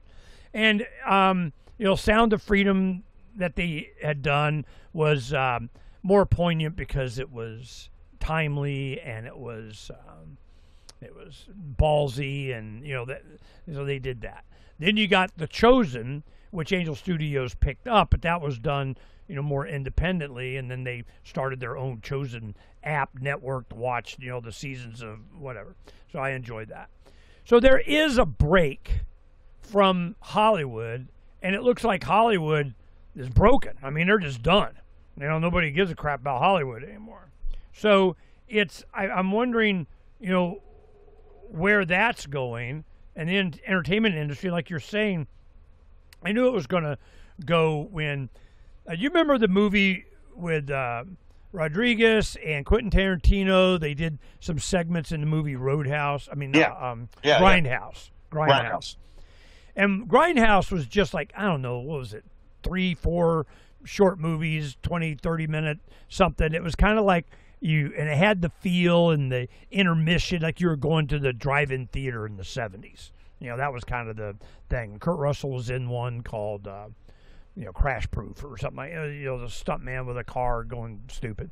So I watched that movie, and that was kind of a, power of women chick flick over the guys kind of, kill 'em thing or something. That was kind of cool. But it was very creative, and I could see the future where it was going. Rodriguez, when he did Once Upon a Time in Mexico, I think it was, with Selma Hayek and Antonio Banderas, that movie was pretty cool. It was kind of a Statham action movie, attractive woman, big boobs, and kind of doing whip ass or whatever. And it was pretty fun. It wasn't like a blockbuster or anything, but it was worth watching. I've seen it maybe twice, maybe. But he edited that on his own computer. I don't know, Apple, whatever, decade ago in his grandma house he had in his backyard. I mean, he just went in and edited it himself. And I'm going, yep, when you got creative people like Quentin Tarantino, they're big movie buff fans working at the video store, and they live and breathe, movies, and and they sound all like Phranq, and they have the technology and the capability to do it. Where before, when you got Lucas and George Lucas and Steven Spielberg, and they're doing 8mm movies as a kid out in the whatever, the technology with digital and special effects and computer, then it got into Iron Sky. Iron Sky was kind of a, spoof on, American politics and Nazis on the dark side of the moon. Kind of was a sci-fi thing. But what it did is it bypassed the system, and it was very creative. It was fun. They made a sequel that wasn't, whatever, I don't care. But I paid to get the DVD when they had the sequel, the second movie, and it incorporated, Hitler's really an alien that's living in Antarctica, rides around on a Tyrannosaurus Rex. I'm like, what the shit? You can't make this stuff up. I mean, of course, the audience, throw this in. What the hell? So it was, it was kind of fun. But what it demonstrated is the independence that people could just make their own movie for $100,000 here, $20,000 there, like Blair Witch Project, which is just about guys going in the woods, doing, black, white, close up, I'm scared, kind of just crazy stuff. I remember when my kids were in junior high, they had to go with their friends. I took them to see that, and it was kind of scary, and it was, but it was so low budget. But it made shit tons of money. So you didn't see a lot of that, no matter how much the profit margin is, because Hollywood and the machine was not about that. It was about controlling the narrative, forwarding whatever the hell it was that they wanted for a cultural shift, making a crap ton of money on promotion and BS, and somebody got paid to market to the whatever, And it's just like with the Mercedes car thing. The actual supplying a demand of the people of quality work for its own sake to do, all that's out the window. And when you do have a classic, they go back and put chemtrails in the sky on E.T., the extraterrestrial Spielberg movies. I mean, it's so bad out there that it can't help but get better. It's so the bar is so low that any amount of effort, any amount of creativity, even a little bit of AI or whatever in the hands of a 13-year-old, we're going to see a lot of changes unless they've beat it out of us or managed it out of us. How would they do that? They have to physically change us. They change our brain. More plastics, more poison in the water, the food, the air, the mRNA vaccines, and whatever the hell, if they can, to maintain, enhance, and expand their power and influence over you at your expense of your rights or what. They wouldn't do that. That'd be wrong. I mean, of course they are, and because they can. So where is it that we can make the change, the battle? It's going to be desktop publishing, desktop movies, desktop manufacturing, decentralization of power, decentralization, and this is happening. You see, China's doing their own energy production with, nuclear, thorium, solar panel, whatever the hell. It's changing. The world is going to be vastly different. And it may be for the better. We may be the Jetsons. But it's not going to be if it's all surveillance, it's all by permission slip, it's all you have to and you can't. You got, get permission from the crown. So that's where my focus is and why I keep focusing on the fruits and the benefits of leave me aloneism. Like Bob, our friend Bob, he goes, nope, humans, that's why you can't have nice things. There's always that one, anarchist got the freedom to do what they want and they're a dick and, they mess up shit. Well, with freedom comes responsibility. And a lot of us have the responsibility to make sure that our rights are protected, our family is secure, and you do it with your feet. You move from here, you go there, which is my oldest daughter and family moved to Oklahoma in a rural area called Broken Arrow. Small community in Oklahoma, a little bit south of Tulsa. So when we get back, we're leaving tomorrow. We're going to go and probably visit Mike Swatek, that the Dome Gaia kind of building of a dome that he's about done with. We're going to probably go get some footage for that for Occupy the Land and so on. And I'm just so confident of what's coming, but what we have to go through to get there. Ashes, freedom's phoenix, the rebirth from. So I'm not pessimistic.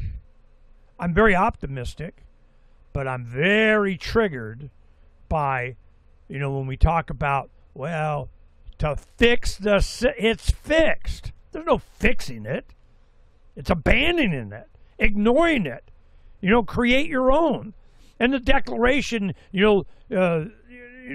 create a new government that better serves their interest. Just do another one. I don't care. And it better have these traits. So when I look at, we were talking about this last night, during Phranq's monologues and so on, I kind of been scrolling the front page of Freedom's Phoenix. 90% of this stuff I don't care about. What if the Persian Gulf went permanently offline? Why is it an intelligence community is so invested in Fauci cover-up? How come they not going after Fauci? What's going on there? Israel targets ex-users, right-wing media with $2 million ad push. They're going after any dissent, especially if you got any kind of audience. Have been for a long time. What, you think they don't target us? You know, our traffic, it's gone stupid, then it goes down. Then it goes way up, then it goes down. It ratchets up. You can see, first it's 100,000 subscriber kind of thing. Then it's 1 million. They do what they can there, keep pushing. Damn it.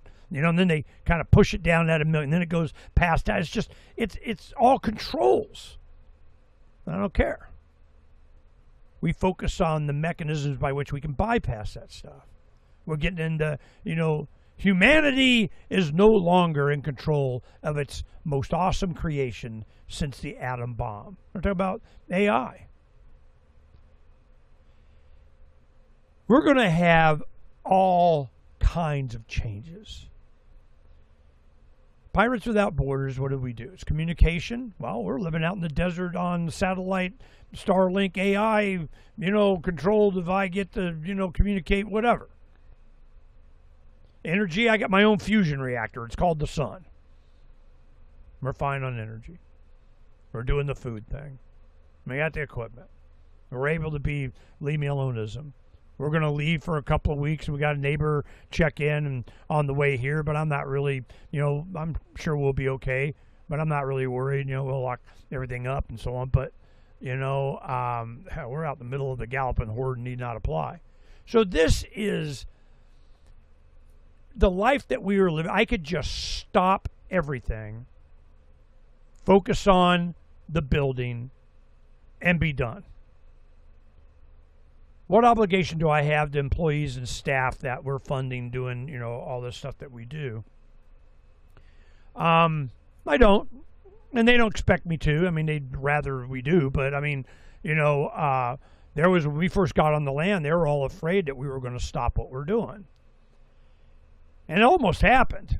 But, you know, supporters want to keep us doing what we're doing because they believe, as I'm pretty much convinced, the beginning is nigh. Here it comes. Are you going to be glad Freedom's Phoenix and Phranq and I get to yell at each other and the shows that we do and the coverage that we have, perspective that we provide and the inspiration and the example that we set? Is that going to be, you know, fresh air? Is that going to be welcome? While we're promoting all these other people doing the same kind of stuff. So it's not a proprietary thing for me. It is, as I get towards the last half of my life at 65, I see everything that we were afraid was going to happen is happening right now. But there's a lot of great people out there that don't care what is they're taking care of them. They got their own community. They got their own goals, their own, you know, focus, their own freedoms. But who do they go after? The dissenters against the machine of those. You know, what if I don't care? Yeah, you go be tyrants over there and don't bother me, but don't bother me. Are you sure you want to engage? Many times they have. Over the years, I mean, you know, the January 6th DOJ thing was just, you know, one of the most recent ones. Then I get threatened by, you know, gaslit and threatened by Grok. That pissed me off. You know, well, if you do that, you know, then they're gonna go, you bitch. You're just a tool of they, them, those to try and control the narrative and convince me to what, you know, wow. That yeah, you know, it's not shocking, but it really pissed me off.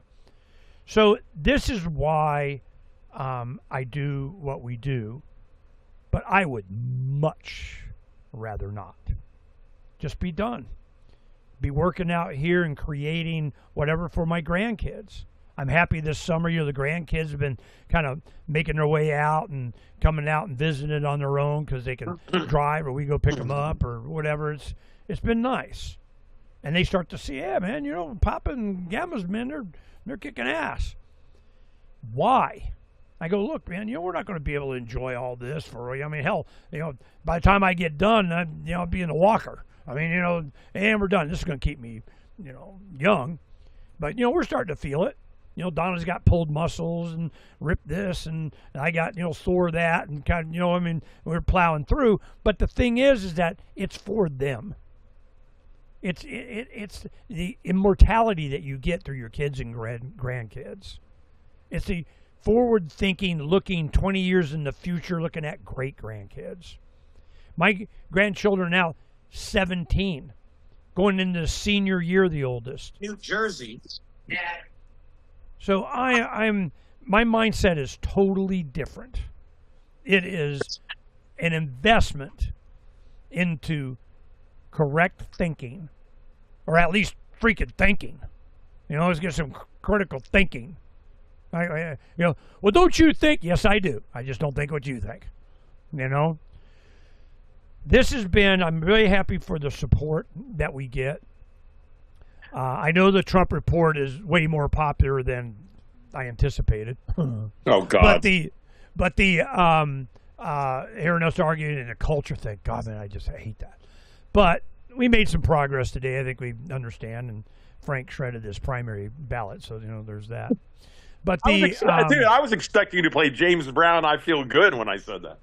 I'm a little disappointed. No, I don't. It really wasn't, that good of news for me as you would think, because it's a sign.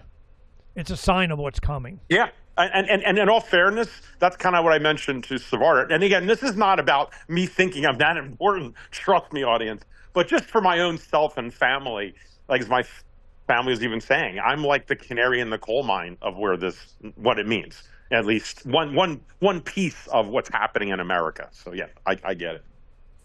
Yeah. So it's not. I mean, I'm gonna next time I probably email James and go, "Hey, Phranq shredded his primary ballot." That's all I gotta say, And he'll, woohoo, So he listens to the show every now and then. And he's just like, God, man, what the shit, So it's he's going to be taking a couple of weeks off here. He does in the summer because in Japan it's just hot. He's just, oh God, man. I know. Mountain somewhere. And I'm going, man, you wimp. I'm sitting here in 1 billion degrees. Hey, does James ever come to America? Does he come back home? I'd like to meet him. Well, he's from Canada. Okay. He's Canadian, but yeah, sometimes you go, but no, he usually stays there. Sometimes some of you, like Evan Pilato, go there, or Brock will go, and of course we got an open invitation to go to Japan to visit, and I may take him up on that. Donna and I might do a Japanese. That would be cool, but by the time we were thinking about doing it, it's COVID and all that crap, and now you got the economics and war in China, and I know it's a little ways off, but I'm very serious about it too. When Phaedra gets a little older, I'm definitely taking her. We're going to be doing a Chinese and Japanese trip over there, and definitely invite you too. And we'll certainly put James in the mix if you're with us. So that'd be good. Oh yeah, James will be going. Oh, I can't wait to have Phranq come over. Tell James that we'll give him his own private Trump report. I'll just step aside here. You do it, James. I'm freaking done. But so this is our life. Donna and I get up every day early in the morning. We go through all of the internet scanning. We got emails come in from people. We got text messages. A lot. Phranq. Some stuff.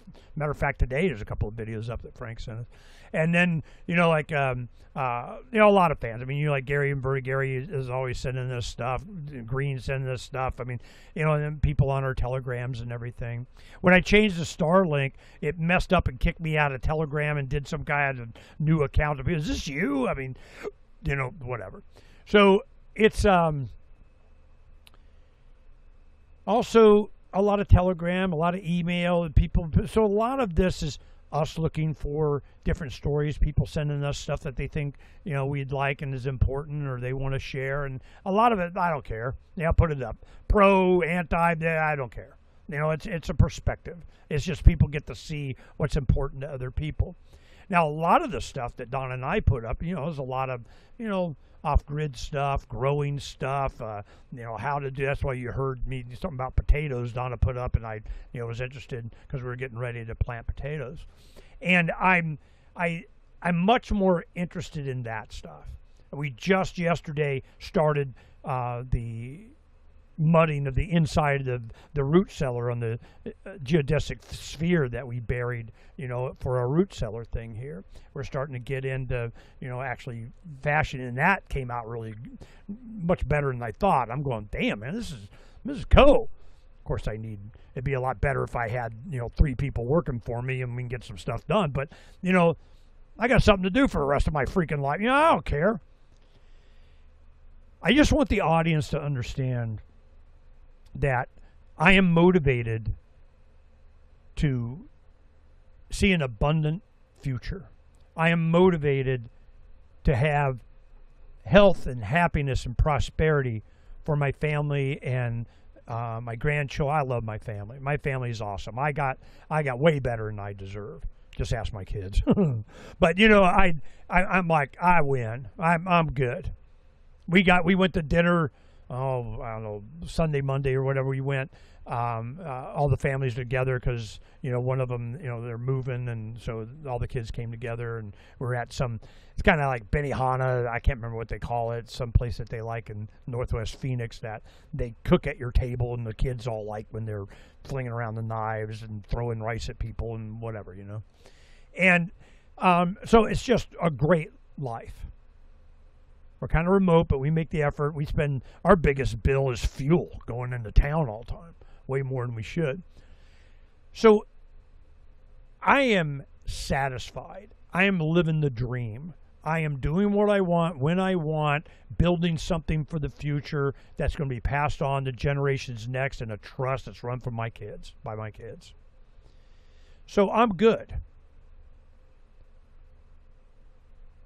But I want for my grandkids to be part of Freedom's Phoenix, the rebirth, and that they benefit from the abundance of technology, knowledge, awareness, enlightenment, comparison between philosophies and ideologies and whatever, because we have the communication to do so.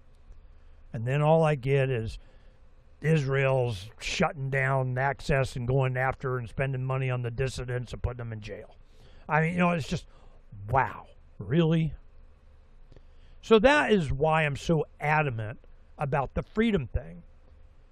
When I say freedom's the answer, what's the question? That's not hyperbole. I'm not being hyperbolistic or whatever the hell the word is. About that, it's a genuine feeling, understanding, experience of decades of doing this stuff and trying to see where is the common problem, what are the common solutions, what is the most resilient, what lasts the longest, what is the future of humanity. How do we maintain our humanity? Because they're going to want to strip it from us. I don't want to, because once you get grandpa's going out there and grabbing their muskets and taking on redcoats, they're a different person. You killed the person you were before. That's over. It's a new person. It's, taking on a new responsibility. It's a switch. It's just like, a light bulb goes, all right, I'm not that anymore, I'm this. I want to maintain my current humanity. I want to maintain, I never killed anybody. I didn't get killed. I wasn't tragedy stricken by, a slain family member. We haven't had, we've had parents die and get older and that kind of stuff. I'm 65. I mean, I have, plenty of people that have passed, but, the immediate family, we haven't had any tragedy. There hasn't been amputees or death or whatever in our immediate family, or our kids, or their spouses, our in-laws, the children. We've had one child that, a stepson that, and his wife, we had one young baby drowned. That was pretty traumatic. One of my son-in-law's mother passed. And they both did it like in the same week. That hit a little bit too close to home. So it kind of brought the family together. I see what's coming as inevitable. It's going to be dramatic. And if we just get them out of our minds and our lives, it's only going to take, months, maybe a couple of years, but we're going to come out of this with the awareness that don't freaking do that again. Hopefully. We'll see. But my family, we're going to do the best we can to do the best we can. And I just want people to understand that you too can live a life of abundance if you direct your efforts in the right area. Don't send your kids to government schools. Don't get them indoctrinated at the university. Don't go into heavy debt. Get away from your debt. Be more decentralized. Do your own power, your own food, your own education, your own community. And we're trying to be an inspiration to demonstrate that not only can it be done, it's a hell of a lot cheaper and better. I don't got an electric bill. Sucks to be you. But we planned for this. We understood it. A decade that we lived in our home in North Phoenix on a couple of acres there, Phranq will tell you, we had all kinds of experiments in food growing. The aquadome, the aquaponics, the fish pond, chickens, fruit trees, all kinds. And people were experimenting there, doing it and encouraging it. We had my carbon nanotube battery project. I was growing carbon nanotubes before it was a thing in my barn, with tube furnaces and, beakers and, microscopes and doing, I was getting all in it because I knew they were trying to take that technology away, and I didn't want the dot mills, which was going on, that they were going to patent the ability away from us to do it ourselves. So I did it, and F you. We mined our own crypto. We've done it, and then see it turn into GoldmanSucks.gov coin. It's the principle that we're for. This is why I was encouraged when Dr. Phranq wanted to do the Trump report. Hell yeah, I want to have these conversations, because this is the problem. It's delegating authority to someone else all the time. It's worrying about stuff that doesn't matter. Focus on the things that do. And we try and lead by example, because that's what I've always done. But now we're starting, as you get older, trying to bring it back home. It's like Godfather 3, or drag me back in. Well, they're not doing it. I'm not, I've got this election cycle for, 26. I got all the libertarians and people now, hey, Ernie, we need, and we have some that are coming in talking about the election laws. Breaky's going to come on and do that. And I'm like, hey, you're still vote fine. Come on, we'll talk about it. I don't care. Because that's not where it's going to be. When we go on for the next couple of weeks, I'm going to be taking, one of my computers, maybe a headset, and, one of the walk and talk, my Osmos I really rarely use. And I may post, a couple of shows as I decompress and get out on the road and, rule America and Oklahoma and go to Washington State. So there may be a couple of shows. I got 3 shows I did yesterday. Almost done with the second show today. I got one more this afternoon. So there's 6 shows in the last 2 days that we're putting up. I just put them all up there. Take weeks to listen, whatever. A couple of weeks from now, we'll skip a Corbett report because, we just need a break. And when we come back, it's going to be in the middle of voting time in the primaries.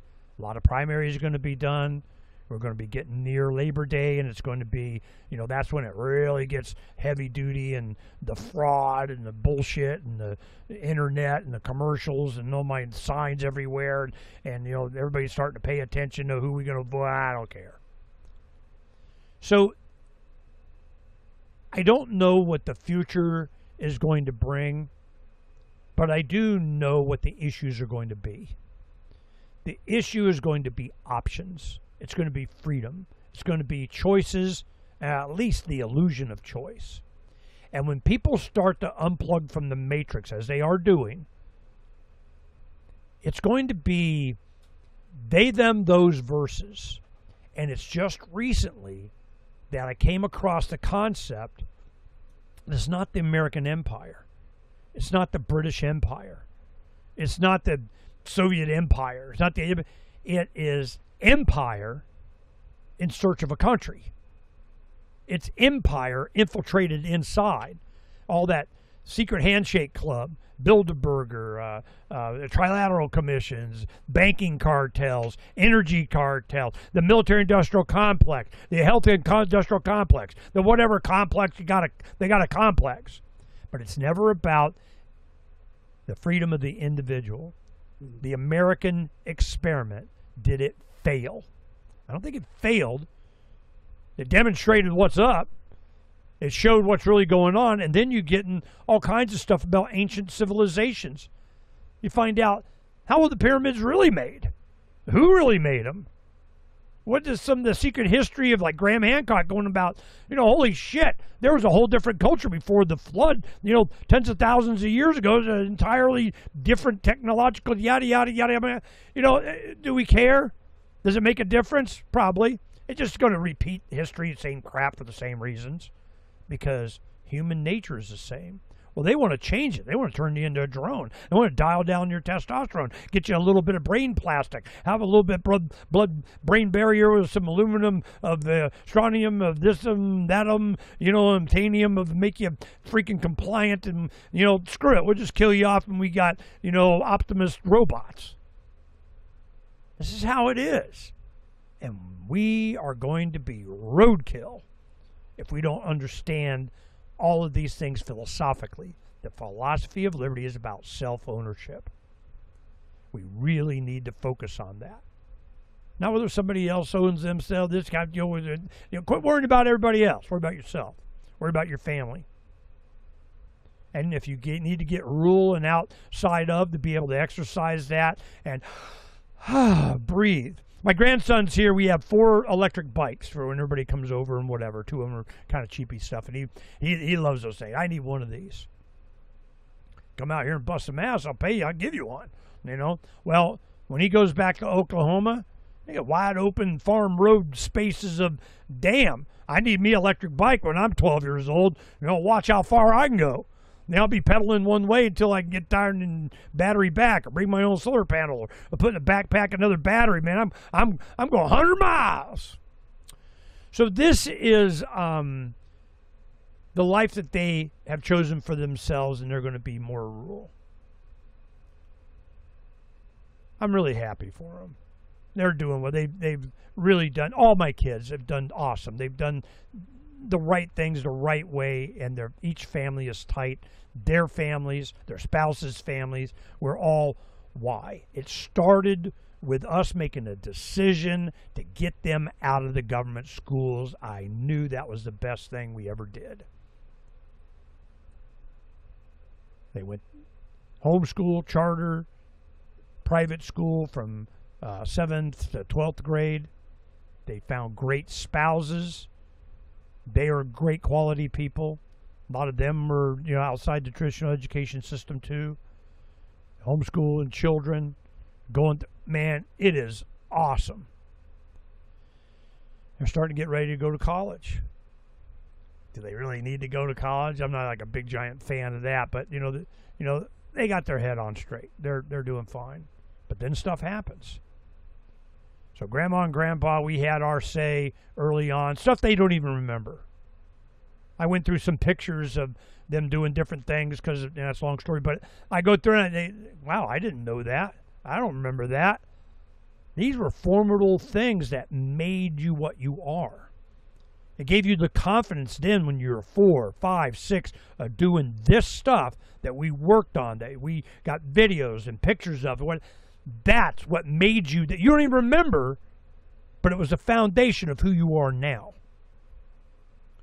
Important things that we learned when we didn't know when we were parents. I'm a much better grandparent than I was a parent, so I ask forgiveness from my kids. But they are, doing great. And I was really happy when Phranq and Savarda got pregnant. Phaedra, I go, man, this is going to change everything. We were doing the Trump report for years before he had Phaedra. Of course, he had to show off his crib. Look at my stroller, man. Ain't it pimp? There's a baby in here somewhere, wasn't there? So, this is why I'm take on the passion of what I do now, because it's at the core of what I think is the most important thing. Freedom. Last word, Phranq. Let's go. Yeah. So one thing is not to. I mean, it was a great summary, so I don't want to open up a can of worms. But we never. I wanted to ask you though since last week. What's your take? Without saying I don't care, I know it's coming. What's your take? What's happened with Mitch McConnell? You think he's alive or not? What do you think? Oh man, and I can't say it doesn't matter and I don't care. Holy Yeah, exactly. shit, man, that's a wrong one to tell me I can't do that. Wow, that is so it doesn't matter and I don't care. He was so representative along with Feingold, McCain, Box. I mean, Schumer, Schiff, Pelosi. I mean, how many names? I'm embarrassed. I even know who these people are. I don't care. Right. And it was Mitch McConnell. It was a tool of they, them, those. They think that he might have been poisoned. He didn't kiss enough ass or kiss too much ass, or they wanted to put somebody else in, or how they picked the replacements for. And I mean, this is so. Trump the movie. I mean, the miniseries, the maxi series. Who's going to write the book of this time? Well, the only reason I'm bringing it up is not that we care about Mitch McConnell, the turtle, all this for a bunch of reasons, but it's just interesting because obviously they lost Lindsey Graham is a very influential senator for they, them, those, and Mitch McConnell was like the ultimate. And then it's fascinating that they're doing a delay tactic, and people are thinking maybe he's dead or not, or in a coma, and of course trying to delay having a proper, I guess, another primary. It's a political or Democrat thing. It's if they can get it to a certain time. But if it turns out that something actually happened to him and they're hiding it, that could be even one more level of a scandal, to a level that's like beyond Watergate. But it just adds, at this point, it's a day in the life of America. You know what I mean? Like, it's the collapsing empire where, of course they're going to have a senator. They're going to keep him a weekend at Bernie's. And I mean, I remember what a scandal it was because of McConnell back during Obama when the judge, what's his name? I apologize. When the Supreme Court justice, Kavanaugh. No, the one that passed away when he died in the hotel. Scalia. Scalia, yeah. Remember when he died, and then Obama put Judge Garland up, and Congress decided it was we're a going to hotel. wait. He died in a bed at a supporters in Texas hunting trip of. Yeah, that was like weird, a hotel. I don't he was care. away from home. Whatever. But the point is they held off on that vote, and which really ticked off the Democrats, which led to Roe v. Wade being overturned. So I mean, McConnell was the one that did that. Now, in all fairness, Al Gore actually talked about waiting till the next election when he was a young senator way back during the first Bush administration, I think it was. We played that on Trump Report years ago, showing the hypocrisy. The Democrats said, of course we're going to wait till the next election before we nominate a justice if we're in control of Congress. And then when the Republicans are in that position, they cried foul. I know, ouch, quit it, I get it. But the fact that McConnell was the one that pushed this delay tactic, and now he himself might be the delay tactic, I find a bit rich. But it just shows the level of corruption for the team jersey. Well, which one are they doing, the sisters? That Graham or McConnell's sister is going to come in? Or they do, see, it's so bad that all they're doing is, it's like I want to slip them a 20 and say thank you for being so stupid. I mean, it's just making our point, on steroids. I hate doing this stuff. I much rather talk about, a lot of the things that we talk about. Which we did. I tacked at the end. I know you're going to not like the question, but I just thought, just the way they're acting, it's just very intriguing. But it's just I put up the stories on Freedom's Phoenix without even looking at it, reading it, and I don't freaking care. Well, to me, it's people care. There it is. But the fact to me, if they're hiding it, to me, it's not just about that. It's a symptom of just how sick this entire system is, and it's just collapsing. There's no honesty. Yeah, nothing. There's no integrity. There's no credibility. That's one thing I used to really, I should say it even more. And I'm going, the future is about credibility. Who do you believe? Not the government. Anything comes out of the mouth of sure shit Trump. I mean, he's bullshitting all the time. So the future is about credibility. Well, who has that? Not a lot. I mean, that's where, Tucker Carlson is riding the credibility thing on whatever that he's doing. But, I get a lot of criticism from people I talk to about him and, Candace and all these other guys because they're not talking about the real problem. I mean, they kind of eke up on it or have a little bit around the edges and get people kind of more mainstreamy view of whatever. It's better than not, I guess. But I have so many opportunities of different people to Tom Billu is a podcaster with Impact Theory, a lot of economics and so on worldwide. He's a gazillionaire young guy, software game company. He has a good show. You have Andre Jenk. He does really good stuff on what's happening, geopolitics and finance and economics. What he has a really good take. We put up. We have what's this guy named Noam whatever is kind of a Polynesian Asian looking guy that's a CPA. He's an accountant and he has a pretty good take on stuff. Then you have the Diary of CEO, British guy. I think he might be here in the U.S., a young black guy that, does a really good show, and he has good guests on. You get some Rogan, you get some Tucker, and I look at this stuff, and I'm going, one less thing I got to do. I don't feel, because when I first started doing radio back in 2003, there was no libertarian in a major media market. There was no, freedom-oriented, freedom's the answer guy with a microphone. There was nobody with the experience that we had to bring to, and the opposition and the inspiration against a man, if I file suit, and run against him, kind of, bring it, So there was a lot more responsibility with that ability to do that. In fact, that's how I got on the radio. There was a Quaker couple retired here and that sponsored to make sure they wanted me on the radio just to have somebody against the Iraq War before the land invasion in 2003. So this has been a good ride.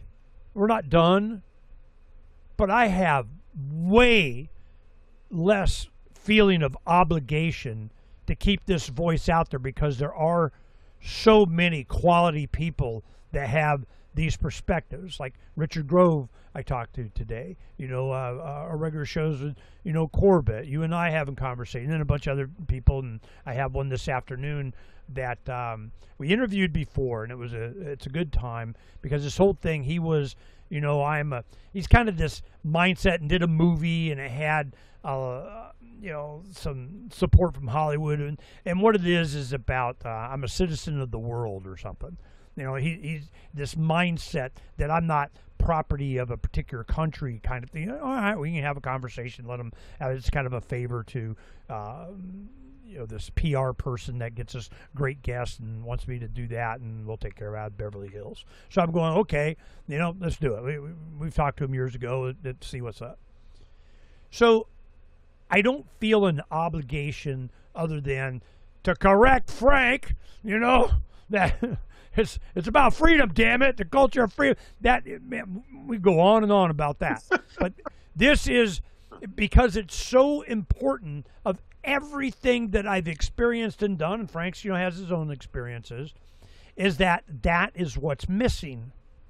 It's always Team Jersey stuff as opposed to advocating for your own choices, your own freedom, your own rights, your own family. Be a king of your own castle.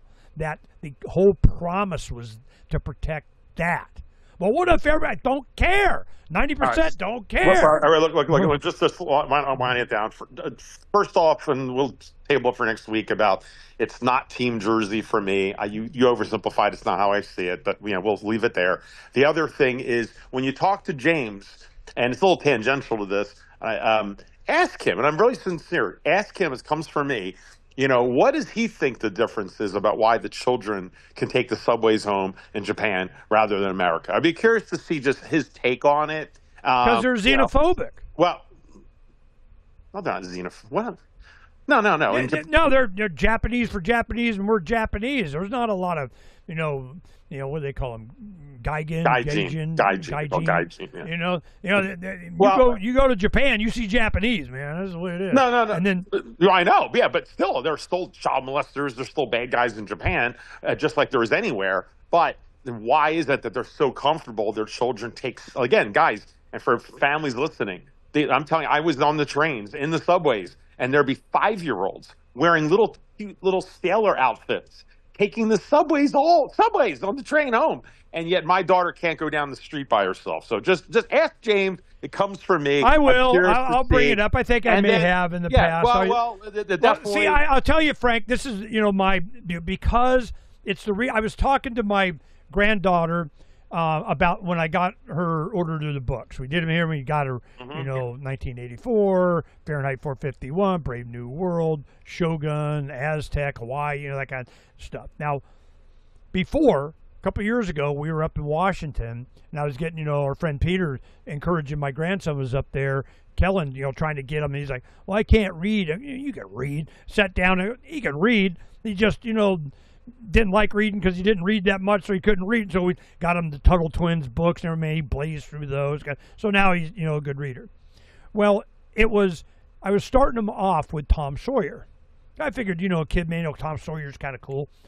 Well, Tom Sawyer and Huckleberry Finn have been banned from school libraries. I mean, all over the place. They're getting that out of there because it's got blacks in it, Negroes, and they're saying it's about it's a black thing. It's kind of they were slaves and it's a bad black thing. Black Lives Matter can't have Huckleberry Finn, Tom Sawyer. Well, they were like friends with them. They were the good guys. I mean, I was like, what the shit? That's bullshit. What it's about is the autonomy, the freedom, going through the woods, playing out, going on adventures. That is what they're afraid of. The autonomy of a young boy out living, going in the forest, learning things, how to tie knots, being self-sufficient, fishing, providing for himself on their own, spelunking, going, certain kind of, hell, even, Becky, even have girlfriend, so I mean, all of that is why they don't want it. When you had the liberal against the man hippies becoming teachers in the 70s, in the 80s, what were they doing? They were like, oh man, required reading, 1984. Now it's banned. Or you get it on Kindle, and they changed the freaking words in the book that you bought, kind of. Yeah, well, so, now they're even changing the movies, exactly. Well, look, just ask James. I'm curious what his take is. That's always a great question. And then lastly, because I have to get going, but you asked about movies. There's a new movie coming out. I forgot to mention it to you. Completely has nothing to do with the Trump report. But I'm from Philadelphia, and there's a hero. This person is real to us. His name's Rocky Balboa. His name's not Sylvester Stallone. It's Rocky. He's like a real person when you're from Philly, just saying. So anyway, anything Rocky is like, gold to us. So a movie's coming out. It's called I Am Rocky. I saw the trailer. I heard about this movie. And I saw the trailer. Yeah. It's basically the story of how Sylvester Stallone got Rocky made. And I've heard the story, and it's an amazing story. It's almost like Rocky itself, where Sylvester Stallone is up against the whole media machine, basically trying to buy him out and buy his story. And Sly's like, oh, no, I want to be the lead. I put everything, my life, into this story, and I want to play the lead. And they wouldn't let him. And you can see how he pulled that off. And I can't wait to see the movie. It looks just like there's no woke crap. It's just a good movie. We'll see how the ratings are. But I just wanted to throw it out to any Rocky fans. All right, man. I got to go. So, all right. Peace, guys. Everybody, happy days. I mean, they're coming. It's just going to it's going to get bad first, because it is. We'll get through it. Have a good week, Ernie. Bye-bye. Peace.